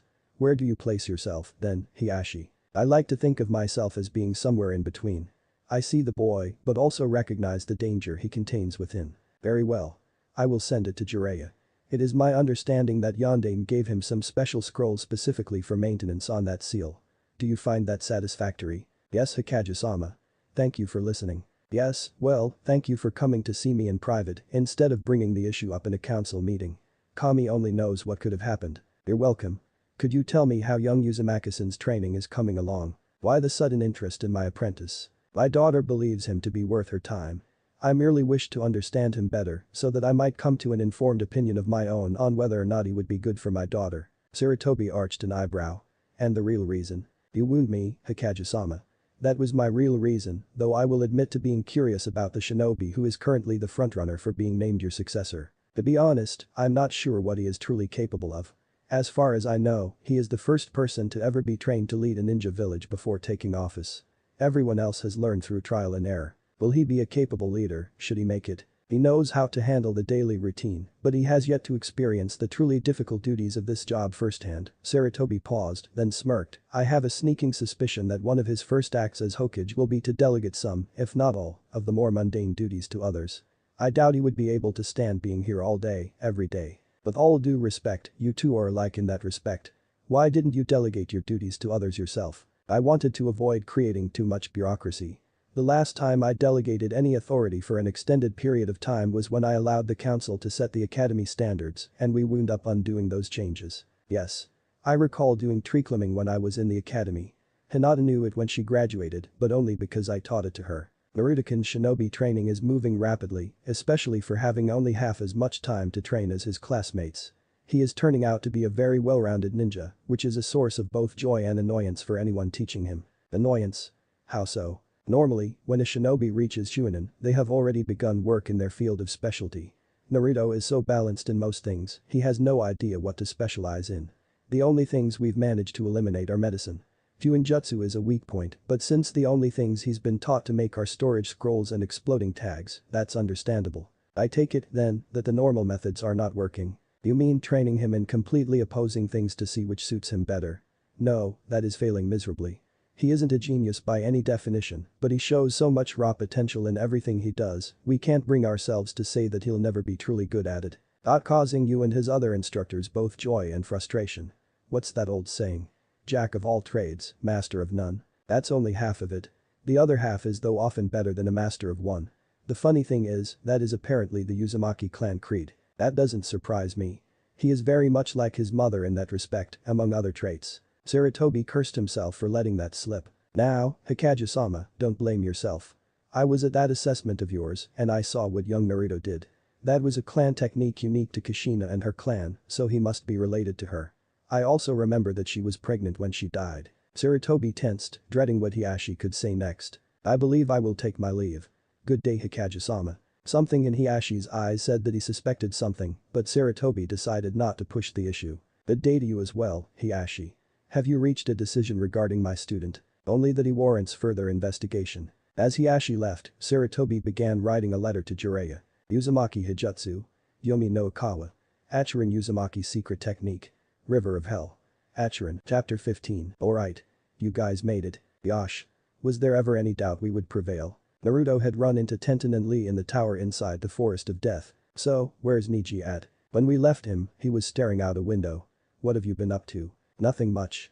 I've spent the last couple days running messages and directing the visiting to hotels, bars, equipment shops, and training grounds.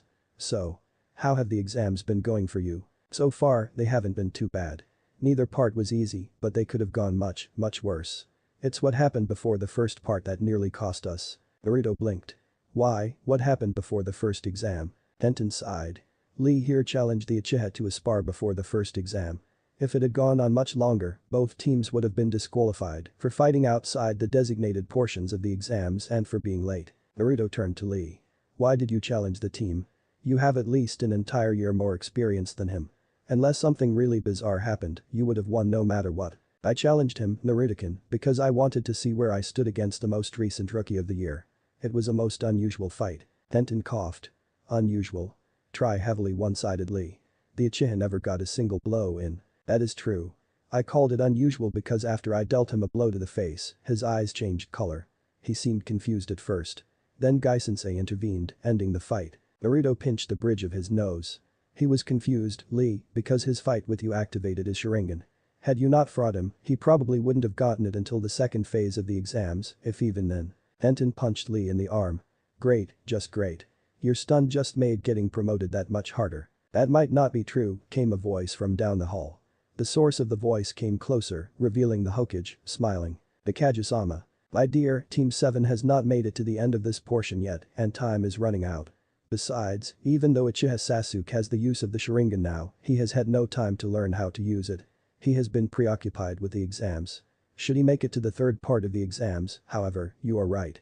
The other examinees may have their work cut out for them. Do you really think that, Hikage-sama? That he is unbeatable now? Sarutobi chuckled. Heavens, no. The Sharingan is a formidable thing, but it isn't everything. It is possible to compensate for facing an opponent wielding it, though much harder for the average genin to do. Then why did you say it would be harder? I have been Hokage for a long time, longer than the other three combined, and I have presided over many promotion exams. I have seen how the majority of ninja, from both Konoha and other villages, react to facing a Uchiha. They fear losing the results of their hard work instantly, so they don't use skills that could give them the advantage. They choose to keep the range of their abilities a secret, and it often costs them dearly. Our profession may be one of secrecy and deception, but when it comes to promotions, one should always do their best. I see what you mean, Hikage-sama. Thank you. My pleasure. Now then, I must be going. Good day, and congratulations on making it this far. I wish you luck with the remainder of the exams. With that, Sarutobi headed down the hall. Lee turned to Naruto. Your sensei is most youthful for setting us straight. Though I must ask if he should have helped us, giving away information. Naruto scratched the back of his head, a sly smile on his face. How did he help? All he did was tell you why so many people have lost to Uchihas in the past. It's also his job to encourage you to do your best, so he gave a pep talk. Naruto stood off to the side, only half listening to the speech his sensei was giving to those who passed the second phase. He had heard most of it when he was told about his personal extended mission.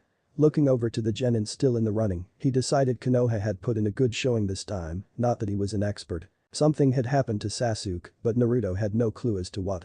He knew someone had interfered with the second part of the exams, and judging from the look on Sensei's face when he found out, it was bad. Looking over at Gaara and his siblings, he was pleased to see that they seemed to have bonded a little. Temari and Kankuro were still tense and nervous around Gaara, but it had lessened noticeably from when Naruto had first met them. The afternoon after his fight with Gaara, Temari and Kankuro had come up to him and said that if he ever used that on Gaara again, his body would never be found. Even without their threats, Naruto was more than happy to comply.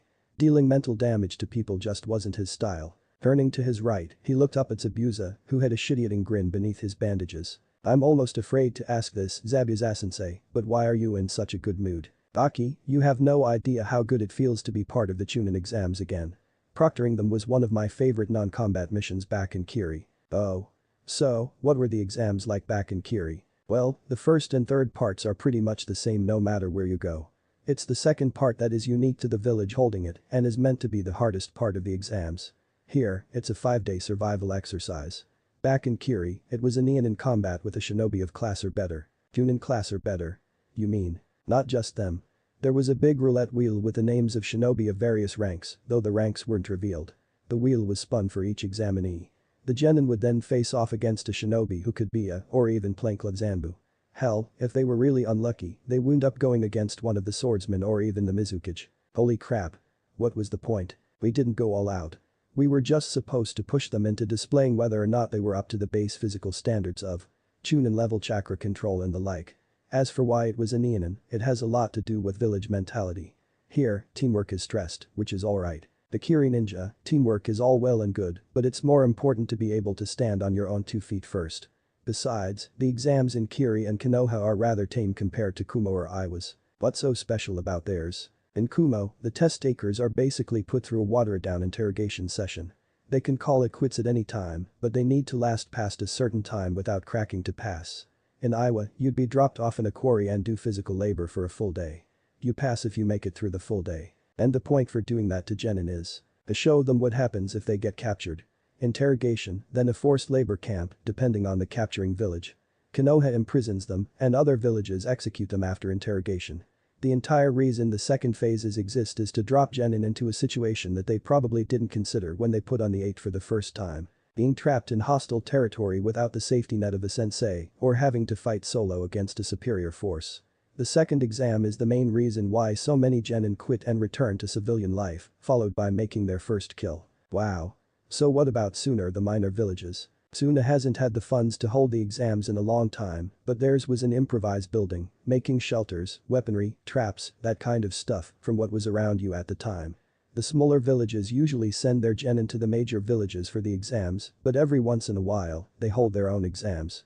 Missingnon loved the minor village exams. Really? I thought that the Missingnon stayed away from ninja villages if they could. Most of the time they do.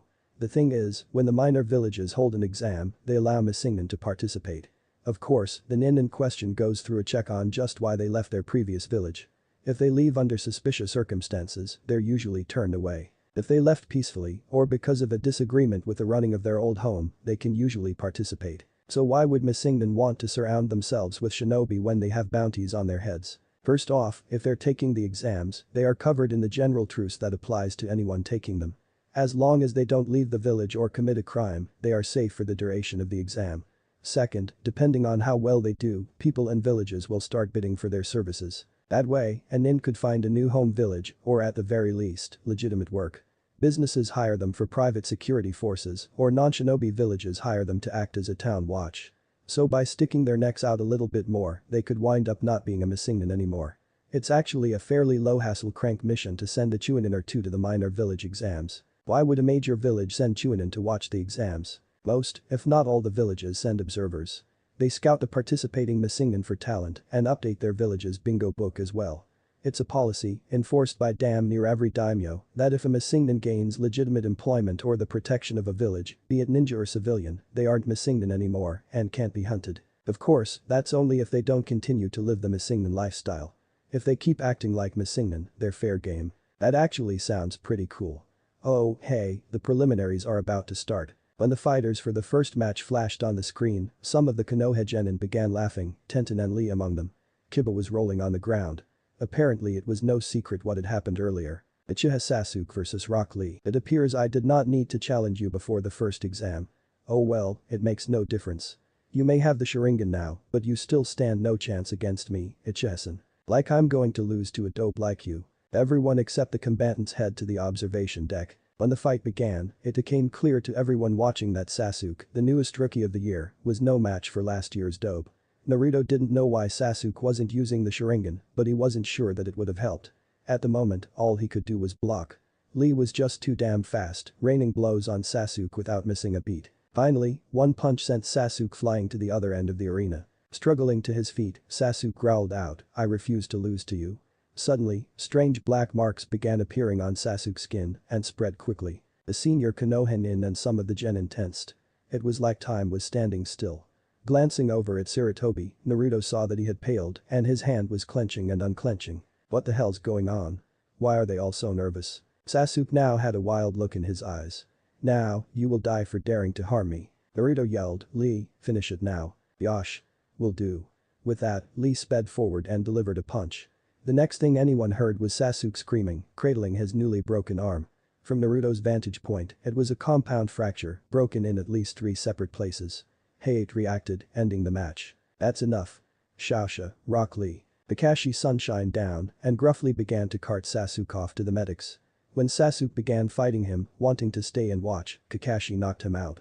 Before he left, he turned to face Sai and Sakura. Sakura, if I am not back in time for your matches, I want to wish you both luck. As Lee made his way out of the arena, Sarutobi called Naruto over to him. The color had begun to return to the man's face. Naruto, began Sarutobi, why did you tell Lee to end the fight? He seemed to be doing well enough on his own. Naruto sighed. This was one of the harder exercises he had to go through. Sarutobi would give him a situation and some background information, ask him to make a decision on how to proceed, and make him defend his choice. He didn't normally do too well. He could make good decisions, but he had trouble explaining the reasons. I told him to do it because of what was going on with Sasuke. I had no idea what was going on, and I felt the fight had to end as quickly as possible. That is what you, Kakashi, Gai-sensei, and Zabuza-sensei have all taught me to do.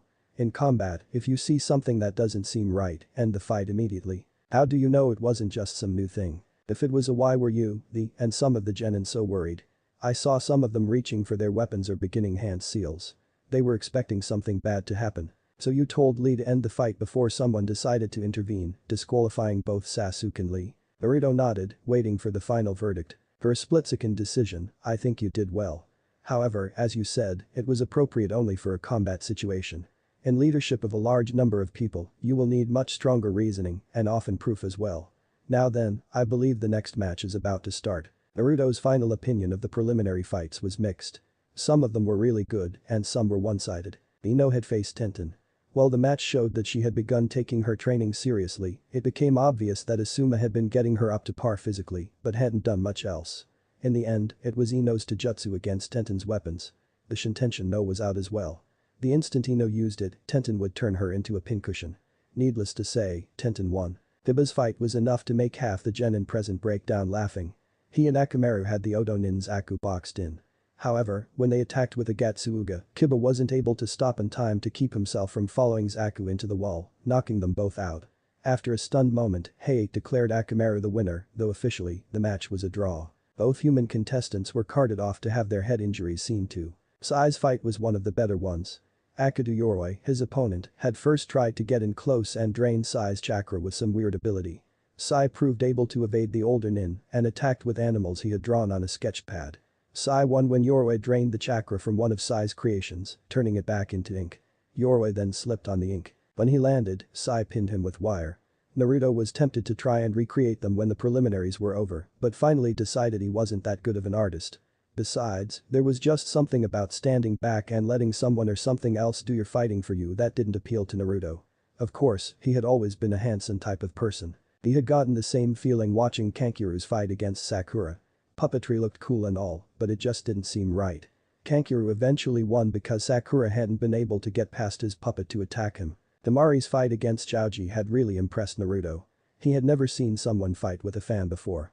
From what he saw, the big fan was powerful but slow, and Tamari wasn't carrying any other weapons that Naruto could see. Naruto was torn when Niji's fight came around. He wanted his fellow Konohinin to win, but he wanted someone to take Niji down a couple pegs more. He wasn't getting the chance to do it himself, but Gaara, Niji's opponent, would do just as well. Gaara's sand prevented Niji from getting within range to attack. Eventually, Niji lost his temper and charged Gaara, who picked Niji up with his sand and slammed him several times into the ground without once moving from his spot. That spoke volumes about the change in Gaara. He had told Naruto that normally he killed anyone who challenged him in combat. Finally, it came time for the winners to draw for their positions in the finals. Sarutobi spoke to the 9 finalists. Tamari, Shikamaru, Shino, Sai, Lee, Tenten, Hinata, Gaara and Kankuru. All 9 of you have done remarkably well. In 1 month, you will all face each other in the finals. First, however, you must draw a tile from this box to determine the order in which you will fight. When the 9 finalists had been drawn, Sarutobi announced the order. Let's see. The first fight is Sai vs Tenten. Second fight, Nara Shikamaru vs Hyuga Hinata. Third is Sabaku no Tamari vs Rock Lee. The fighters in the fourth match are Aburam Shino and Sabaku no Kankuro. Lastly, Sabaku no Gara vs Uzumaki Naruto. At Naruto's name, some of the disqualified genin, mostly Sasuke and to a lesser extent Kiba and Neji, began to speak out. Why is he in the finals? He isn't even taking the exams. Ichihasan, my student is listed as an alternate for the finals and has been for the last 3 weeks. Damn it, I want to be in the finals. I demand that you give me the dope spot. At that announcement, Naruto and the senior nin, regardless of village, tensed. Sarutobi dropped his smile, staring directly at Sasuke, who definitely started right back. Ichihasan, you are a genin. I am a Kage, your village's leader and your superior. You are in no position to make demands of me. You are one step away from being insubordinate to me, and trust me, if you take that step, you will be punished. I may be known for being more tolerant of such things than others, but there is a limit to my patience. HMPH. Tomorrow morning, you will report to the Hokage Tower at 9. The entrance could use a good cleaning and you've just volunteered for the job. Sarutobi looked around at the assembled genin. Now then, does anyone else wish to lodge a complaint about Naruto fighting in the finals? Sakura raised her hand. Hikage-sama. I don't have a complaint, but doesn't Naruto have an unfair advantage over the other finalists? He's seen them fight, but none of us have seen him. Urinasan, you have forgotten my little speech before the preliminaries. This is a war in miniature. In your career as shinobi, you can't be assured of always knowing who your opponent is and what they are capable of. In such situations, it is entirely possible that while you know nothing about them, they may know a great deal about you. It is with this in mind that Naruto is serving as an unknown. Kiba scratched his head. You know, this sounds really familiar. It should. I believe Marino Ibiki told you much the same thing after the first exam. If you can't bring yourself to take a chance and face the unknown, you aren't ready to be, much less shinobi. Well, that makes sense, I guess. It's weird that Kabuto didn't know about this. He sure knew enough about everyone else involved with the exams. At this, the senior nin in the room turned to face Kiba and the others. Kurenai asked the question, Kiba, what are you talking about? One of the other Konoha genin, Kabuto, had info on everyone taking the exams. Mission records, stats, the works. We checked ourselves out and the info was legitimate. Sarutobi was twitching imperceptibly. Something was not right. He needed to wrap things up quickly. Now then, are there any other questions? No.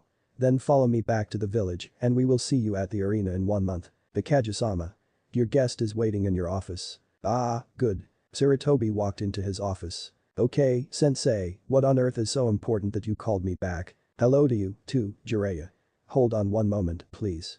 I need to speak with Tu Anbu first. As if on cue, Tu Anbu entered the office and knelt down before Sarutobi.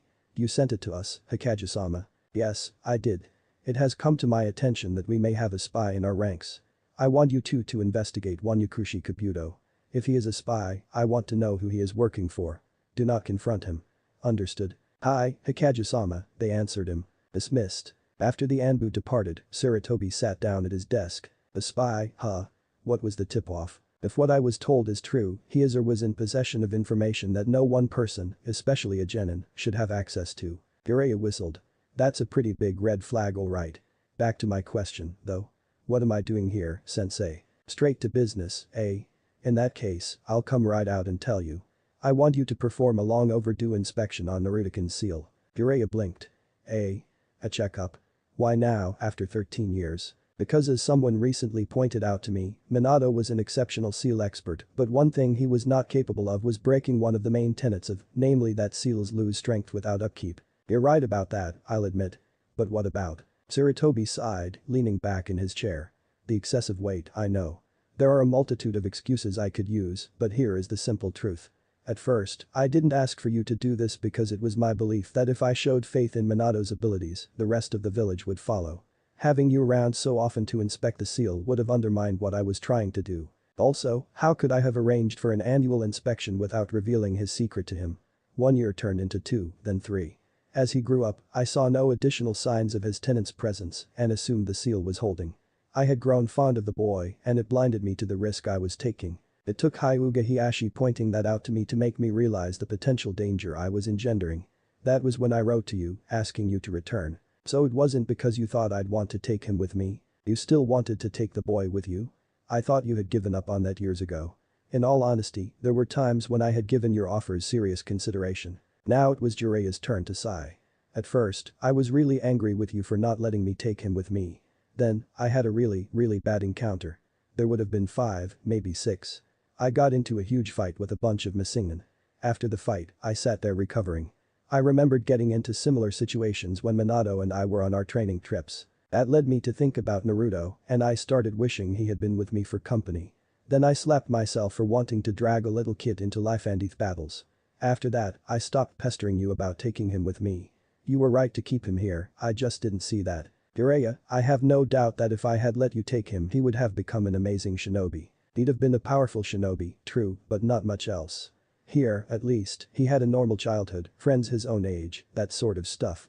I couldn't have given him that, not with my nomadic lifestyle. Besides, I'd say he's got a better teacher in you than I could have ever been. You're twice as patient as I will ever be. He's had a childhood, but it didn't start to resemble anything close to what you or I would call normal until he was 10 and moved in with Kakashi. He moved in with Minato's student. Why? Naruto's apartment burned down. Several months prior, I had given Naruto his inheritance from Kushina. He was attacked in his apartment and invoked Phlegethon in self-preservation. After that, I reread Minato's written wishes regarding him and discovered things I hadn't seen before, such as the names of those Minato entrusted to protect Naruto, which happens to be you, me, and Kakashi. Jiraiya's brow furrowed. Why didn't you see this before then? Because your student wrote the list himself and didn't tell us what he wanted to our faces, outside of his final wish. His inability to express himself in words struck at one of the worst possible times, and his son suffered for it. So, what's the boy like? He is remarkable, not just as a shinobi or as my student, but as a person. Almost too remarkable at times. At Jiraiya's unspoken urge, he continued, he adapts to just about anything. His other 2 instructors, Kakashi and I, have been trying for some time now to help him choose his specialties, and nothing is working. With any other shinobi, such a thing would be dismissed as genius, but with Naruto, there is an extra variable to consider. Do you suspect the Kyuubi? It seems like a plausible explanation, but I have no proof. Were I to blame the Kyuubi without rock-solid evidence of its involvement, I would be no better than some of the villagers. As much as it pains me to say this, some of the more stubborn villagers continue to blame him for any undesirable event, from hangnails and stubbed toes to an animal defecating in their yards. Would you like me to see if Kyuubi is responsible when I do the checkup? Please do. It would be one less thing for me to be constantly worried about. I can understand you being worried that this could be a sign that the seal may have weakened and that the beast may have a greater influence on him than we would like, but what if the seal is still stable? It will still be less of a worry to me and I will be able to sleep again. Jiraiya, I haven't had a restful night of sleep since Hiashi convinced me to send for you. Ever since that day, I've been lying awake at night, going through my memories, looking for warning signs I might have missed the first time. I find none, but it does little to ease the uneasy feeling in the pit of my stomach. I made a rookie mistake, losing my objectivity like that, and it is especially nerve-wracking to me after what happened the last time I allowed my personal feelings to cloud my judgment. Are you afraid you're making him into another Orochimaru, sensei? I hate to admit it, but there are times when I am very afraid that I am doing just that. He has a similar drive to learn and talent. What's more, he has a great destructive force within him and more than enough reason to lay waste to the village. If that ever happened, I doubt I could bring myself to try and stop him. If I did, it would be more out of a sense of duty than anything else. It is partly for that reason that I have decided against teaching Naruto to conceal his emotions, for the moment at least. Why, in Kami's name, would you deny him that? We have only recently managed to convince him to tell us what he really thinks, not just what he thinks we want to hear. Training him to have a poker face at all times would throw all that work out the window, at least at the moment. He sure doesn't seem to have any trouble speaking his mind to me, from what I've already seen and heard. You would think so, but he can be notoriously tight-lipped and sensitive when he wants to be. Of everyone he trusts both me and Kakashi most of all, and there are things that he won't talk to us about. On more than one occasion, he has failed to let us know when he needs new supplies. When we asked about it, he replied that he was afraid we'd think he was careless. He cares too much about other people's opinions. Yes, especially the opinions of those he cares about. He's desperate for acceptance, and once he gains it, he becomes unwilling to do or say anything that could cause him to lose that acceptance. In professional life, this is unacceptable. If a mission fails because he had vital information in his possession but didn't share it because he thought the others wouldn't want to hear it, Sarutobi left the thought unfinished. It's the classic problem between civilians and shinobi. Parents raise their children to be honest and tell the truth, but their profession requires them to lie, cheat, and steal. Naruto needs to know when to speak his mind and when to be silent, when and when not to volunteer information, and when he should give his opinion, and when he should be objective and state only the facts. Sarutobi sighed, it is one of the few areas in which he is truly deficient and until that situation is remedied, I can't have someone teach him emotional concealment. It could potentially ruin him, both professionally and personally. Personally, sensei. I know I'll sound like a scheming woman, but I want Naruto to have a family of his own one day. I know from experience how important communication is to forging and maintaining a healthy relationship. As such, I want to give Naruto every chance possible to have the best life he can. We are, however, working on getting him to not let his emotions cloud his judgment. It's not the same, but it will have to suffice until he is ready to learn to suppress emotions when he is on the job. Overall, I may have my personal fears, but I know they are unfounded and Naruto disproves them easily. When I'm not being seized by those lingering fears, he reminds me more of you than Orochimaru. Sensei, Orochimaru burned you. Bad. You had high hopes for him and he stabbed you in the back. I can totally understand why you're so afraid it could happen again. You don't like making the same mistake twice. Who does? Besides, I'm sure that if Naruto starts behaving like a traitor, someone is going to notice. Sarutobi sighed, looking much older than he had when he had walked into his office earlier. I suppose you're right, Jiraiya. I know I am, sensei. So, mind telling me why Mamachi Zabuza is training the boy? The sudden change of topic stunned Sarutobi, but he recovered quickly. There are three main reasons, political, practical, and personal. Care to enlighten me? Many people in the village are leery of being around him. My political reason is to give him a chance at gaining acceptance. Practically, his time as part of the reserve forces is almost up. I need to see what would be the best course of action to take with him. So far, I have decided that a genin team is out of the question for the time being and he is much better at teaching advanced than beginning techniques. And the personal reason. So impatient. I was getting to that. By a strange coincidence, Zabuza's genin sensei was Uzumaki Kenji, one of the 5 refugees and the one who lived the longest of them all. If not for Naruto's birth, the clan would probably have died with him. Probably, sensei. After all this time, there is still no definite answer as to the fate of the Uzumaki that was bound for Iowa. I think that it is fairly safe to say that Naruto is the last Uzumaki. Anyhow, Kenji took Zabuza under his wing when no one else in Kiri would. He feels he has a debt to the man, and teaching Naruto is his way of repaying that debt. You said Zabuza was teaching him, not just training. What else is learning from him? I thought you would have figured it out, Jiraiya. Right now, Mamachi Zabuza is the closest thing in the world there is to another Uzumaki. So, he is teaching Naruto about what it means to be an Uzumaki. I can buy teaching him to repay a debt, but how in the hell would Zabuza know anything about the Uzumaki clan traditions? The clan may have been unconventional, but I highly doubt they would let outsiders know their most guarded secrets. I have my suspicions as to why Kenji did so. Remember, the almost complete decimation of the clan was unexpected. They expected the refugees to be safe and to start taking measures to rebuild their clan. The way I see it, Kenji taught Zabuza some of the clan traditions in preparation for having him help rebuild the clan by marrying into it. That makes sense, I guess. Well, if you don't mind, sensei, I'll take my leave. Certainly. Would you like me to summon Naruto? Nah, don't bother. I've spent all day traveling. I'm beat. I'm sure I'll run into him at some point. I'll let you know when I've finished looking at his seal. Sarutobi chuckled. I have a sneaking suspicion that once you meet him, you'll be fighting to take over his training from me. Sensei, you know I swore that I'd never take another student. Yes, I know. I swore the same thing myself after the 3 of you began making your own paths in the world, and look at what I'm doing now. Point taken. See you later, sensei. Alright. Have a good day. And? Before I get a shitload of complaints about Sarutobi fearing Naruto may turn out like Orochimaru, I'd like to defend myself. Sarutobi was screwed over by someone he cared for. Any normal person would be afraid of it happening again, the same way people who almost drown sometimes develop hydrophobia. If it could happen once, it could happen again. Yes, it's irrational, but that's the way it works a lot of the time. Thank you. Chapter 16. Hey there, sensei. Sarutobi looked up from the folder in his hands to see Jiraiya standing in front of the desk, an unusual mix of expressions on his face. Ah, Jiraiya. What can I do for you? I came to tell you that I finished the exam on the Gaki seal. If I didn't know better, I would swear it was just done. That was fast. Is there anything I should know? Depends. I could give you a more detailed account, but you look like you're in the middle of something. Yes, well, it's nothing that can't wait a little while more. One of the shops in town filed a request to buy some vacant property next door to them and expand their store. I'm supposed to review the information and decide whether to approve or reject their request. I see. Not exactly time sensitive, then. Not at all. So, what do you think of my youngest student? Well, Jiraiya began, we sure met in an unusual way. I was doing research at the hot springs when your student managed to sneak up behind me and alert all the women that I was there, who then proceeded to pound the crap out of me. Once that was over, I was about to introduce myself when he said that he already knew who I was. He didn't even let me do my introduction dance. Sarutobi mentally rolled his eyes. That's a shame, Jiraiya. What happened next? I took him off to one of the more isolated areas and did a preliminary inspection of the seal. It was a little worn around the edges, but was still holding fine. The Kyuubi is still contained, but the beast has exerted some form of influence over the boy's physical condition. Well, yes, I knew that.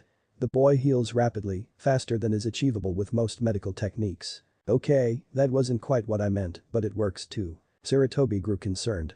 You weren't speaking about his healing abilities. What did you mean, then? Give me a sec. When I started going more in-depth with my inspection, I found that the amount of chakra he's gained from the Kyuubi has dropped. Are you saying that his overall reserves have shrunk? You said the seal was in perfect working order. Sorry, I misspoke. His reserves haven't shrunk, and the seal is working. It seems that there is a little loophole in the seal's workings no one anticipated. The Kyuubi can, for lack of a better term, donate some of its energies, in addition to what the seal siphons off daily. When I said the amount he received had fallen, I meant the Kyuubi was no longer giving the extra yokai. I see. It was probably trying to gain some sort of influence over the boy. When that failed, it decided to try another tactic. Can you tell when the drop-off started? From what I could tell, around 2.5 to 3 years ago. Why do you ask? 2.5 years? Interesting. I gave Naruto his mother's scroll a little over 2.5 years ago. There could be a connection. It could also be a coincidence. Were there any other events that happened to the kid around that time? Not really.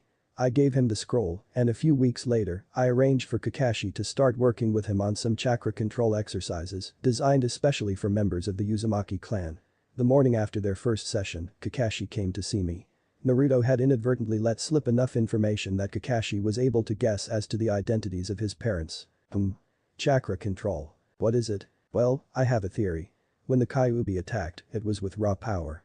When it was sealed, it may have decided that what had worked for it would work equally well for Naruto and started donating extra yokai. Then, when the boy started working on his control, the beast realized that the rules were different for humans, stopped donating, and began looking for other ways to ensure Naruto's, and by association, his, survival. That does make a certain amount of sense, though it troubles me to think the Kyuubi is so aware of the world around Naruto. I wouldn't say the Kyuubi is aware of the world around Naruto.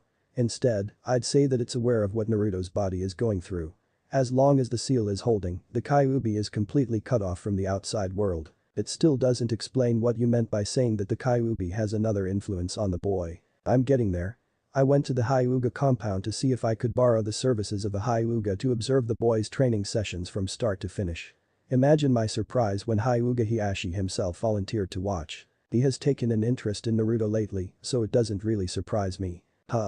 Anyway, on the way to where he was training, he mentioned that you had told him that you, Guy, and Zabuza were becoming frustrated at how the boy was adapting to mutually exclusive styles. Well, when Hiashi started watching with his Byakugan, he began to notice trace amounts of yokai in Naruto's system when he was stretching. Not enough to raise any alarms, but more than could be explained by the seal, and it was always concentrated on the muscles that he was stretching at the time. Sarutobi sat up in his chair. This could be the answer he had been looking for. What were yokai doing? Hiashi couldn't tell exactly what was happening, but he said that it appeared to just be loosening them up. All we know is that he is apparently much more flexible than he should be. So Naruto-kun is basically getting a deep tissue massage at all times, completely unaware, which makes him more flexible and increases his range of motion. That would explain why we never noticed it before. We were all looking for something obviously unusual. We never thought to look for something this subtle from the Kyuubi. Very clever. Were there any complications? Yeah, there was. That Uchiha kid was spying on us. Really? Can you prove it? Sure I can. 3 separate times that idiot was hiding in trees surrounding us. Hiashi and I scared him off each time, only for him to reappear again a few minutes later in a different location farther away than the last time. Finally, I threatened to gouge out his eyes if he didn't leave. Honestly, the little prick thought he was good enough to hide from and one of the Densetsu no Sanin. Jiraiya, are you pressing charges? Something in Sarutobi's eyes begged him to say yes. Damn straight. Why wouldn't I? Let me show you something. Sarutobi reached down and produced 2 items from a desk drawer, a thin folder and a filled binder. Gesturing to the folder, Sarutobi spoke. This isn't the first time he's done this. In this folder is every complaint filed on him by someone he's been spying on.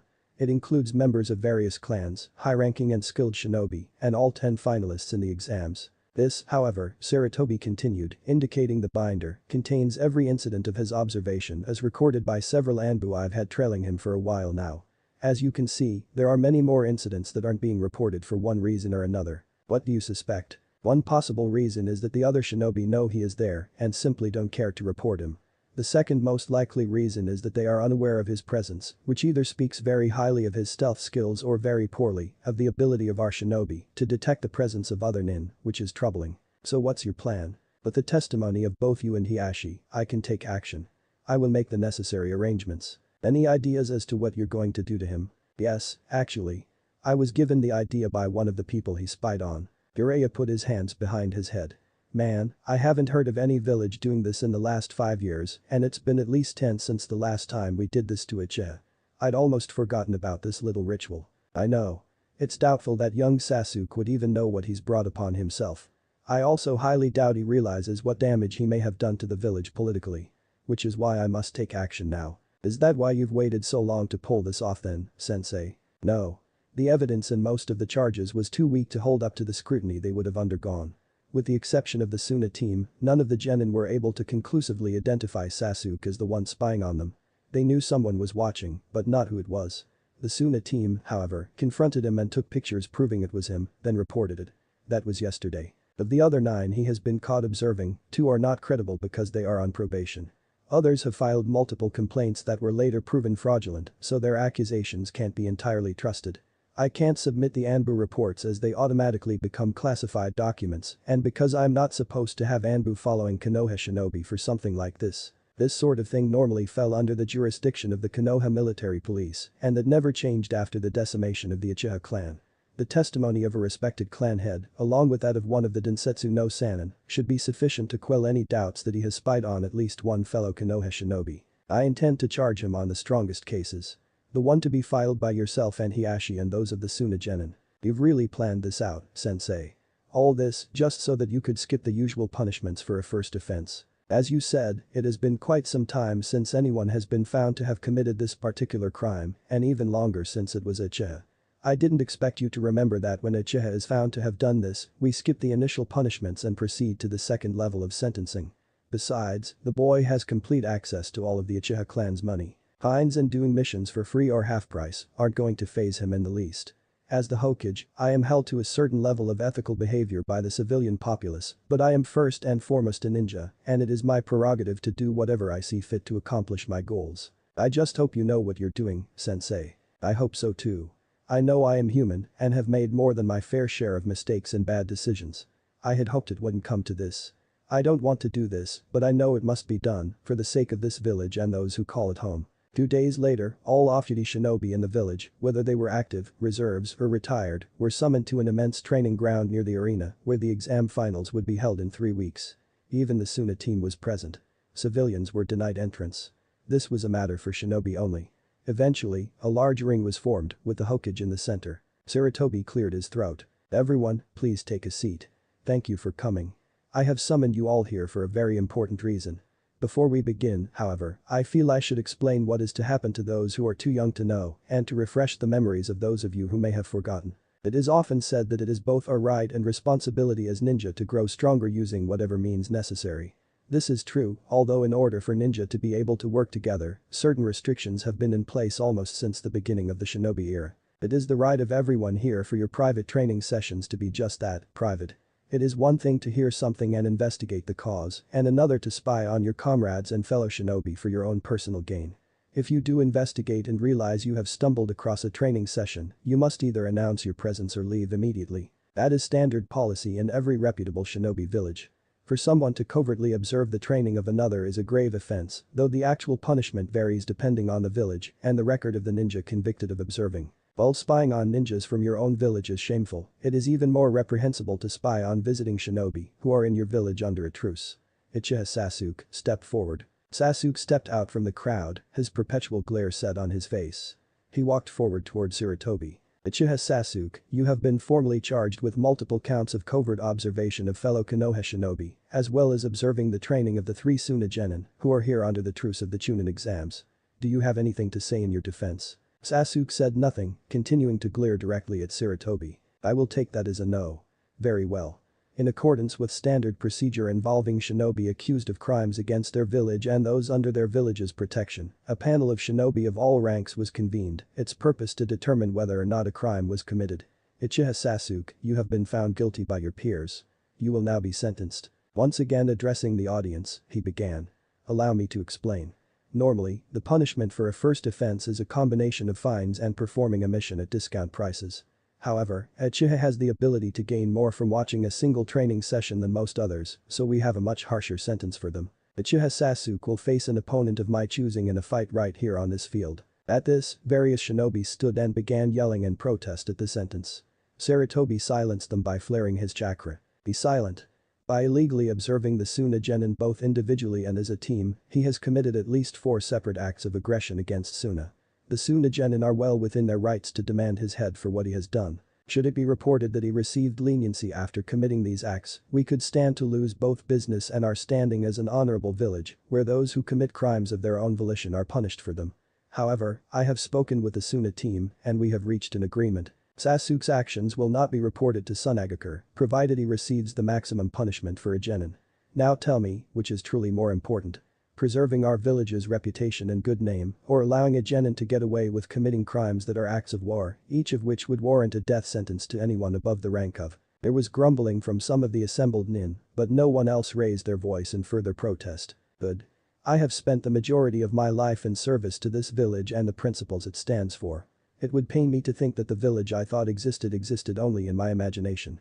Now then, Jiraiya, administer the seal. Jiraiya appeared behind Sasuke and slammed his hand into Sasuke's neck, next to the curse seal. Phew. Sasuke fell to the ground, writhing in pain. Sarutobi continued. The seal you have now received prevents the usage of your Sharingan while it is on you. It wouldn't be much of a punishment if you come away with something new, would it? You have no right to take the Sharingan away from me. On the contrary, I have every right. You are a shinobi under my command, and you have broken several laws. As such, I may do whatever I wish as punishment. Should you do it again, the next step will be the surgical removal of your eyes. Sasuke glared. Let's get this over with. Very well. Uchiha Sasuke, your opponent, is me. Sarutobi removed his hat and robe to reveal an older style of shinobi uniform. The Konoha shinobi present stiffened. The Hokage was going to fight a genin. Nothing they could say would change anything, but they hoped the Hokage wouldn't be going all out against the boy. Jiraiya, you may proceed. Hi, sensei. Combatants, take your positions.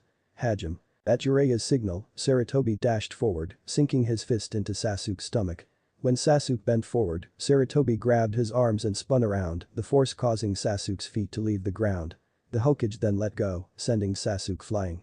Sasuke landed roughly, managing to cushion himself only enough to prevent serious injury. The jarring pain that shot through his body stunned him enough to cause him to lose sight of the elderly cage.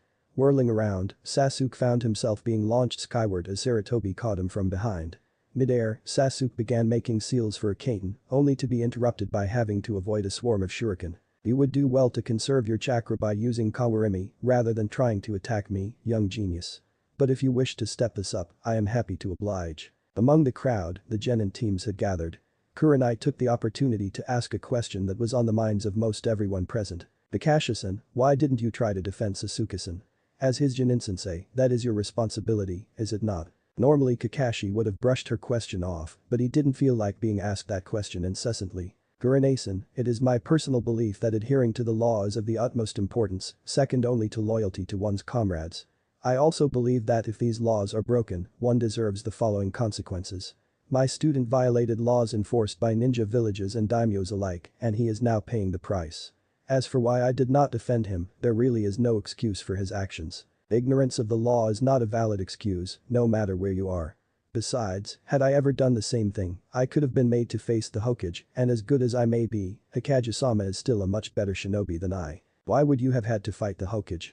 You aren't a Uchiha. When it was determined that I could use my Sharingan to full effect, the law was changed from any Uchiha with an active Sharingan to anyone in possession of an active Sharingan. Sensei and Hokage-sama both made sure to close any loopholes, ensuring that I would not have any excuse should I ever do what Sasuke-kun has done. Why else would I tail him and write most of the Anbu reports on his attempts at espionage for Hokage-sama? Shino arched an eyebrow. Hokage-sama is generating killing intent and focusing it on the Uchiha. Most unusual. Actually, replied Asuma, the only rules for this sort of thing are that pop. The Hokage can't do anything that would directly lead to your classmate's death. If he dies of the injuries he receives, that's legal. So, no poisons, intentional death blows, or stuff like that. Beyond that, he can do anything he wants. That includes using killing intent. Sakura asked the next question. Kakashi-sensei, if Sasuke was charged with a crime, why didn't he know? Civilian crimes get civilian trials, which are open to the public. This was a shinobi crime, and shinobi trials are different. As we are trained to kill, it would be rather senseless to let the accused see the faces of those who will decide his guilt or innocence, as they are our comrades, and we need to be able to work together. It could cause bad blood and jeopardize the village if the accused were to go around killing the jurors for his trial. So, the trials are conducted in secret. Sasuke was in trouble. After his failed attempt at retaliation, the Hokage was showing him no mercy. Actually, the fact that he was still alive meant that he was being shown some mercy. Now, instead of just dodging physical blows and weapons, he had to contend with as well, all the while being blasted with just enough killing intent to interfere with his reaction time. He was having trouble performing the most basic movements now. Sandaime had scored enough solid blows and done enough damage that Sasuke wouldn't last much longer. Sarutobi called out his final. Doton. Ishikayan and Boru. The ground next to Sarutobi swelled and spat out a stone sphere the size of Sarutobi's head at Sasuke. The connection and the entire clearing was filled with the sound of Sasuke's ribs breaking and the accompanying cries of pain. Jiraiya stepped forward. I'm ending this. He's completely defenseless and will be out of commission for a while. Medics were called in. They began stabilizing Sasuke for transport to the hospital. Sarutobi spoke up again. Before we adjourn, there is one more thing. As I said, this little spectacle was young Sasuke's punishment for spying on the Tsunagenin. Ichihasen was also found guilty of spying on fellow Konohinin, and I must now hand down the sentence for this offense. The seal that disables the Sharingan will remain on him until both Jiraiya and I decide it is to be taken off. Any attempt to remove or alter the seal will result in the Sharingan being permanently sealed. You may go now. The shinobi began to disperse. Sarutobi walked over to where Naruto was standing. Naruto-kun, I believe I have you to thank for how well I did. Naruto scratched his head. What are you talking about? I didn't have anything to do with your fight. Sarutobi laughed. Naruto-kun, until I started training you, I hadn't realized precisely how out of shape I had gotten sitting in that office day in and day out. Were it not for you, I could have easily gotten hurt or made a complete fool of myself. Now, if you would, run up to my office and get out the basin, the salts and liniments. Also, put on some water to boil. I may not have hurt myself, but by the time I get back to the office, the adrenaline will have worn off and I'm going to really feel the pain. Hi, sensei. Naruto took off in the direction of the Hokage's tower. Getting old really sucks sometimes, commented the elderly Kage as he made his way towards the same destination. There was a knock at the door of the Hokage's office. Kage-sama, we have an update regarding our mission. Sarutobi gave permission to enter and looked up from his desk. His feet were still aching, so he had them soaking in the basin filled with Epsom salts and hot water. The two Anbu he had assigned to investigate Ikushi Kabuto were in front of his desk. So soon? It's barely been a week since I gave you the mission. Alright. Let's hear it. We are nowhere near the conclusion of our investigation, Hokage-sama, but we have uncovered evidence that we felt could not wait. Go on. Outwardly, he has done nothing suspicious. If he knows we are watching, he does not show it. However, we were able to recover a set of chakra-responsive data cards from his apartment while he was out. Whatever information was on them has since been wiped clean, but we were able to retrieve fingerprints from the surface of the cards. Whose fingerprints did you recover? Ikushi-san's prints, as would be expected. Also, the prints of several of the rookie Konoha genin and one other source. The genin admitted to looking themselves up, so that would explain the presence of their fingerprints. What of this other source? Have you identified this other person? The Anbu shared a look. We have, sir. The prints belong to Orochimaru. If they were expecting an outburst, they were sorely disappointed. Sarutobi simply leaned back into his chair and steepled his fingers. I see. It makes sense that in order to gain access to Training Ground 44, not to mention the village, he would need someone on the inside. Is there anything else? It appears that in order to maintain his cover as a genin, he is actively masking his chakra. As a result, we can only guess as to his true level of skill. Very well. Continue watching him. Again, no confronting him. His adopted father was a medic of considerable skill. Kabuto may be able to use some of the medicine that can be adapted for use in combat. Report directly to me if anything else should arise. I will also be assigning additional Anbu to assist you. Should I be otherwise occupied when you need to inform me of some new development, the emergency pass force will be kunai and shuriken are on sale downtown. Understood, Hokage-sama. Oten. Ishikayan and Bore Earth release. Stone Cannonball. Chapter 17. Alright, Naruto, let's take a break. Yeah, sure, but why are you training me, Kakashi? What about your team? Sasuke will be in the hospital until sometime after the exams and Sai, for some reason, turned down my offer to help him. He said he preferred to train on his own. What about Sakura? Actually, I completely forgot about her. At this, Naruto shot Kakashi with a disbelieving look. Alright. She's undertaking a personal mission vital to continuing her career in service to Konoha, something only she can do. Naruto's eyebrows shot up. What kind of mission? Sakura has absolutely no idea what she wants to do with her career. Just because she is on a team with people who are combat-oriented doesn't mean her path lies there. As her Jonin-sensei, it's my responsibility to help her decide. So I spoke to Hokage-sama and he arranged for her to spend the month before the finals working with professionals in some of the various specialty jobs available for a kunoichi. How can that take a month? I mean, the specialties are Taijutsu, Jinjutsu, Ninjutsu, Kenjutsu, and Fuinjutsu, right? Not quite. You're confusing skill specialties with job specialties. I'm talking about things like weapons forging, teaching at the academy, the medical arts for both humans, and even some of the administrative jobs, like record keeping and information analysis. That is what Sakura is doing. Wow, that actually sounds kind of cool. Too bad they don't do stuff like that for the academy students or new genin. It would probably be a lecture series if anything. If the students were able to choose, odds are they would flock to the active eduty options. I can't see an academy student or fresh genin willingly submit themselves to administrative work. Naruto scratched his chin. I don't know. If it doesn't involve lots of activity, it would probably be right up Shikamaru's alley. Very true. To be honest, few members of the Nara clan remain frontline shinobi after a few years. They either become reserves and focus on their gear or become administrators. But we're getting off topic. You know, I'm curious. Why haven't you asked me to teach you Chidori? Considering the rate you devour new at, I thought you would have been begging me to teach it to you ages ago. Well, from what you've told me, it needs a Sharingan to be used effectively, which I don't have, and a fairly strong affinity to lightning, also something I don't have. I didn't think that would stop you. Call it sensei's influence. I'd love to learn it, but I'd never be able to use it the way it's intended, if at all. Besides, since you're the only person who knows it, I won't have to learn it in order to find a counter for it. Kakashi scratched his head. Fair enough. Now that that's settled, let's get back to work. Hey, Kakashi, I have a question. Why do you keep saying you're not much of a teacher? You're doing great as far as I can tell. Well, maybe it's not that I'm a bad teacher, it's just that I don't do well with rookies. I guess I've got something in common with Zabuza. We just do better teaching more experienced shinobi. Zabuza lacks the temperament needed to work with rookies, and I have difficulty relating to how little experience and knowledge they have. Take that lecture I gave you way back when, on the hand seals. Did you understand any of it? Not then, and I'm still kind of shaky on it, to be honest. My point exactly. Most don't even know what effect the seals have on it, and I was trying to teach it to an academy student. In my shinobi career, I have almost never struggled with anything. As a result, I don't always understand why others struggle with something I find to be dirt simple, and when it comes to training genin, just about everything seems dirt simple from my perspective. Now let's give that another try. Okay, here I go.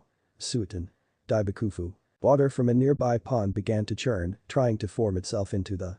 It quivered before it exploded, drenching Naruto and Kakashi. Naruto spat the water out of his mouth.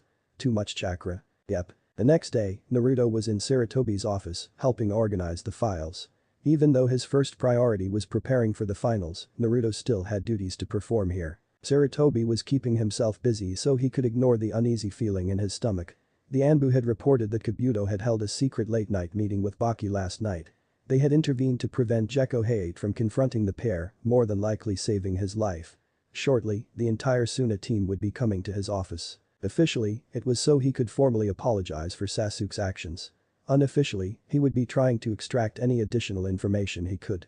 So far, the evidence pointed to some plot between Orochimaru and Suna, but he wanted something concrete. It was a result of being a man of peace, you tend to want undeniable proof before making any sort of decision that could lead to violence. He wanted Naruto there primarily to give the appearance that there was nothing out of the ordinary going on. Naruto had formed some sort of bond with the youngest sibling, and his presence would go a long way to keeping a light atmosphere. However, Sarutobi wasn't looking forward to the consequences should things go badly. He knew it was difficult for Naruto to make new friends, and a friendship with a ninja from another village was a double-edged sword.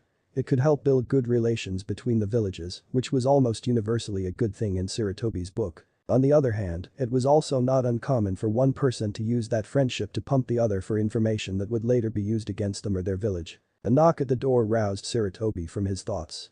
Naruto opened it and let the four Sunanin inside. "Welcome, and thank you for coming. Thank you for asking us here, Hikage-sama." "Yes, well, please take a seat. Tell me, how are things in Suna?" Aki stiffened.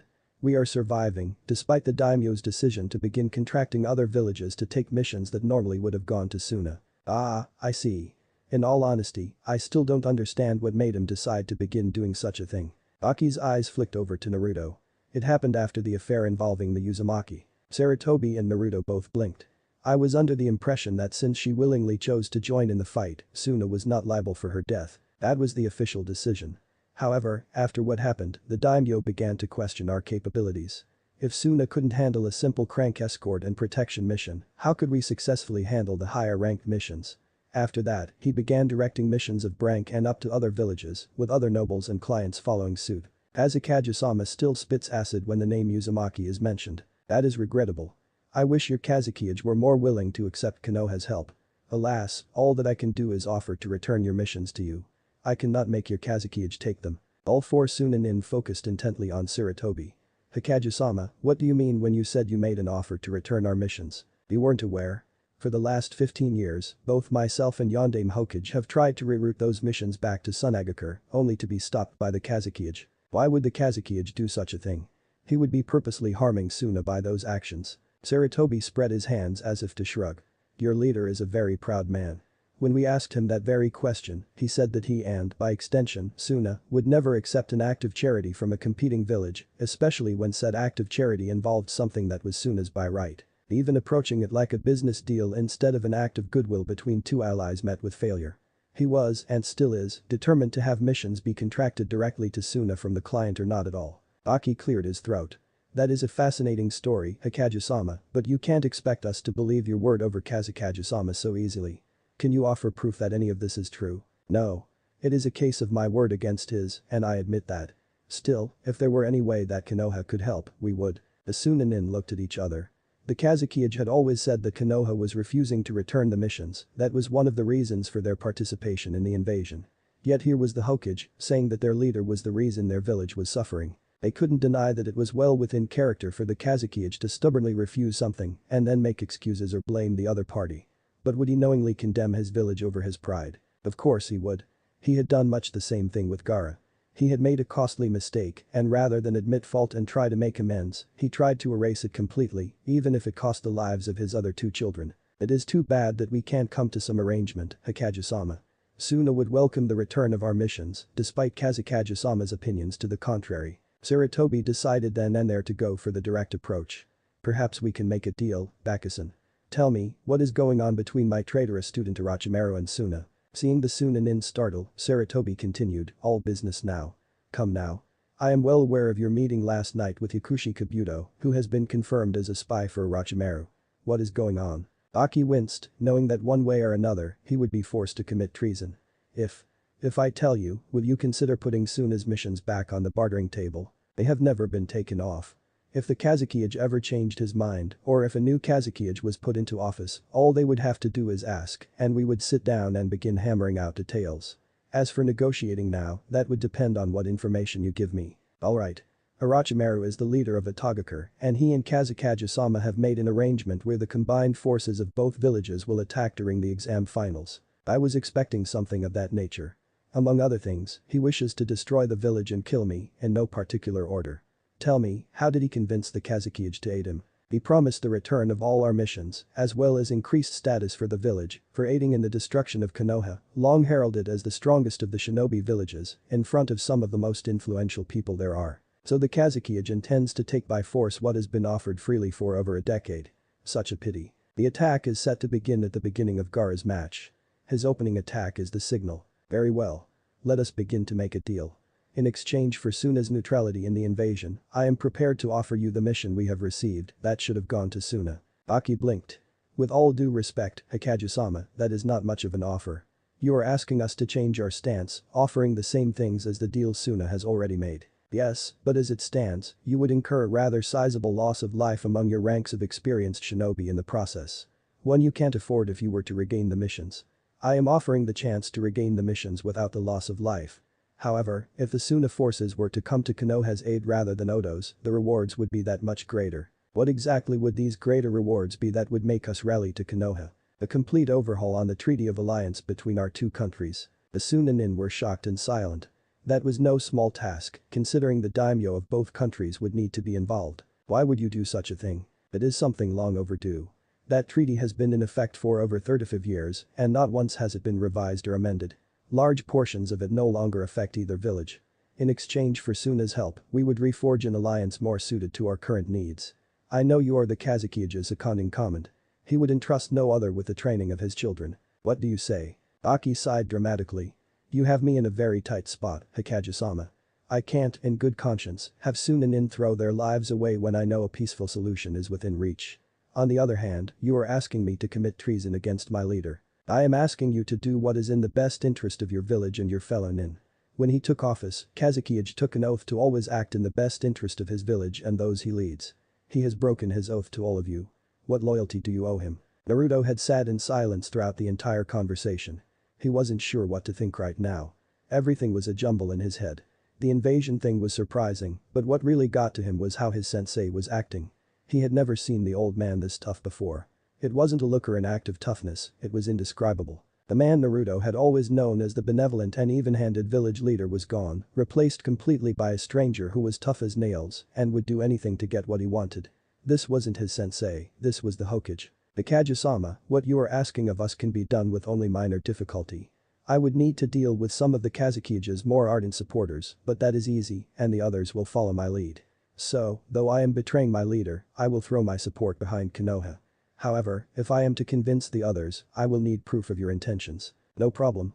Sarutobi reached down into a desk drawer and pulled out a large green scroll, along with blank paper, pen and ink. Here are all the missions Konoha has received since the beginning of the month that would normally have gone to Suna. I am giving this to you as proof that I would honor the deal should Suna's forces be neutral. Writing a message down on the blank paper, Sarutobi then signed it and used his personal seal on it. This is a written document stating that should Suna rise to Konoha's aid, I will contact the daimyo of both our countries about renegotiating the treaty.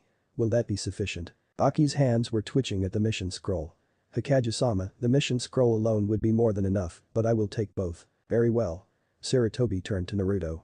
Naruto, why don't you take your fellow genin here to get something to eat and find some entertainment? Bakusan and I need to discuss some specifics, and it may take a while. Hi, sensei. Whatever you decide to do, the Hokage's office will pay for it, within reason. Are you sure, sensei? Consider it a training exercise. One of the duties of the Kage and their assistants is to entertain visiting dignitaries. They qualify, so whatever you do can be considered a business expense. Now go on, Shu. The four genin stood, bowed to the two senior ninja, and left. After the door shut, Baki commented to Sarutobi, Hikage-sama, your student is something else. Sarutobi grinned. I think so too, on occasion. What makes you feel that way, if I may ask? Have you read the report about what happened between Gaara and your student while he was escorting us here? Well, ever since, Gaara's personality has started changing slightly, especially where Temari and Kankuro are concerned. Really? How so? Until recently, Gaara would attack anyone, friend or foe, on a whim.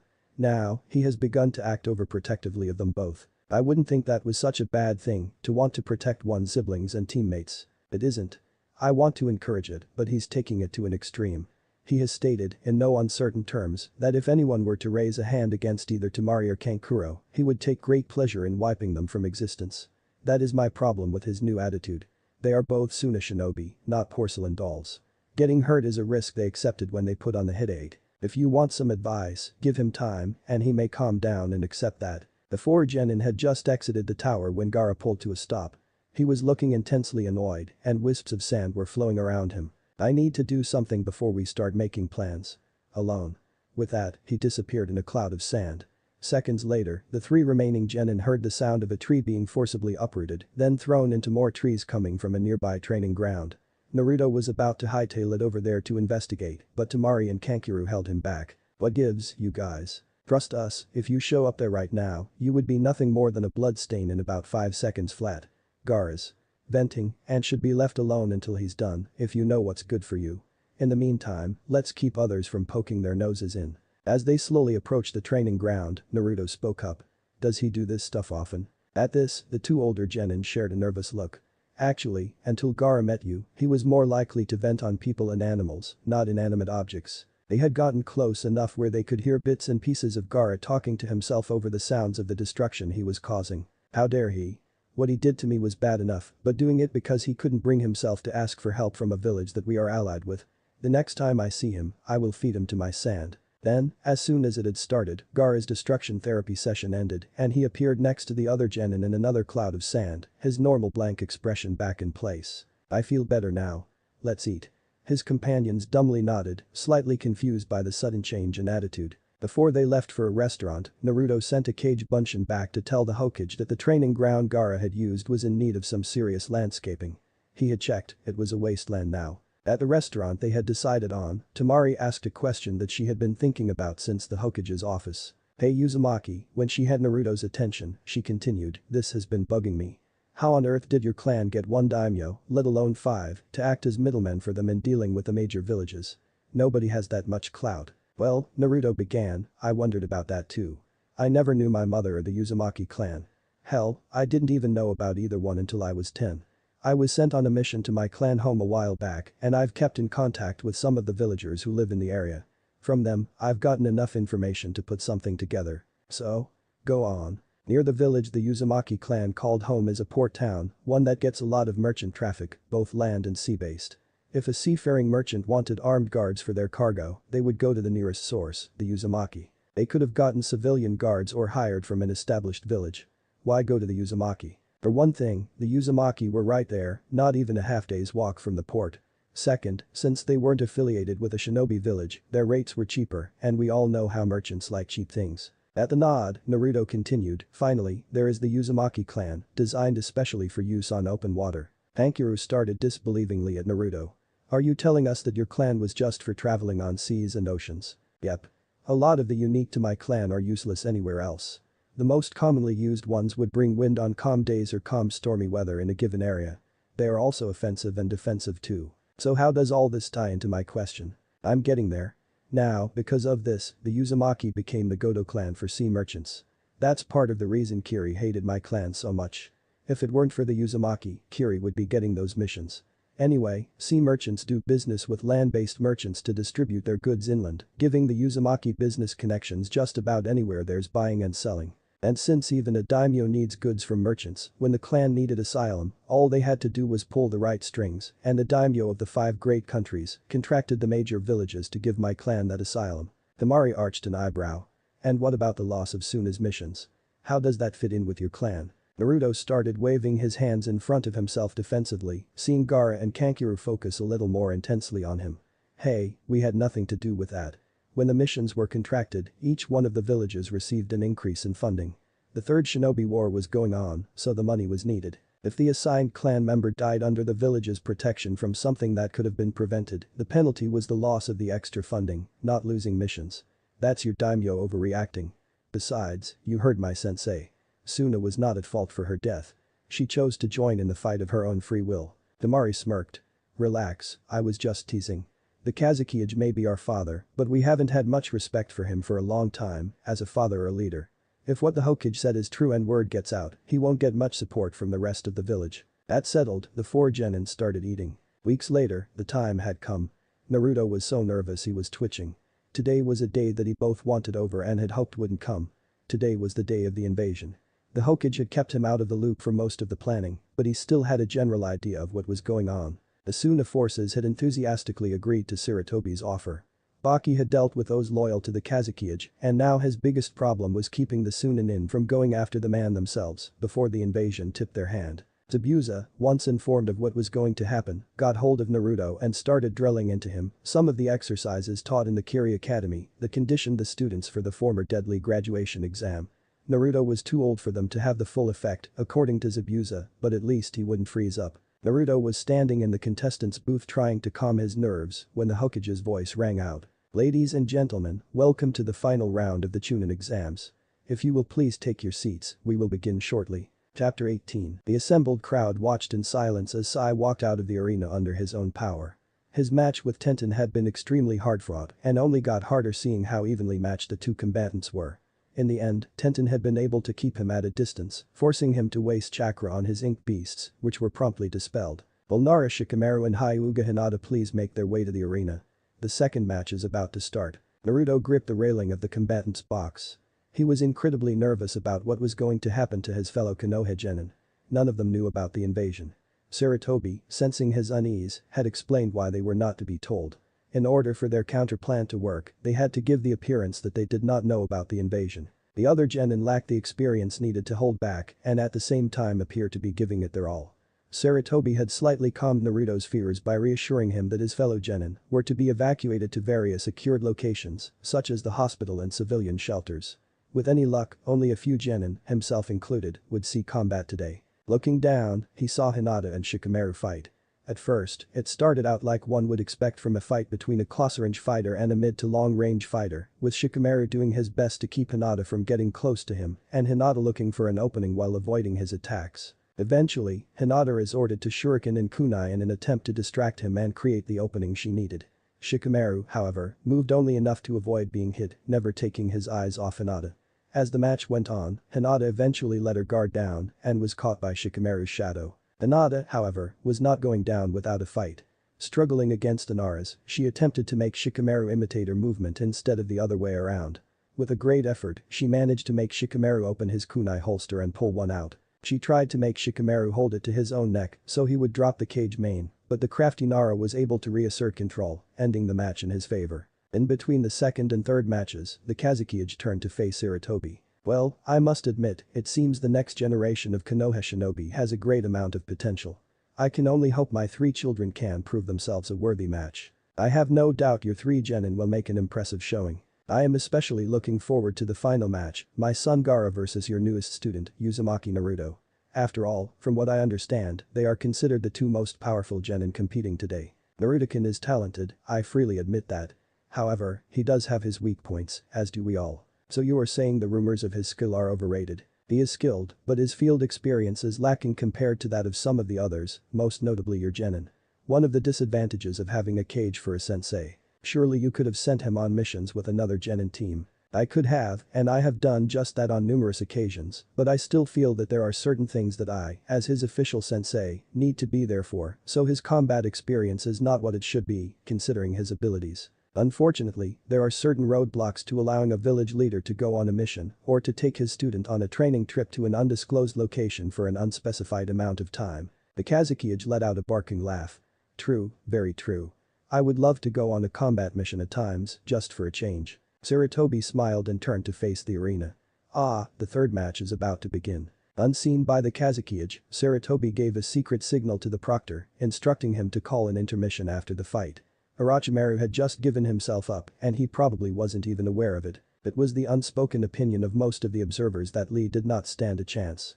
A ninja capable of using only taijutsu moves winning against a long-range specialist was not even a consideration in their minds. Which was why many jaws fell open when the match got underway. The instant the proctor said Hajime, Lee was gone, dashing towards Temari. Lee apparently hadn't even bothered to put on his weights and Naruto could see why. That way, he wouldn't have to waste precious time removing them, leaving him vulnerable to attack. Lee's speed enabled him to avoid most of Temari's wind attacks, as well as make some attacks of his own, until Temari began anticipating where Lee would move. Then, her attacks began making contact more often. She was grinding her teeth together all the while. How in the hell is this possible? No one should be this fast, it just isn't natural. Damn. Here, I'm confined to the arena, where normally I'd start putting enough distance between us to really let loose. This close together, I could get caught up in my own attack and that sure as hell would be embarrassing. Eventually, Lee's speed caught up to him. He got too close to Temari, who collapsed her fan and swung it as hard as she could at Lee's head, connecting solidly.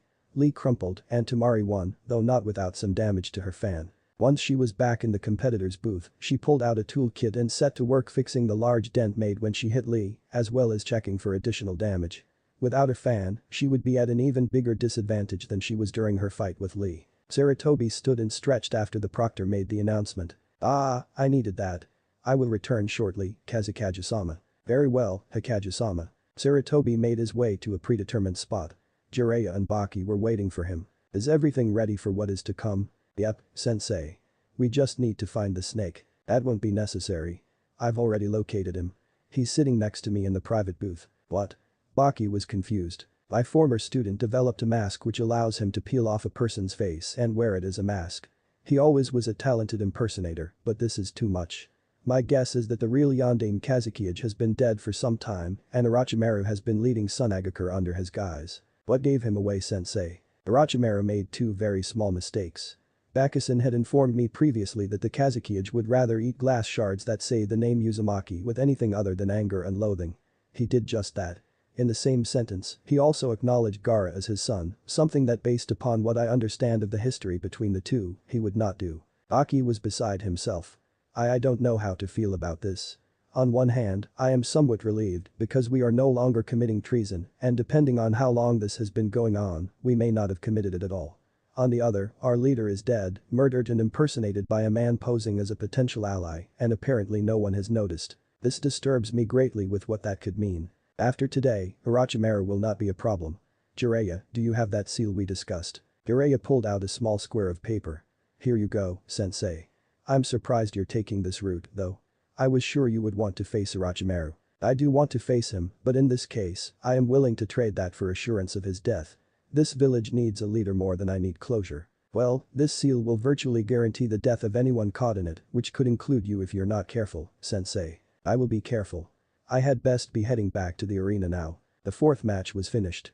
Kankuro and Shino had both made a spectacular showing, employing a wide variety of tactics and tricks. As soon as one had seemed to gain the advantage, the other made it disappear.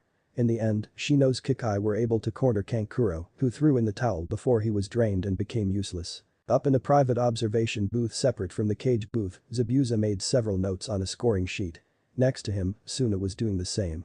They were judging the matches on how ready each combatant was skills-wise for the rank. When he had heard that Naruto would be participating as an alternate, he approached the Hokage about whether or not he would still be one of the judges due to potential accusations of bias, which the Hokage admitted was a valid concern. However, as Naruto's promotion wouldn't depend on his performance in the finals, but on an entirely different set of standards, there wouldn't be any problems as long as Gaara was judged fairly. Later, with the revelation of the invasion, this match was really just for show now.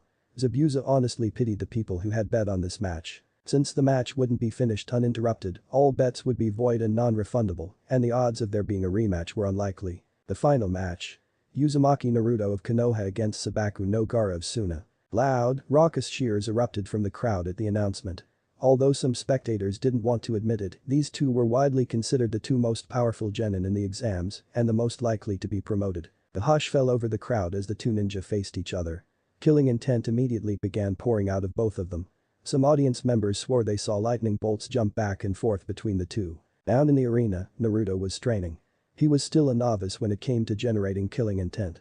He needed to build up a head of steam before he could even make the attempt, as opposed to people like Gaara and his various teachers, who were able to do it at will. This whole idea of putting everyone on edge before the match had been Gaara's idea. According to him, at the first move, someone would place the entire stadium under a sleeping bag, with the invaders being ready for it. However, if the two of them were to generate enough killing intent to put the audience on edge, it would be harder for the, which was meant to soothe everyone until they fell asleep, to take effect, not to mention easier to detect and break. Combatants ready? Hajime. With arms crossed, sand began to flow from Gaara's gourd, forming into a giant fist. As if it had a mind of its own, the fist rose into air, high above the walls of the stadium. It came down with a mighty surge towards Naruto, who dodged the attack neatly. Cries could be heard from all areas.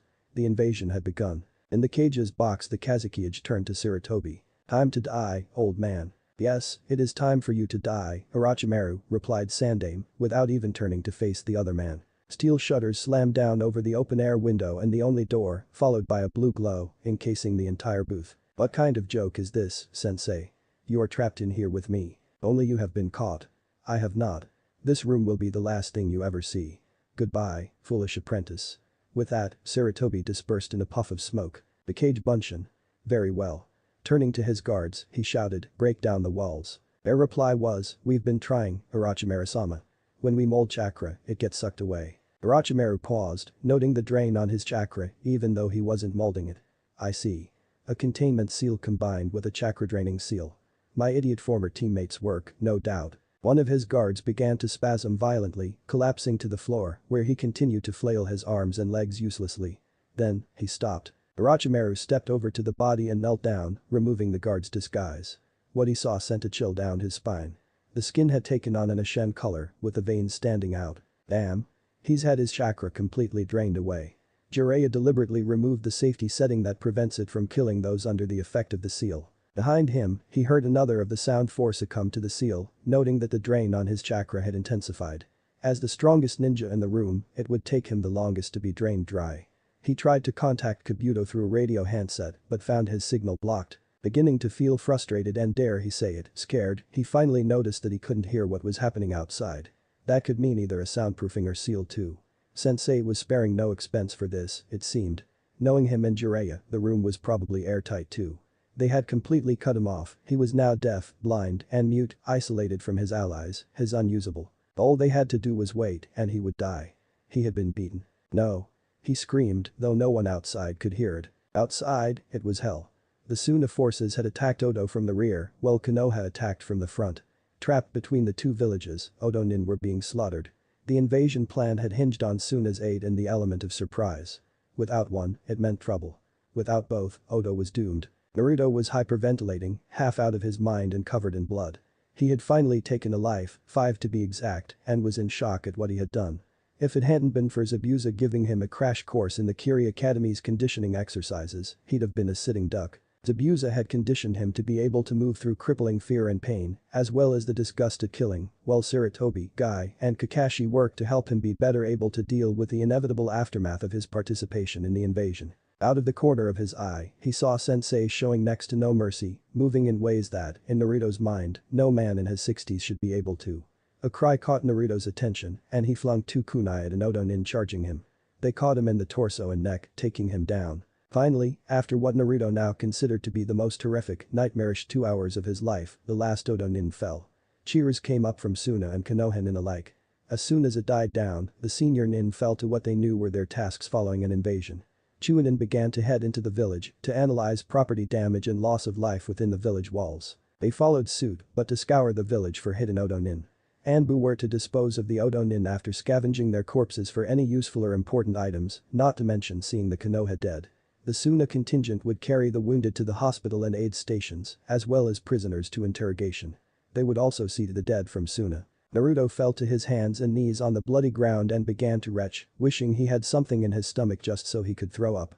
He felt a hand on his back and looked up to see Sarutobi, with a look that held both pride and sorrow on his face. Naruto, let's get out of here. Helping him to stand, Sarutobi formed a quick familiar set of seals, and they were gone. Barry appeared on an undamaged roof in the village. Sarutobi motioned for Naruto to sit, which the boy did, as if he were in a trance. Sarutobi heaved a great sigh. Naruto, I'm truly sorry you had to go through that. It's something I don't want anyone to ever have to go through if it can be avoided. Most sensei have a speech or lecture that they have prepared for the occasion of their students' first taking of a life. Personally, I always found such things rather dry and useless. Instead, I'd like to tell you a story. Sensei, no offense, but I'm not really in the mood. I know you aren't, but please listen anyway. This story is rather important to me, and I hope it might help you.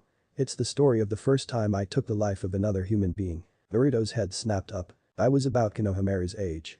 The village was still taking shape then. The only defensive fortification we had was a fence encircling everything. The walls you see surrounding the village now were just starting to be built. One night, a bunch of bandits and ninjas slipped past the watch and into the village, intent on putting an end to Konoha before it even started. I was woken up by my mother's scream from downstairs. I rushed down to see her on the floor, a bandit standing over her with a knife in his hand. I grabbed the nearest thing I could, a lamp of some sort, and threw it at the man. I missed him completely, alerting him to my presence. He grabbed me and threw me into our kitchen. He followed me in, intent on killing me. I saw a knife on the counter and grasped it. He laughed at me, standing there, trying to defend myself as best a scared 8-year-old could. He had a longer reach than I, and he struck. He laid my left arm open to the bone from the shoulder to my elbow. At this, Sarutobi rolled up his sleeve to show the scar, long since healed. He moved in close to kill me, while I was stunned by the pain. Right as he was about to deal the final blow, I swung my knife. I caught him in the neck, right across the jugular. He fell on top of me and bled out all over me. I was as covered in blood as you are now, and just as horrified. In a panic, I pushed him off and ran out the door, screaming my head off. Sarutobi paused, remembering that night in vivid detail. That was when I met the brothers, as the Shodai and Nidaime were known back then, for the first time. They stopped me, dressed my wounds, and found out what happened. They calmed me down from my hysteria, and in the middle of the street, in front of everyone, they told me that I had done the right thing by acting as I did. That no one would think poorly of my killing the bandit because I did it to save the lives of myself, my family, and everything I held dear. I didn't believe it at first and didn't eat or sleep for almost 2 weeks afterwards. I was almost admitted to the hospital to keep me from killing myself one way or another when they paid me another visit. They walked with me through the village and made me look at the reactions I got. They were absolutely right. They all looked sorry for what I had gone through, but not one of them looked down on me. The other children were a little more wary of me, but not too badly. Once again, they told me that I had been in the right and that if anyone spoke ill of me for taking a life in direct defense of what mattered most to me, then their opinion was worthless. It was a life-changing realization that it was possible to take a life and still be a good person. Up to that point, I had never considered becoming a ninja. I didn't want to be a killer, someone who took lives without hesitation or mercy. I made an almost instantaneous recovery and the brothers continued to visit, taking me under their wings, teaching me, training me, helping me to become the man I am today. Does it ever go away? No, Naruto my boy, it never truly goes away. I still have nightmares about that night. Other villages teach their ninja to repress what they feel, to kill their hearts, as it were. Konoha does not encourage that and has never encouraged it. We live with what we have done every day of our lives and because of that, we have a better understanding of the value of a life. Konoha is a vibrant village, full of life, because we teach that a life should not be taken needlessly. That is also a central belief of your clan. I believe that though on occasion a life must be taken, it should never feel commonplace. Sarutobi swept his arms out. I know that right now you're questioning your career choice. Look around, Naruto, and see just why we do what we do. Naruto turned around and looked down. He saw families tearfully reuniting.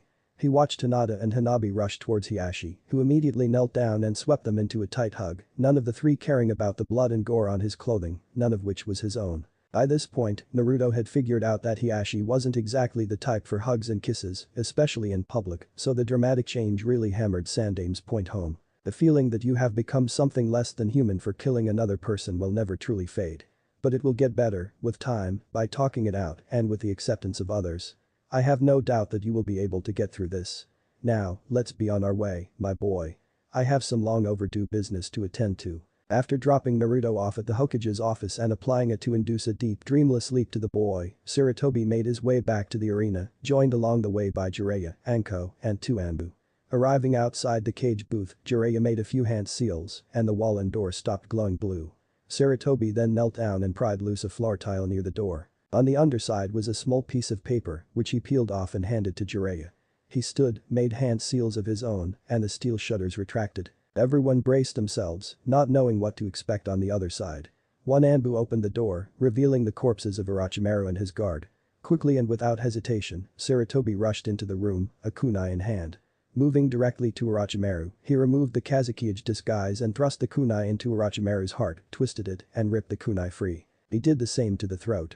Finally, Sarutobi's hand came to hover over Orochimaru's head. With a mighty downswing, the kunai pierced the skull. The Sandane wiggled the blade around inside, scrambling the brain, before snapping the kunai at the hilt, leaving the blade inside the skull. Jiraiya silently handed him a large storage scroll, which the body was sealed into. Sarutobi turned and after struggling to find his voice, said, Anko, I am assigning you the duty of performing the autopsy, as well as overseeing the destruction of the body. Jiraiya and I will be there to act as witnesses for the latter. Understood, Hokage-sama, though I still wish I had been the one to kill him. I know, which is why I am adding this catch. So long as a thorough autopsy is conducted and every body part and drop of bodily fluid can be accounted for when the body is destroyed by midnight tonight, you are free to do whatever you wish to him in the time in between. Anko snapped to attention.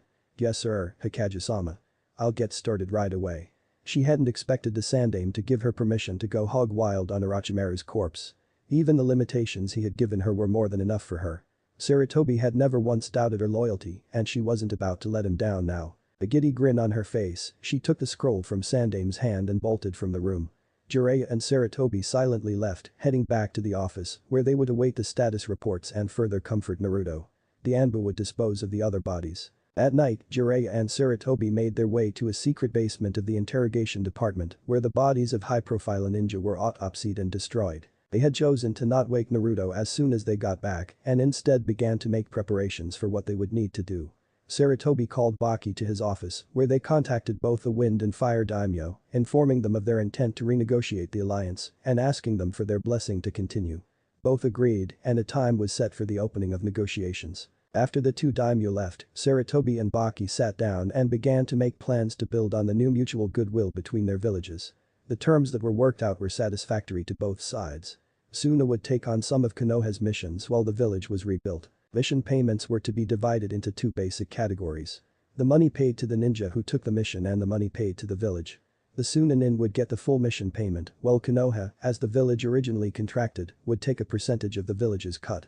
Suna would get the rest. Baki and the Sandaime also began discussing the possibility of a joint village mission to eradicate Odo, based on what the interrogators could get from the prisoners. Saratobi had also cleared Zabuza and Haku for active duty, waiving whatever time was left on their confinement to the village under the headings of good behavior and service to the village.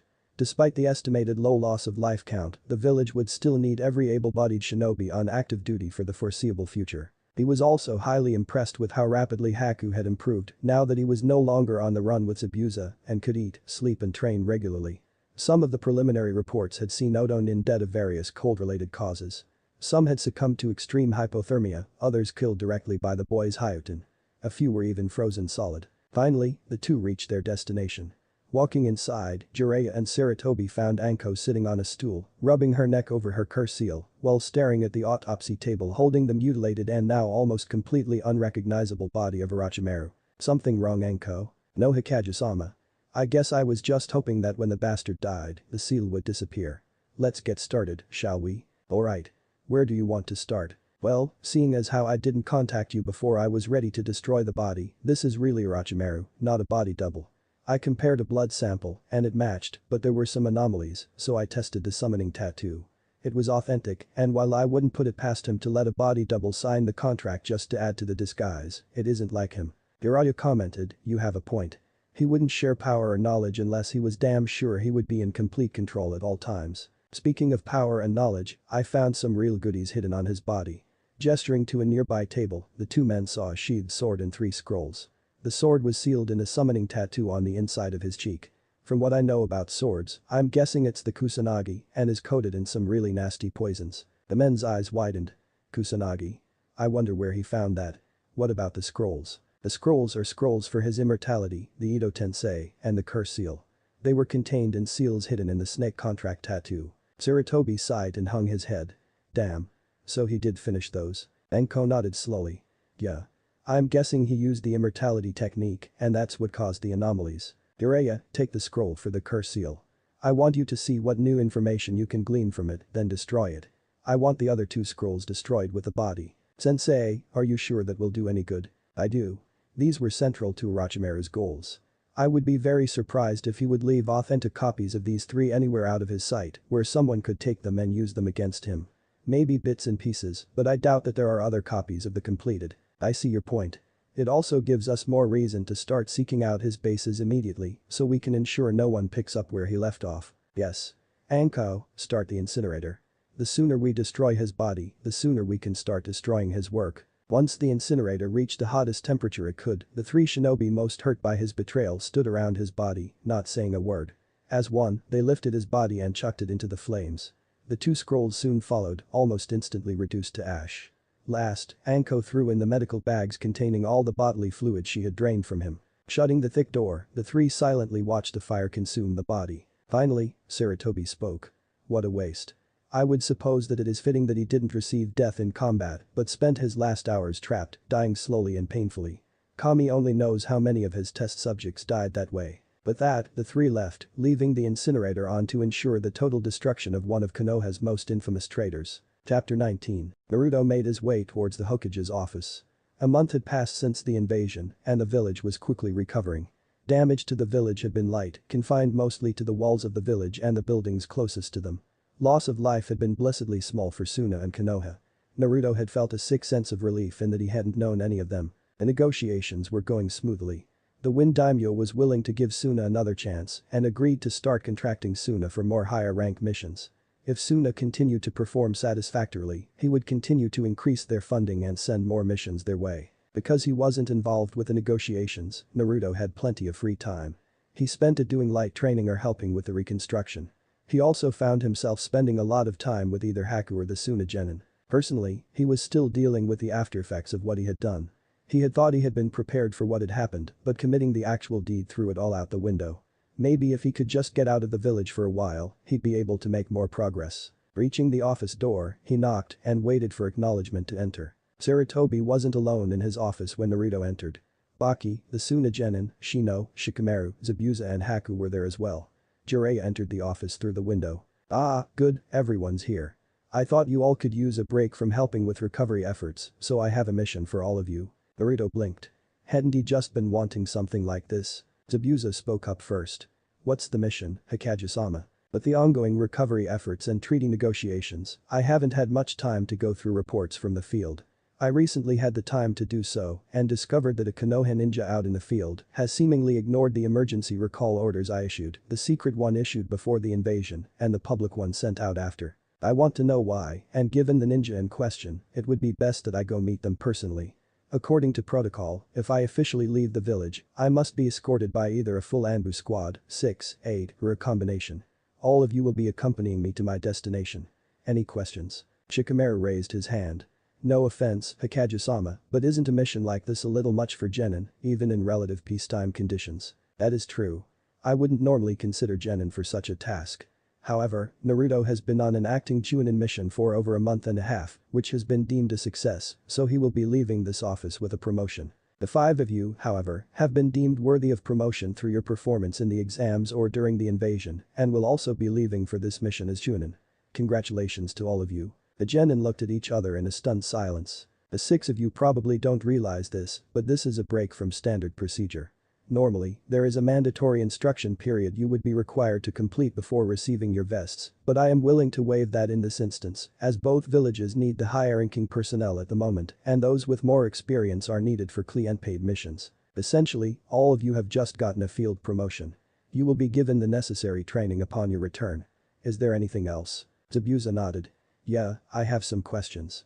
First off, who's the ninja in question?" "My other student, Tsunade, and her apprentice, Shizune. Tsunade's temper means that only Jiraiya or I have a chance of speaking with her without the situation deteriorating to violence, and even that is a small chance. But still, I feel I must speak with her to find out why she has seen fit to not respond to a grand total of 3 recall orders." From the experienced shinobi present, including Jiraiya, he got a shocked silence. Failing to respond to even 1 recall order was an instant charge of treason, unless they had a damn good excuse. Finally, Jiraiya spoke. "Wait a second. 3. What was the first one?" "Following the Kyuubi's attack, one of my first actions upon returning to office was to issue a recall order. Tsunade didn't return at that time either. However, she at least responded to it by way of a letter delivered via summon. She and Shizune were in some remote village at the time. The village was suffering some rather nasty disease and the entire village was to be quarantined for about a year and a half. The 2 of them were going to be there the entire time and planned to spend an additional 6 months in isolation themselves so they wouldn't start an outbreak. At that time, I investigated the situation, found them to be telling the truth and accepted that to be a valid reason for them to stay put. As a result, I didn't list them as traitors. This time, I still haven't heard from her and I am well past annoyed." "What is your other question, Zabuza? Do we have any idea on a location?" Jiraiya answered, "No, we don't. She's gotten really good at staying off the radar in recent years. She gets plenty of practice avoiding people she owes money to. I've got a couple leads, but we'll still be hunting her down." Facing the 6th Chunintab, Sarutobi spoke. "We'll meet at the East Gate at 6 tomorrow morning. We've got a lot of ground to cover and I want to cover as much as possible. We've no idea who or what we will run into out there, so I want you all armed to the teeth. Pack for war and then some. If you can make storage seals, use them. Be warned, though, whatever you pack, you will carry. So I want you to spend the rest of today getting ready." Reaching into a desk drawer, he removed a storage scroll. Unsealing the contents, he produced 6 basic vests, which he handed out. Each village had special insignia that were placed on a vest to denote village of origin and rank within special groups the wearer was a member of. The academy teachers each had several sets, made to look like textbooks, even if they weren't required to wear them daily. Seeing an opening, Sarutobi spoke. "I need to speak with Naruto for a moment in private. The rest of you are dismissed." Once they were alone, Sarutobi stood and walked around to the front of his desk. "I wanted to discuss the changes to your training that will be made once your promotion is final. I know I'll have to be more responsible about my personal training. What else is there, sensei?" Actually, I was referring to the training for your stated goal, my job. You have a good feel for the day-to-day routine here, and I know I can entrust you to take care of many of those duties if need be. Once you are officially I will be teaching you how to classify missions to their appropriate ranks, as well as assign the right personnel to them. Also, you will start attending the council meetings with me, not to mention the meetings with the department heads. This is all in addition to your regular duties so personal training time may be in short supply for a while. Do you understand? I do, sensei. I have one question, though. I'm not questioning your judgment, but how can I be ready for this promotion? I have almost no field experience. Sarutobi's face broke out into a grin. Very good. You are learning not to blindly accept things. I was wondering if you would question me on that. The lack of experience is a valid issue that Hiashi and Shibe raised when they signed off on your personal Chunin exam, one I had already planned for. I planned on remedying the situation by arranging for you to go on missions with Zabuza and Haku, now that they are no longer confined to the village. You will be operating as a three-man team most of the time. Okay. Well, better go shopping, then. I wonder how Shikamaru will travel under a full wartime pack. My money's on not well. True, it is a lot to carry, especially when we do not have a set destination or a timetable for when we will return, but the pack requirements I stated are standard for escorting a Kagure daimyo, no matter your rank or the fact that we are, hopefully, far from being defenseless ourselves. Now, I believe I have some shopping to do for this trip as well. The next morning, the group met at the gate.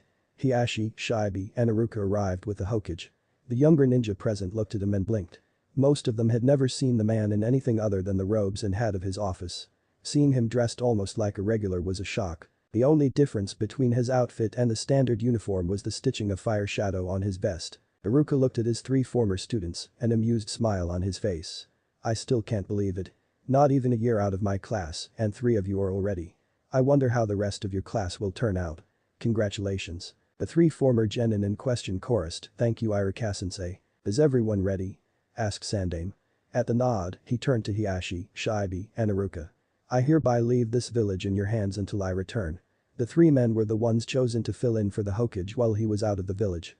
Hiashi and Shibe were chosen for their experience as council members and clan heads. Iruka, as an active Veggie ninja and senior academy teacher, had administrative experience and was unaffiliated with a clan, shinobi or civilian, not to mention the work he did in the Hokage's office when the academy wasn't in session. This was the first time 3 people would fill in for any one cage at the same time, but Sarutobi reasoned that if he was allowed to divide up his daily work between himself and 2 clones before doing what he wanted the rest of the day, it would work well enough to have 3 entirely separate people do his job so they would be able to take care of their daily routines. With that, the Hokage and his escorts made their way out of the village, taking to the trees once they cleared the gates. Around noon, they stopped near a river to rest.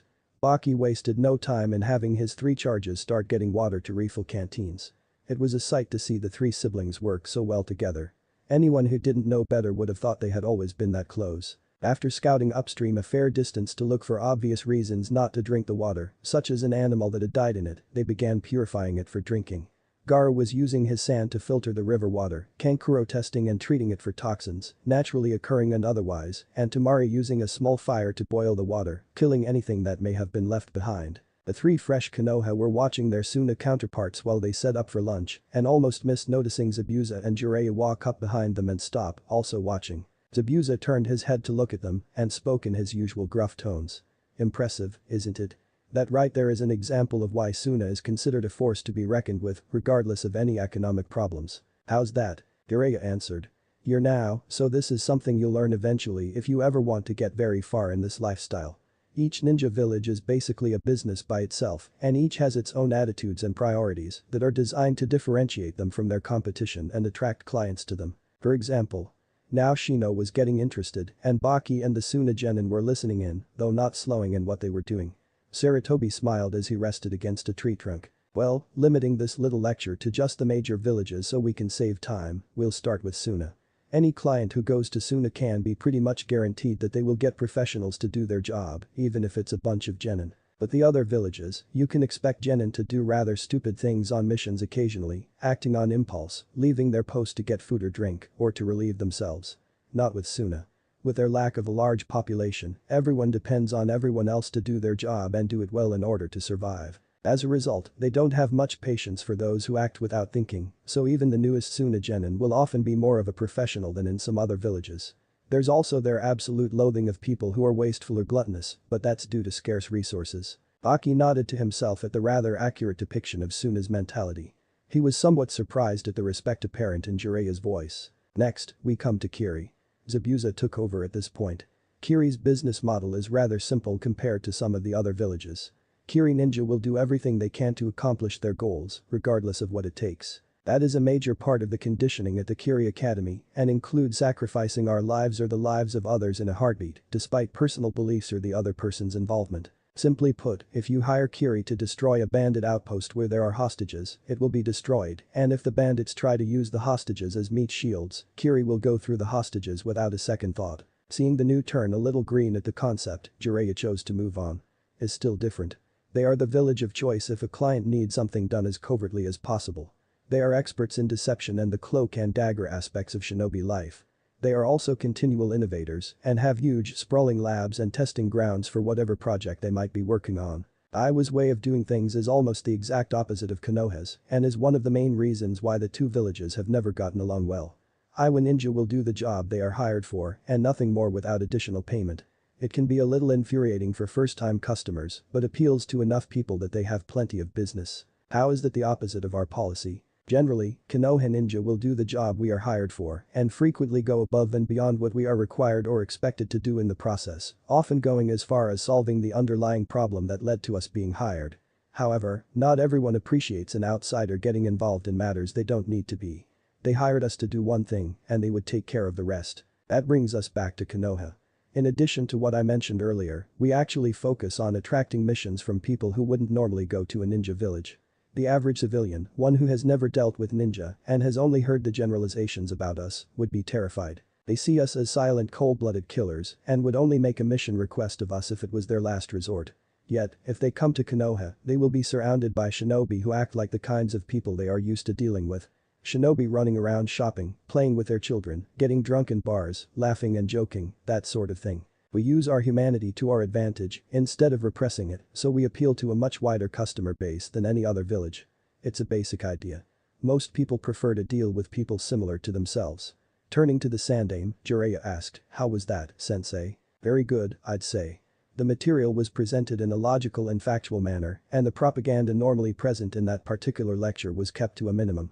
If only some of the other people in Konoha who present information to me on a regular basis would follow that example. My job would be easier if I didn't have to separate the facts from their opinions for them, just so I could make an informed decision. Aki joined in, "I agree, Jiraiya-sama, and may I say, I am impressed by the respect you show to rival villages. I cannot think of many other ninjas who would do the same in your position. Most are too swayed by their village's propaganda." "Thanks. Always respecting your opponent was a lesson that was beaten into me, literally. Now then, let's eat. If we can leave within the next hour, we should make it to the nearest town before dark." True to the Sandaime's estimate, the group made it to the town before night.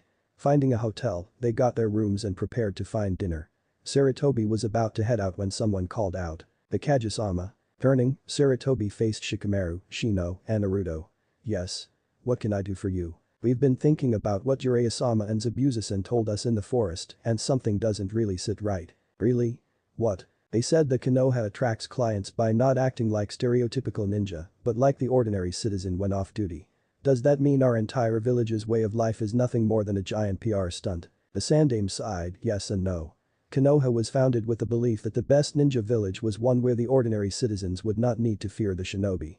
At the time, the existing ninja villages were all run by tyrants who ruled through fear and violence. Once the village was formally established, we needed something to make it stand out. We had the option to either develop a general personality that could represent the village, like Suna or Kiri, or to choose to specialize in a certain type of mission profile, like Kumo does.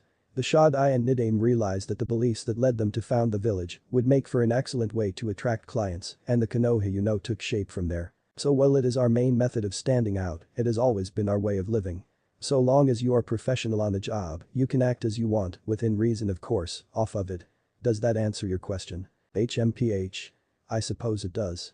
For someone who is against propaganda like you say you are, you sure know how to spread it. That is true, I admitted. It comes from years of dealing with political issues. However, my issue is not with propaganda, but with those who cannot recognize and keep it from coloring their thoughts, words and actions. That does make more sense. Thank you, Hikage-sama. My pleasure. I'm glad to see that Konoha's newest are not the type to accept things as they are presented to you. That is a good trait to have, no matter your profession. Thanks for listening. I do hope you enjoy it. If you want the next part of this video, turn on that bell notification. Like, subscribe and comment down below. And also check out the others videos I have created and enjoyed it. See you guys next video. Till that, take care.